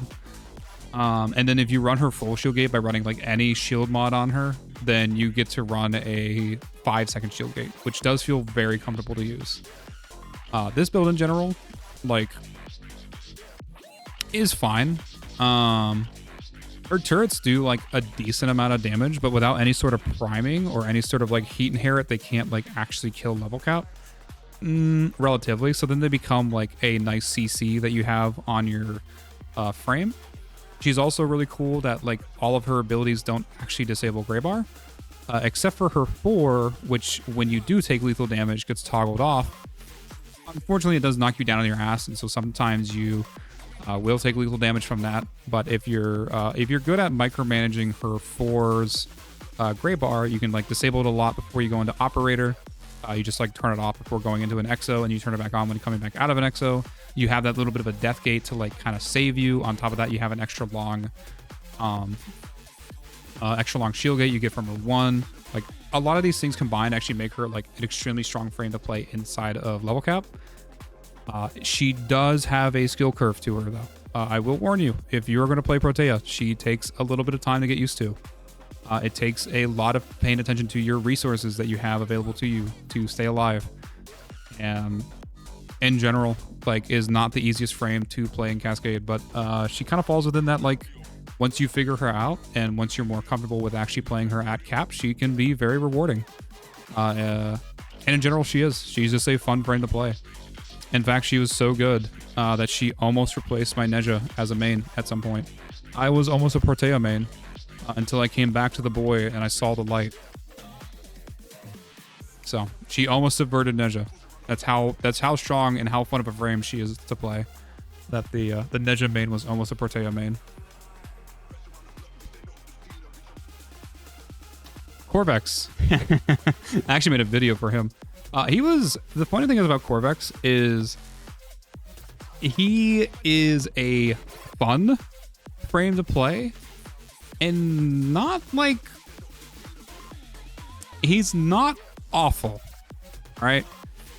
The thing about his build is his beam damage scales very funnily. That's not a real word. It scales very weirdly with how radiation procs will add infinite damage to the chain explosions that happen on enemies. And so what you end up having, like, you have this weird case where if you have enemies grouped up, they take like exponentially more damage. So for this one, I never actually ran a grouping ability, and I kind of want to run a grouping ability in the future with Corvex to see how well he scales without like armor stripping. Because I think just because of the mechanics behind how his beam actually scales, he can pull off like no armor stripping in the future. That's like how much damage he can do with his ability. His default grouping ability is like okay, but I think I would want to run something like Coil Horizon over his 2, or even run something like Airburst over his 2 in the future to see how that like actually scales. I'm very excited to do his rerun, and mostly because this build actually sucks. I would not recommend doing this build outside of exactly Solo Cascade. This is kind of the one case that I have where the Solo Cascade build just doesn't really work in level cap because of the amount of like quadratic scaling you have to take advantage of. So you need basically full control over all the enemies inside of the cascade, and if they're not available to you, which they aren't inside of like group cascade, you kind of feel like you're doing nothing, and you can't really supplement his super high energy econ cost, or super high energy cost to run him with Universal Fallout by getting kills with his like fused crucible, right? So you're gonna have issues there. This is purely a solo Cascade build, and that's like the one warning that I have. I think this was just like an Overcrowd Stripper. I don't really run these anymore, by the way. I don't even think I have this Riven anymore, by the way. So, a fun build. One of the few frames that I actually made a video on. I do like this video a lot, too. And I think he's an interesting frame. He just needs to do... I need to, like, refresh him a little bit to make him, one, good at solo capping, and two, make that build, like, scale into group capping by not being fully reliant on having every single available enemy, like, available to you at all times. So, he's in a weird position. The only frame that I would just say, like, don't run until I get his updated build out. Other than that, he has some very interesting, like, scaling mechanics. And he does have, like, a really good position in Cascade. So, very, very cool. I'm going to head to bed. It was good chatting with you. Oh my god, good night, bud. Right now, I've been maining Jade. Oh, hell yeah, bud. No, Jade is a good frame. I think she has a couple, like, hiccups when it comes to level capping, but in terms of, like, a support frame for level capping, she is literally one of the best. So, I'm very happy to ever see, like, a Jade on my team when I'm running a level cap. And Boris, you were also a Gyre main for a while. Dude, you're coming back to being a Gyre main. Dude, my duo is a Gyre main, and I'm very excited to play with him again because he said he's going to come back to the game for a little bit when Gyre Prime comes out. So I am very excited to play some Cascade with him again. You guys actually might get the chance to meet him. So he's my editor, by the way. It's Fritz. Is he even in here? He might be in the Ash build. Yeah.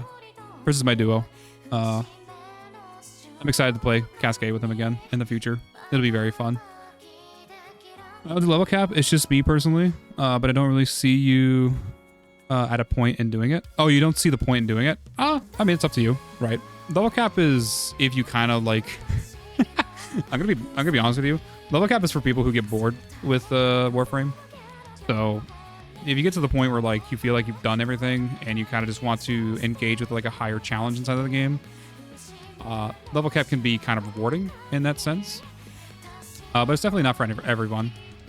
You know, there's no reason to engage with it, and there's actually no incentive by the devs to, to incentivize you to engage with level capping, because you don't really get much benefit from it, other than you can kind of stay in a mission for a long time, I guess. But you can like stay inside of fissure missions outside of level capping. Like you can do survival for a long time, which is boring, but you know, it is what it is. To get like a ton of fissure relics open, you can do disruption for a long time. You can do defenses for a pretty long time. You can do interception for a pretty long time without ever having to like reach level cap. Level cap is just more of like a personal challenge that people take on when they want maybe a little bit of difficulty inside of Warframe.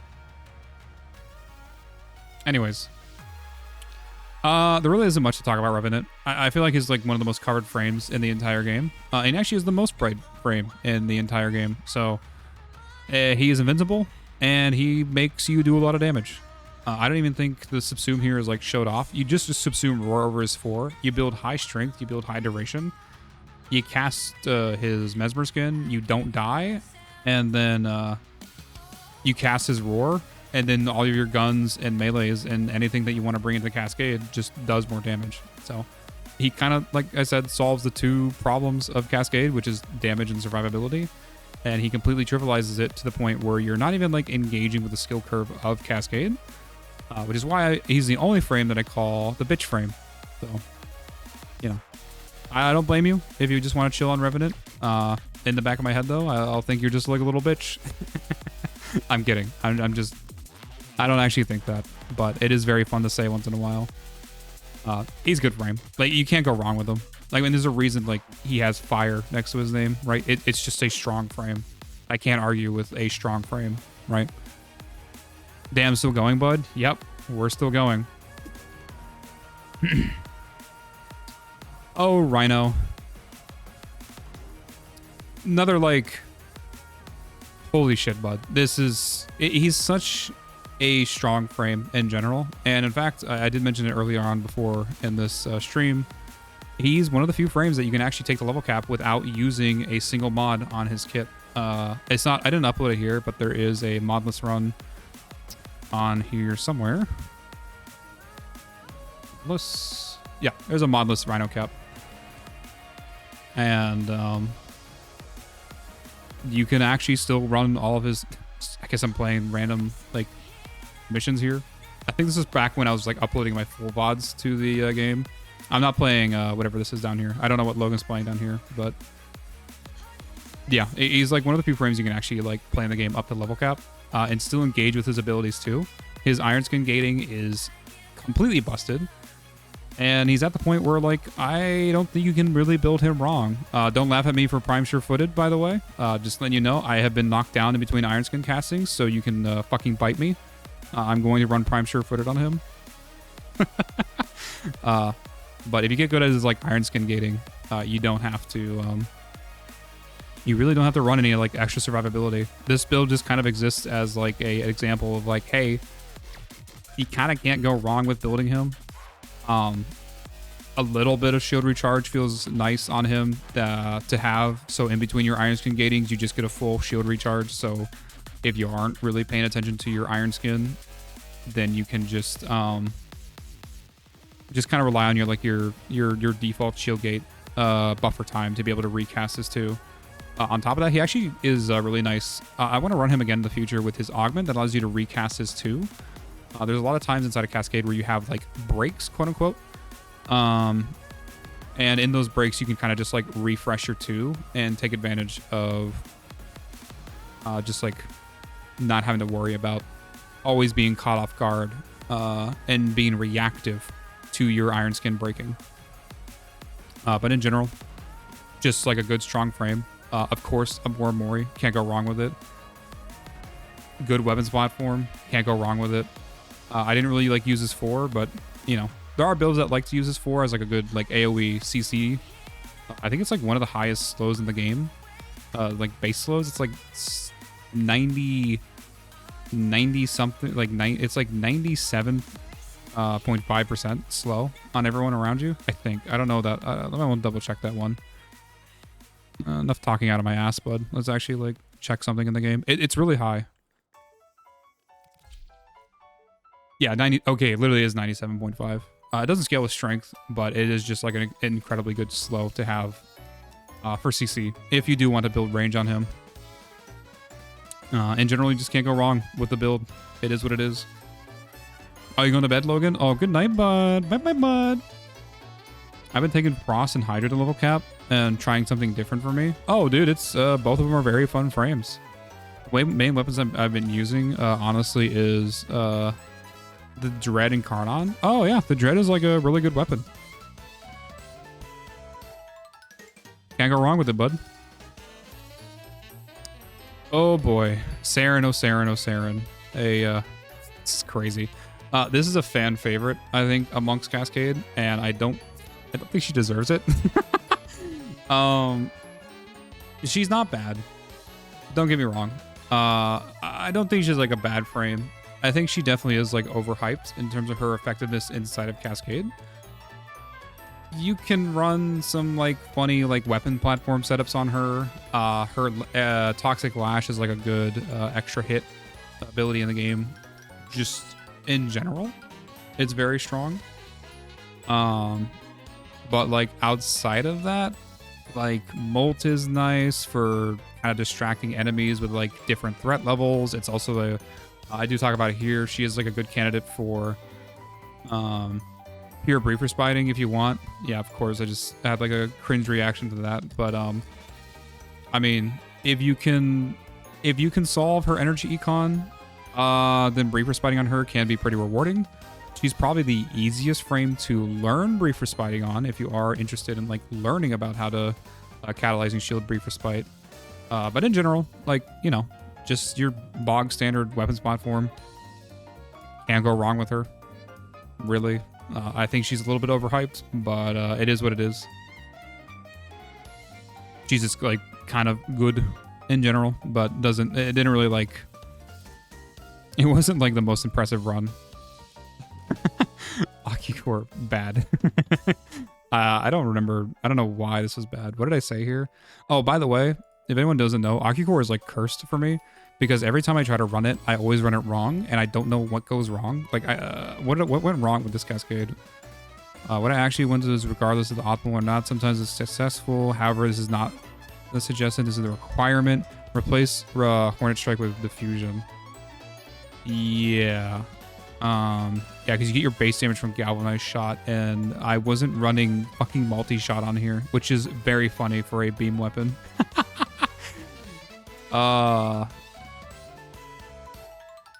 Yeah, I see why that's bad. That's insane. Curse gun for me. It's a good gun, but for me personally, this is just a curse gun. I've never been able to run Aki Core correctly. I don't know why. It just never works out. Oh, hello, Palmer. How are you, bud? I do need to build a primer because I do want to play more Hildren. Oh, hell yeah, bud. Hildren is very fun. I would highly recommend either checking out my Hildren build, or you should check out Hildren from the source, a streamer called Helpful Hildren. He would love to introduce you to how to play Hildren because he is a Hildren fanatic. You would almost say a Hildren main, if you would. Highly recommend going and checking him out. What are we talking about next? Sevagoth? Yeah. Sevagoth is fun. When I ran him, I didn't do his good build, which was his AoE nuke build that he does with his percentile health damage on, I think it's Reap or whatever. I don't know. You run like Roar on his 4. You don't really run his Shade or his Shadow, and you just kind of like health nuke everyone in the game by doing 100% of their health as damage, as I think true damage as well, which is insane. And it kind of like makes Sevagoth like a really consistent nuke at level cap. However, I did not want to run that build. I wanted to run a Shadow build. And I was very stubborn and decided I was going to run this build no matter what. Even though I found out the second I popped into Cascade that anytime you are in the Shadow and you go into operator mode, this turns off your Shadow. And so I had to play the fun minigame of constantly recasting my shit, going in and out of operator, which is something you do literally all the time inside of Cascade. The funny thing about this build too is that everything on this side is built towards high strength, and everything on this side is built towards maximum survivability. So the Shadow just doesn't really scale with anything because it uses Sevagoth's stats. So we just built like super high strength on him, and on the Shadow we just put everything that was a survivability mod, except for like a little bit of flow and equilibrium, and preparation is like really nice too, to have energy when coming into the Shadow for the first time. So Aegis, Eruption, like literally the kitchen sink. He literally just got the kitchen sink in terms of survivability mods.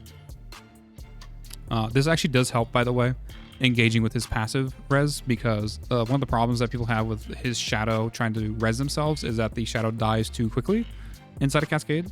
To be able to like kind of take advantage of that window to be able to res yourself. But running something like this on the Shadow, even if you are subsuming it off, running something like this will help you res yourself more consistently inside of Cascade. Which is nice, because I think his passive is actually really strong for self-resing. I would put it up there with like people like Noko, maybe a little bit less consistent than Noko, but still like a really good passive to res yourself with. Oh, thank you so much for the follow, Sandy. How are you, bud?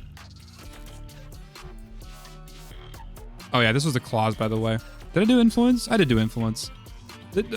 I guess I should probably continue like finishing my thought about the Shadow. It was strong. It did plenty of damage. I think I ended up slamming a lot. Oh yeah, I literally did end up slamming a lot with it because Seismic Wave is on here. Like, I don't know. It's a melee exalted frame. It does a lot of damage. The only problem is that, you know, anytime you go in and out of operator, it turns off your ability. So it is very annoying to actually play inside a Cascade. So I'd highly recommend not running this build and instead running a nuke AoE build with I forget what ability it is, but it's one of these where you can like just kind of AoE percentile health everyone inside of the game, which is really cool. I think that build is actually really strong. Styanax was actually... This is a build idea that came from Lost Juice, a resident Warframe I don't know if encyclopedia is the right word, but just calling me out on my bullshit. And also just kind of being like correct a lot of the times when it comes to like build crafting, and also just keeping me straight when it comes to like shit when it comes to build crafting, right? So Lost Juice is a G, and he was like, hey, you know, you like the spear grouping on Cyanax, this ragdolls people, like why don't you just run pyrotechnics? And I was like, holy shit, you're 100% correct. And the pyrotechnics Cyanax build ended up being very fun to do, not requiring any priming whatsoever with his Theros Strike, fully armor stripping people. And I think his 3 grants energy, so his energy econ like actually felt pretty good too. His 1 is a little bit wonky in terms of like actually getting the AoE grouping to proc, because you do have to actually hit people with the spear. But it is like a fun mini game to play inside a Cascade, learning how to like get good at aiming a spear. And then your reward is that you basically one-shot enemies up to level cap with his subsuming like pyrotechnics onto him. So not really like anything crazy about this build. I wonder if you could run him as shade with a shade as well, because you're not actually really priming or shooting anybody. I might want to revisit Cyanax in the future with like invisibility shade to see how that feels as a pure caster build, and I think he could pull it off pretty well. It'll be very interesting to revisit him in the future with some like extra build knowledge that I've learned after running his run. Yeah, because you can like dump this as well and probably scale his damage just a little bit higher, just to make things like more consistent. Very strong frame, very fun caster build. Can't go wrong with anything that's like ragdoll plus pyrotechnics. You're gonna at least see one more of these builds. I'm pretty sure Yoreli runs this setup, which is basically you group people up with her 4, and then you hit them with pyrotechnics, and then they die.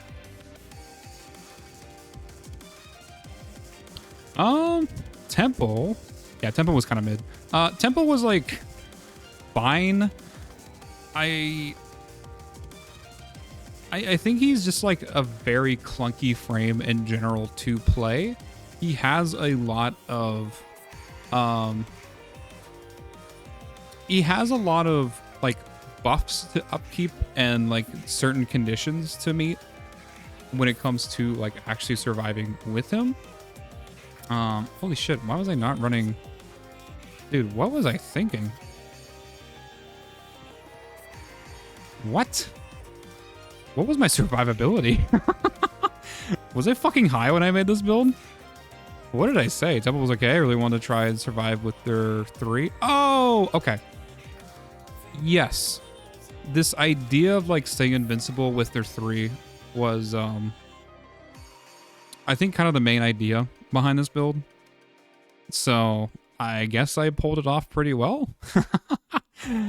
I'm gonna be honest with you. I think I would almost go double recharge of Mori on here and make Temple feel like just better to play in Cascade. I feel like keeping up 3 buff on them is very unfortunate. Holy shit, I literally say it's another Araxia situation. Yeah, it's like micromanaging this like weird invincibility, which again, like it can be done. I mean, obviously, but probably not the most optimal. Also, I'm pretty sure thermal transfer doesn't work here. I don't know exactly what I was doing. Did I even say anything about this? Holy shit. Was I like, I think I might have been in a fugue state when I made this build. Like, this is actually crazy. Looking back at this. What the fuck? But why though? For higher ceiling, realistically you don't need. I mean, true, right? Whatever, bud. Other than that, great frame, great exalted weapon, fun to use in general. I mean, I do agree with all of this. For the rerun, I'll probably add the standard survivability. Yeah, I think I just run double recharge a Mori. On the 2, yeah, I don't think you really need to run thermal transfer here for the extra blast damage on their 4.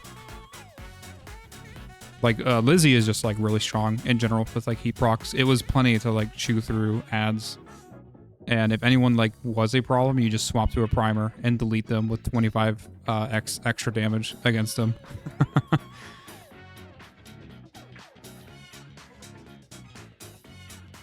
Yeah.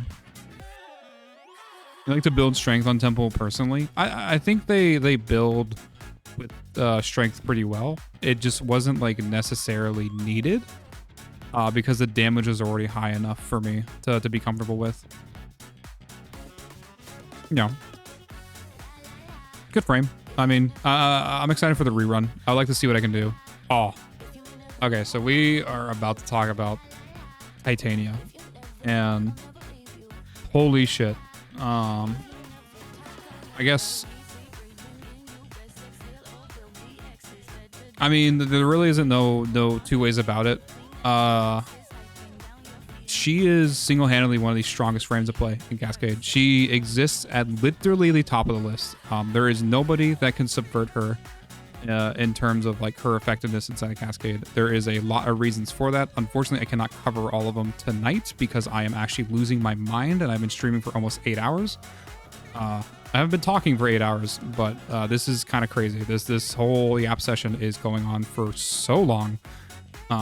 But Titania, just in short, she has immortality. She has extremely high single target damage. She has really good AoE damage. She has infinite energy econ. She has gray bar survivability. And she also has, on top of all of that, super speed. So some of the problems inside of Cascade, well, actually, there isn't a problem inside of Cascade that you run into, either both in the solo or in the group Cascade, that is not exactly solved by her kit and what she offers. So these are like some of the like vague 1,000 foot ideas of why she is the strongest frame to play inside of Cascade, both for solo and group capping. But in general, she is just an actual phenomenal frame. You literally cannot build her wrong. She is just that strong. Of course, I go with a Mori. You can go with a different setup if you want to. You can also go Brief Respite. I know Mika loves to play Titania Brief Respite with Zada's Whispers. Zada Whispers scales really well with her Dex Pixia. I don't think you can see it here. I actually run Blast Toxin now. This is not the updated Titania build. I wonder if I can show the updated Titania build. I literally run her like inside Cascade. She's a Cascade staple for me. But I do actually run Blast Toxin now. It's just good. Passive Armor Strip and passive Toxin dots with her. On top of that, getting like a 5-meter AoE once in a while. If you want your AoE to do more damage, you run Zada's with her instead, and you probably move her over into more of a Shield Gator build. I think I run literally, 4 Toxin and 1 Corrosive. And I actually don't run Dewada anymore. Or Dewada, because I used to use Dewada for killing Acolytes, but that isn't needed anymore because her Dex Pixias actually just completely destroy Acolytes now. So probably the one weakness about her build just doesn't exist anymore. So she now gets to exist at literally the top of the list as one of the strongest frames. Or no, not one of, the strongest frame inside of Cascade. Just hands down. I probably will expound upon that more in the future. But for now, I am losing my mind, so we are going to move on to the next frame.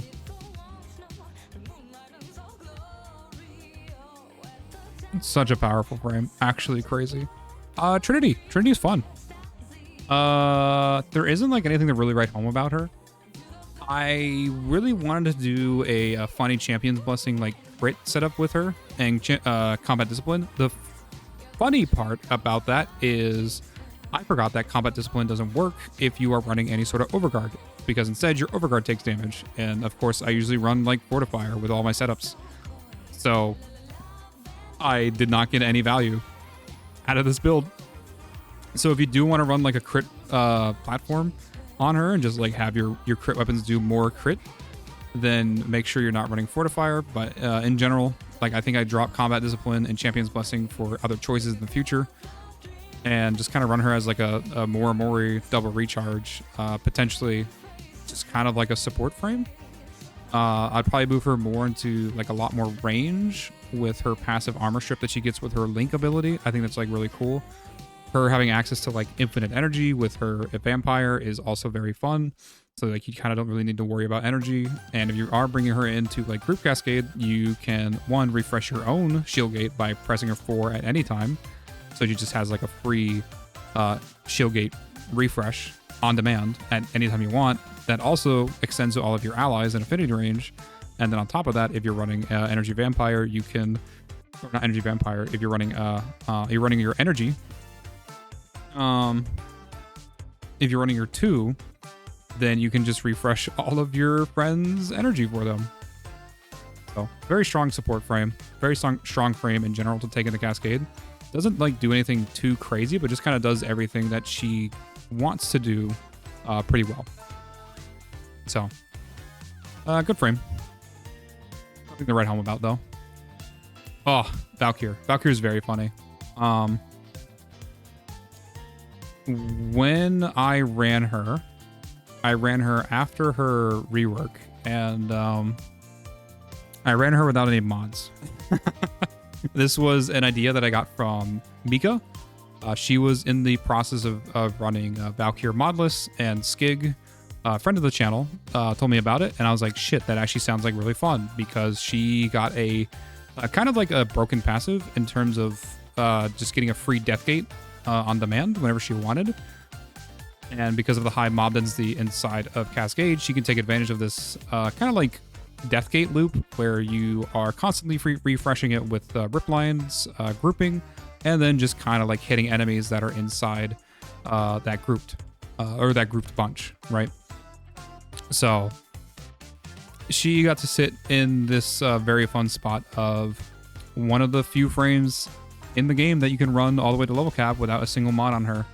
Of course, when I did run her, I did put on some modded weapons. This one did run Fortifier, so I was running an extra layer of survivability there, and then I just ran like a regular bow prime to be able to kill enemies and kill level cap Thrax kind of comfortably.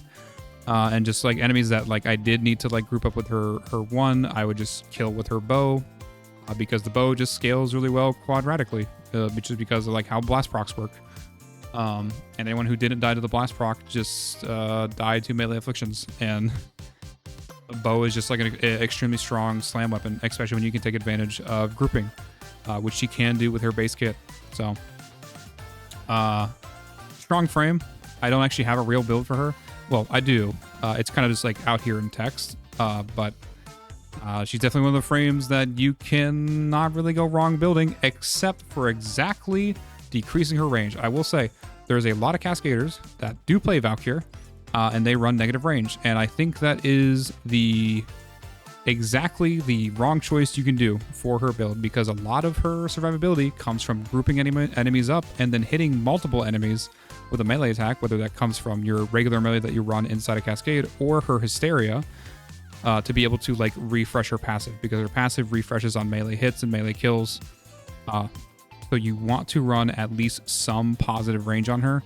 Do not run any negative range on her, because every time I run with a Cascader who plays Valkyr and they run negative range, they die a lot, and then they complain about it because they hear like, oh, Valkyr is like such an amazing frame now for Cascade, which she is. She's extremely strong in Cascade. However, they're still using old like 2018 builds where you run like triple umbral plus narrow-minded for some reason. I don't know. Update your build. Run positive range, and also don't run triple umbral on her. Is very much not necessary. There's a lot of other better choices to make. Like, if you really want, you can just like go with this and be fine. Outside of that though, like she is definitely hard to build wrong because of just how powerful she is now. Absolutely incredible frame. Oh, Vauban. Vauban was so close to being perfect on his initial run. I think he is like a very strong frame, and he's one of the few frames that actually has a level scaling multiplier inside of his damage formula for his abilities. So all of his abilities scale with enemy level, except for, I think, his 3 scales, his Flèche Orb scales, and I think his Tesla Nervos also scales with enemy level. I could be wrong with that. I know the Flèche Orbs scale with enemy level, and I know the Orbital scales with enemy level. Both of them are like really fun to kill at level cap. There was one issue I did have with this run, and that was the damage I was doing with both the turret and the orbital was just barely enough to kill enemies at level cap. So if I were to rerun him again, I would almost want to run just one more layer of extra damage on his build. This is doing something like Roar on his 1. This is doing something like potentially even Nourish, because Nourish scales both of his abilities. This is doing like swapping out about like Streamline for something like Vigorous Swap, because Vigorous Swap will also scale his abilities. Like I can't emphasize this enough that this build was so close to being comfortable at level cap. It was literally like one more damage buff away from comfortably killing enemies, right? He is also a frame that you can run with pure abilities at level cap and run something like Shade, so you can like completely negate his survivability if you want to.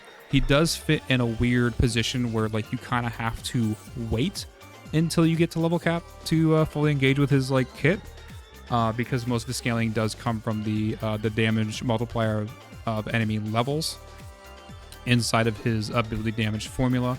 So you probably will just be filling up your time with like shooting people with a glaive, exploding them with like a glaive, and then like shooting people with Fierce, and then just grouping up people with his 4, until eventually you get to the point inside of Cascade where your abilities are scaled enough by the enemy level to do damage, right? And then you can move into like a Shade build where you're invisible most of the time and not really having to worry about dying in general because of how powerful invisibility is. So extremely strong frame for level cap. My build was just, fair warning, super close. It was so close to being perfect. It was like literally one off. So, and I also didn't subsume anything on him, so he is he's open for his subsumes. His survivability did not feel bad at all, just because of how much CC he does have inside of his kit. You did not need to run into Morimori on him at all for capping.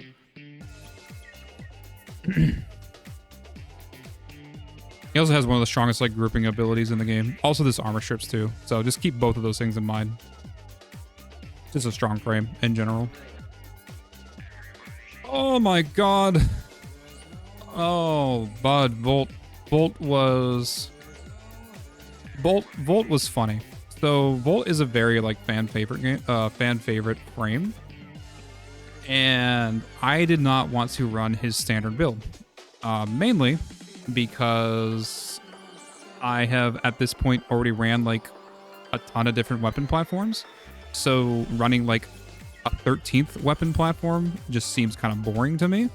So instead, there is a build called the 4 Augment, or the Kitty Cat build, where you run Desiccation's Curse and subsume Desiccation on him, where you can create Sand Cavats, which you give Shock Trooper, and on top of that you give Shocking Speed, so that they go really fast. They run around like with a bunch of basically just wisp motes where they're constantly seeing enemies, and then on top of that they're corrosive stripping everyone with the Sand Cavats passive, which is to spread scarabs to enemies, and if those enemies die they create more Sand Cavats, and basically you end up in the side of this loop where you have infinite Sand Cavats CCing enemies at level cap.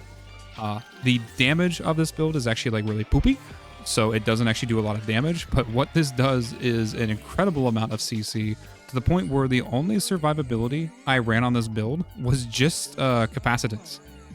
Just pressing his 4 once in a while to refresh his shield, which Capacitance, by the way, is an extremely strong survivability tool in general for Volt. Because during that entire duration, when people are getting shocked, you are refreshing your shield, and so like you're kind of immortal for like those 10 to 15 seconds that Capacitance is active. So he was just an unbelievably strong frame when it came to CCing everybody on the map. Now the funny thing is, if you do want to run like an actual effective build, there are hundreds of level cap Volt builds out there, and honestly I could probably sauce any of them from some of the trusted build crafters that I have either in my community or people that I watch on YouTube. If you are looking for like a more serious build, but like just understand that his build has been done to death, and I was in the mood for something funny.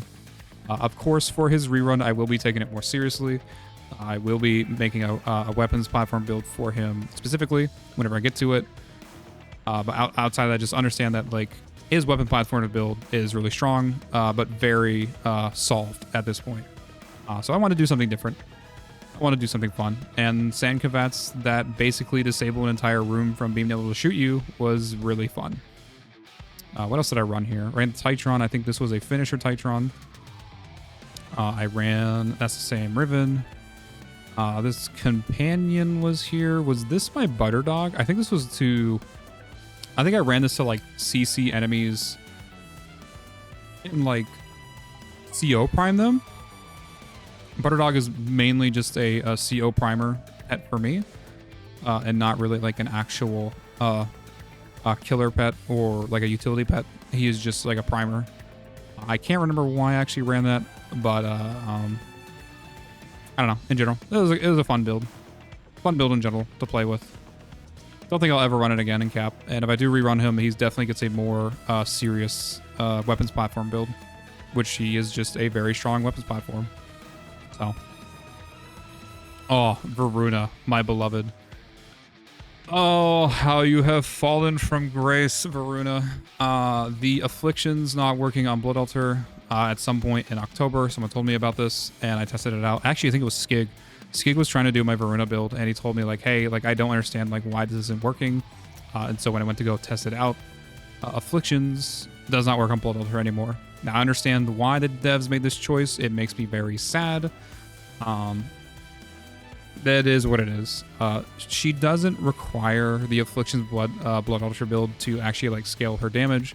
You can instead just run her invisibility with her hunt and then just kind of like attack the enemy that gets marked with a heavy attack with a melee and proc afflictions on it in normally, instead of like trying to stack up a ton of damage on an invincible enemy that can be afflicted multiple times. Right? It's not really necessary. She still is a really good nuker. And she's also just like good in general to run in Cascade because she has access to invisibility. So she also just like status primes. And I think that's like kind of cool. On top of that, her leap can like cross rooms really easily. And so there's multiple times in which I'll be on the other side of a tile and I'll see an exo being captured and I will leap across the tile almost instantaneously to get right next to the Thrax to be able to like prime them and like melee them, right? So a very fun frame in general to play at level cap. Unfortunately, the build that I'm running here is kind of nerfed. I think in the future I would just maybe run something like Roar, or I don't know. I'll figure it out. Maybe Wrathful. Just something in the future to like change up the build. Probably just do a little bit more damage, even though her Afflictions nuke is still like very strong. If you get lucky and spread the slash status or any other status that inherits the slash's damage from Afflictions, because of how funny Affliction scales with multiple statuses on enemies. But yeah, in general, just strong build. Can't go wrong with her. She was close to becoming a Cascade staple for me, but she just lacked a little bit of KPM. Like, she had a very strong and very big nuke, but she doesn't really have the KPM to keep up with, you know, someone like Neja, someone like Kalervo, someone like Ildrin or Titania. Like, she's just barely there in terms of like my standards for being like part of my main arsenal when it comes to hopping into Cascade and like choosing a frame to hop into Cascade with. Other than that, just really strong build. Oh, I don't run the Okina anymore, by the way. Just fair warning, Okina's passive, the Incarnon passive, will disable her invisibility if you run it. So her, I think it's her 2's invisibility. I forget which one it is, either her 1 or her 2. It gets disabled anytime you attack, so it's like Shade's invisibility. And the Okina little daggers that you generate from melee attacks will, in fact, actually disable your invisibility when they attack someone. In the future, I think I ran something like a Praetos on her. I should have like an Afflictions Praetos that I like to run. It comes with a Force proc. Yeah, Wolf was for the furry frame, right? And so a Praetos has a nice double Afflictions on its heavy tech. This Afflictions, by the way, is sequential, so it will afflict once and then it will afflict twice in sequence. So the first Afflictions gets a second Afflictions. So if the enemy for some reason like lives through the first Afflictions and gets hit by the second one, you are now double afflicting and causing some absolute crazy damage when it comes to Afflictions. Like the Praetos is incredibly strong when it comes to Afflictions for that reason. So I think I run a really high initial combo on her. Yeah. I wonder what I would do in the future if you actually don't have a Riven to run. I don't know. Probably this just gets replaced with like galvanized mods. Well, the one shitty thing about her, by the way, she has the same problem that Neja has when it comes to like proccing galvanized mods. Her her damage does not count as ability damage. Or no, sorry, it does not count as melee damage. It actually gets transformed into ability damage. This is very similar to how Neja's spears are treated. So like if you slam with Neja, you will probably only get like one melee kill instead of like every single person that was speared counts as a melee kill because it gets transformed into ability damage. I believe when the transition happens, it removes melee. It removes modded elemental damage. This is definitely the case for Neja. I don't know for sure if this is the case for Varuna. In general, though, with her, I do not really run a lot of melee elemental mods. Partly just because of like suspicion. Like I don't want to just lose out on damage. And well, this build like works in general just fine. But just my suspicion that like the elemental modifier gets removed from her dots that get spread by her abilities. Like I said, don't know that one for sure, but it acts very similar to how Neja's 4 works for status spreading. So it probably does, but I don't know for sure. So grain of salt. Anyways, moving on. Oh my god. Wisp is an absolute powerhouse of a frame, and she kind of fits within the same category of a very versatile frame that is kind of hard to build wrong because of how many different variations of like different builds you can run with her. In fact, I have a very funny build that I run with her, which is the helicopter wisp. The idea behind this build is to stay in the air indefinitely, or at least as much as you can. This is proccing her passive to give you passive invisibility, which is just incredibly strong. I can't believe they actually printed that onto a frame. It is actually ridiculous with how strong that is. Outside of that, I just run her as like a weapons platform to enhance my melee, because we're gonna talk about the melee here in a second. But I run Roar to enhance the influence melee that I use on her. Here, you don't need to run this anymore. You don't need to run Dexterity. The Amalgam Argonaut Metal Auger is actually still pretty important here, because this will passively strip armor whenever you do an attack with a dagger. We do use the Inodem here, so this is the Inodem like helicopter build. But Dexterity isn't like needed anymore, because you can now run your Arch Gun for more combo multiplier. This is just a regular. Is this my Compressa, or is this like? I think this is my new core. I would just suggest running a Compressa. This is an outdated build. This is like one of the first frames I ever ran inside of Cascade Capping. And in fact, it's actually one of the first frames I ever covered inside of Cascade Capping on this channel. So, yeah, here we go. Inodem. Basically, the idea behind this is I kind of want to show this off because it's very funny. Where's my wisp? Ooh, she even has shards on her. Isn't that fun? Inno. How do you spell Inno? Inodem. So with this build, what you're effectively doing, because melee doesn't turn off your invisibility when you're in the air, the Inodem has a very funny interaction with its Incarnon mode, where when you're in the air and attacking, it will actually shoot out little projectiles in front of you.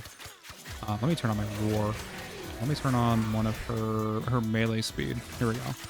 I just need to build up the galvanized mods real quick, and yep, I get access to my Inodem Incarnon mode. And so what this does is that when you're in the air and you do in-air attacks, you'll actually, I don't know if you can see it because her wings are kind of like in the way, but you're shooting out like little projectiles in front of her whenever you do an aerial attack. And so this is where the helicopter wisp kind of comes from, and you can kind of just like float by enemies, and anytime you like actually proc influence, you'll notice here in a second people are just going to explode. There we go. Once you actually get a kill with blast, all of those blast procs will detonate on each other, and At any point, if you're running I do run a Butterdog build with this, so this is the regular status spreading with synergized per perspectives, and then momentous bond, giving your companion even more, or is it manifold? It's one of these two. It gives your companion even more statuses, so then you get even more CO spreading with your influence. Kind of just like in general, being a kind of Mimi build, but this is like one of the only Mimi builds that I have that's like actually effective at a level cap cascade. So I kept it around. And in general, it's just like really fun to use. Very fun Wisp. One of the few frames I actually made a video on too. Oh, here, readjusting my chair. Yeah, I think I covered most of it. Yeah, the Butterdog is in here. The Butterdog's like weapon is in here as well.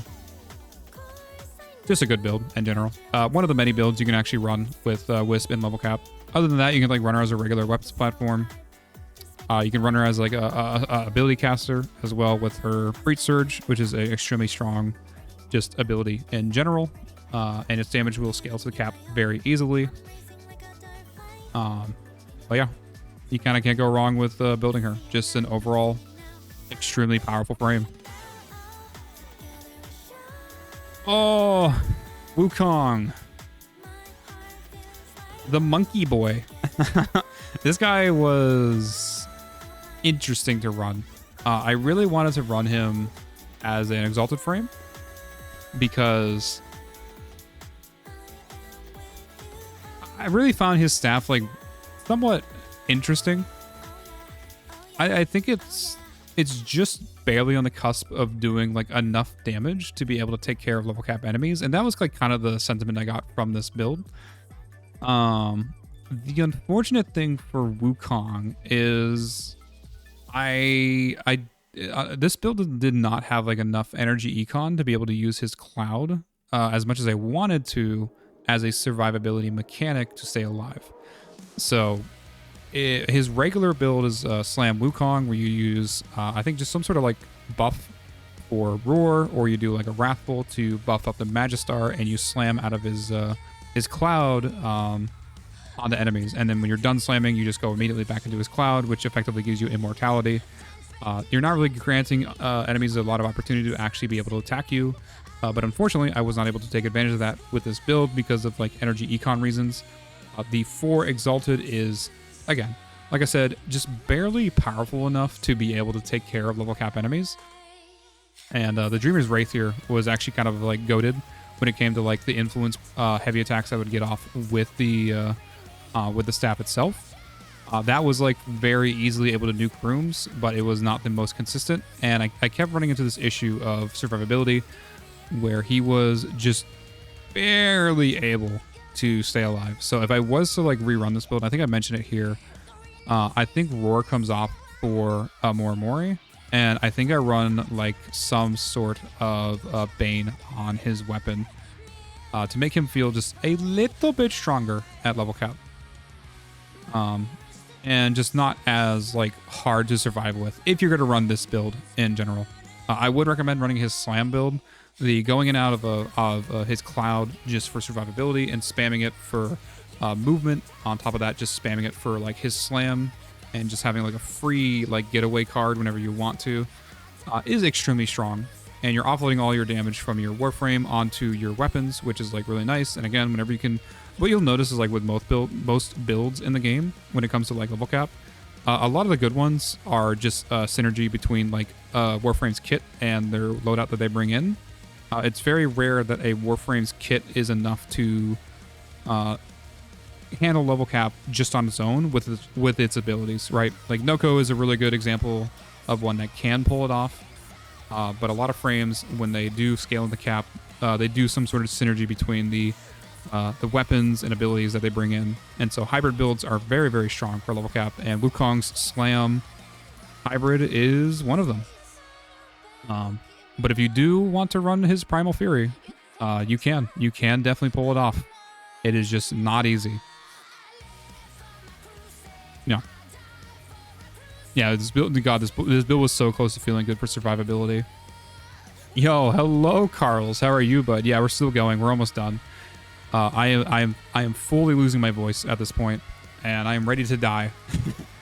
It is bedtime for me, and I should probably go to bed, but we have 3 more frames to talk about, and the funny thing is, we don't get to really talk about a Zephyr, because Zephyr is a bug abuser.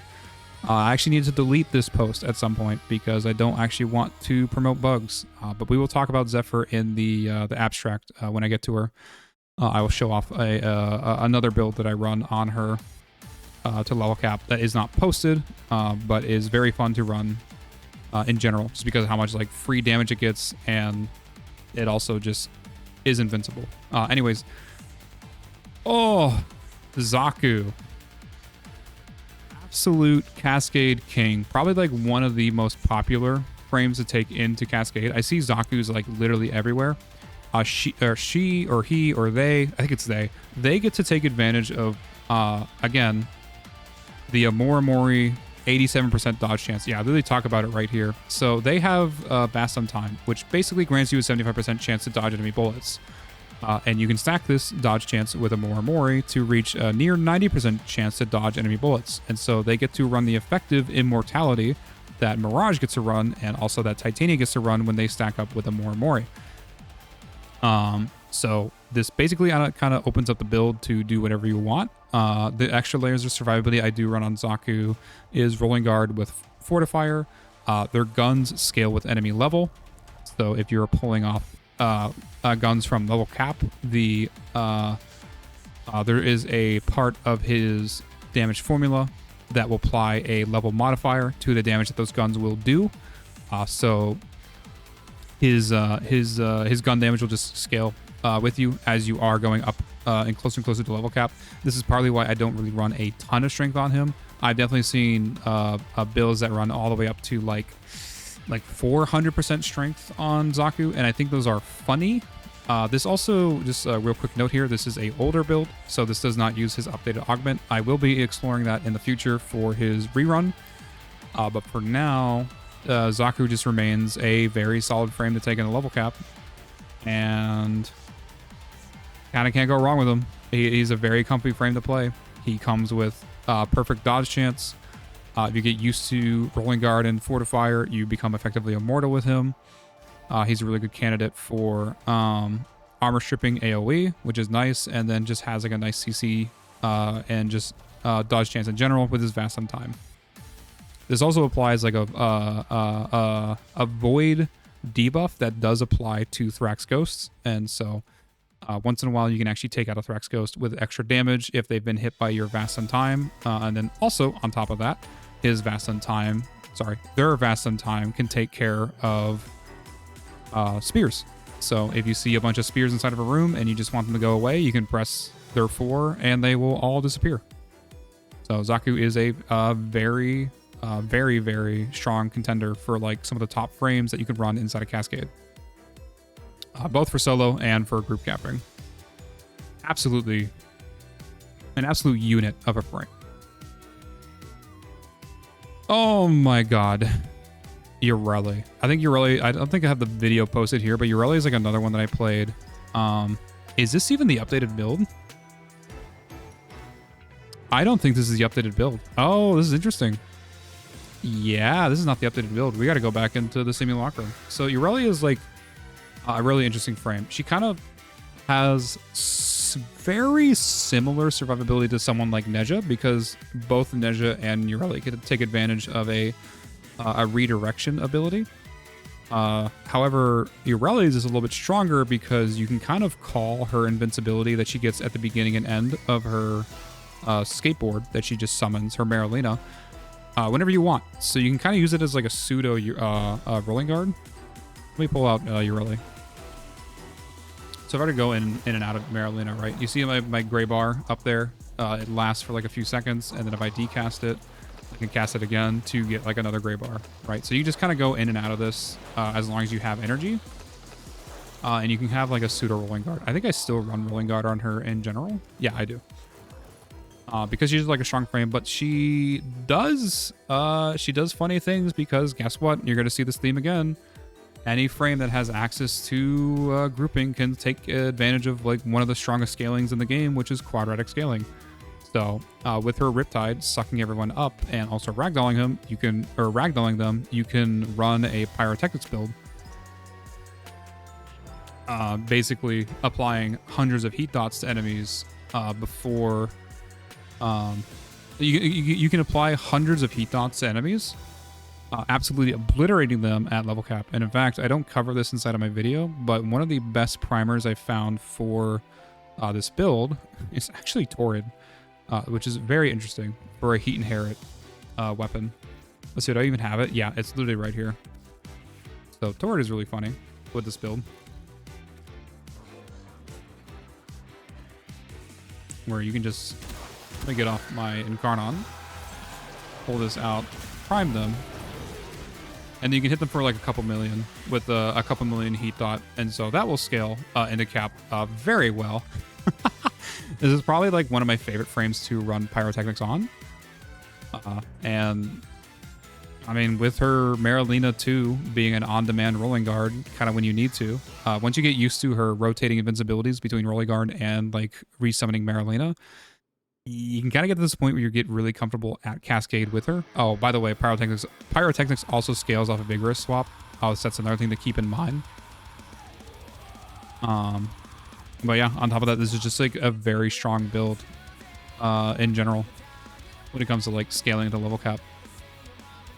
Pyrotechnics is a very funny ability, and I kind of hope they never update it because, oh, they might have said that I think Pyrotechnics is a bug.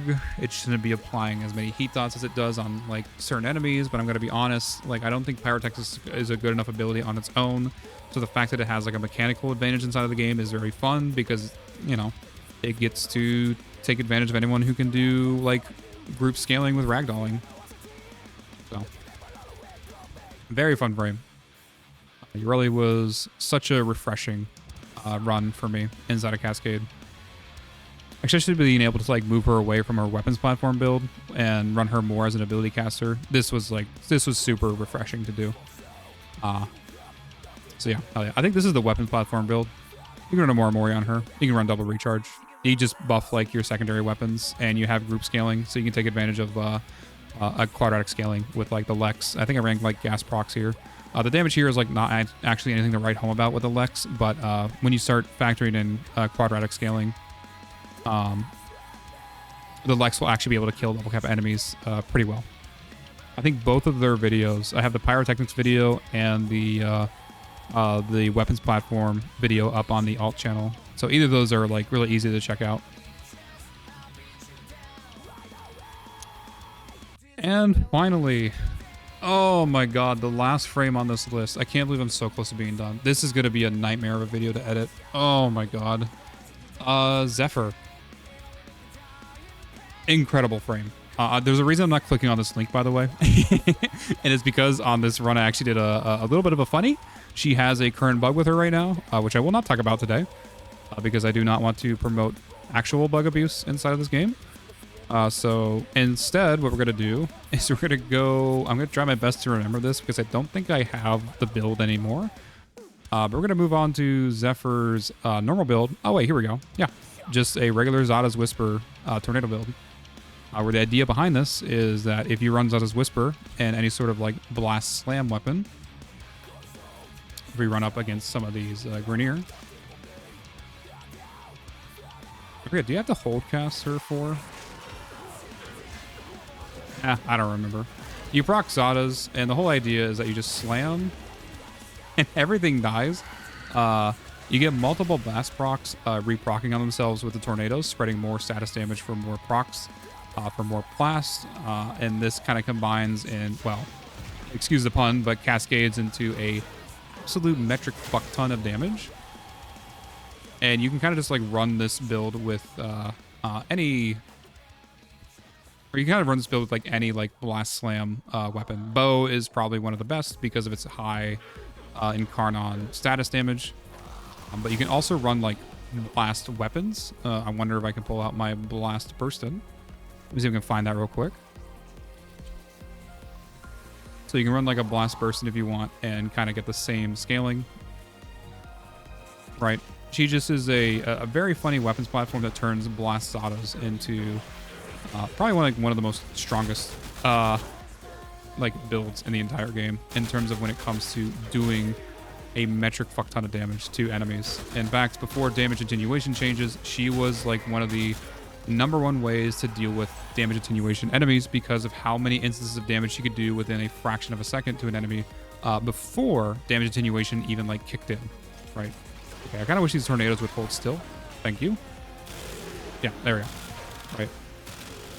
Turn basically anything into a massive AoE blast explosion that just reprocs over and over on tornadoes. I think there is a cap to how much recursion can happen. It was a shadow nerf that was done to her build at some point in the past, but it's still in a state that is incredibly strong. So you cannot go wrong with Zephyr. All of her survivability comes from Turbulence, where there really isn't a lot of enemies in the... Sorry, there isn't a lot of like enemies inside a Cascade that actually come up and melee you, and Turbulence just blocks all projectiles. So Turbulence plus Fortifier and Rolling Guard like is really all the layers of survivability that you need, and all the damage that you need to one-shot any enemy at level cap and kind of like have a pretty decent AoE will come from her Zadas plus any blast weapon that you want combined with her tornadoes. And yeah, that is... Holy shit, that is every single frame in the game. Hopefully at some point in the future, when I finish the reruns, I can actually tier list all of these frames. It was such a fun challenge to do. I don't think I would ever play with all the frames in the game unless I did it through the framework of like a challenge like this. And being able to like kind of just get good at the game has just been like a really fun journey. So I'm excited to redo all the builds. I'm excited to like actually put out some really good content when it comes to build crafting in general, and just hopefully be like a really good resource in the future for Cascade builds, specifically of course solo Cascade builds. But yeah, Jesus fucking Christ, that was a crazy long yap session.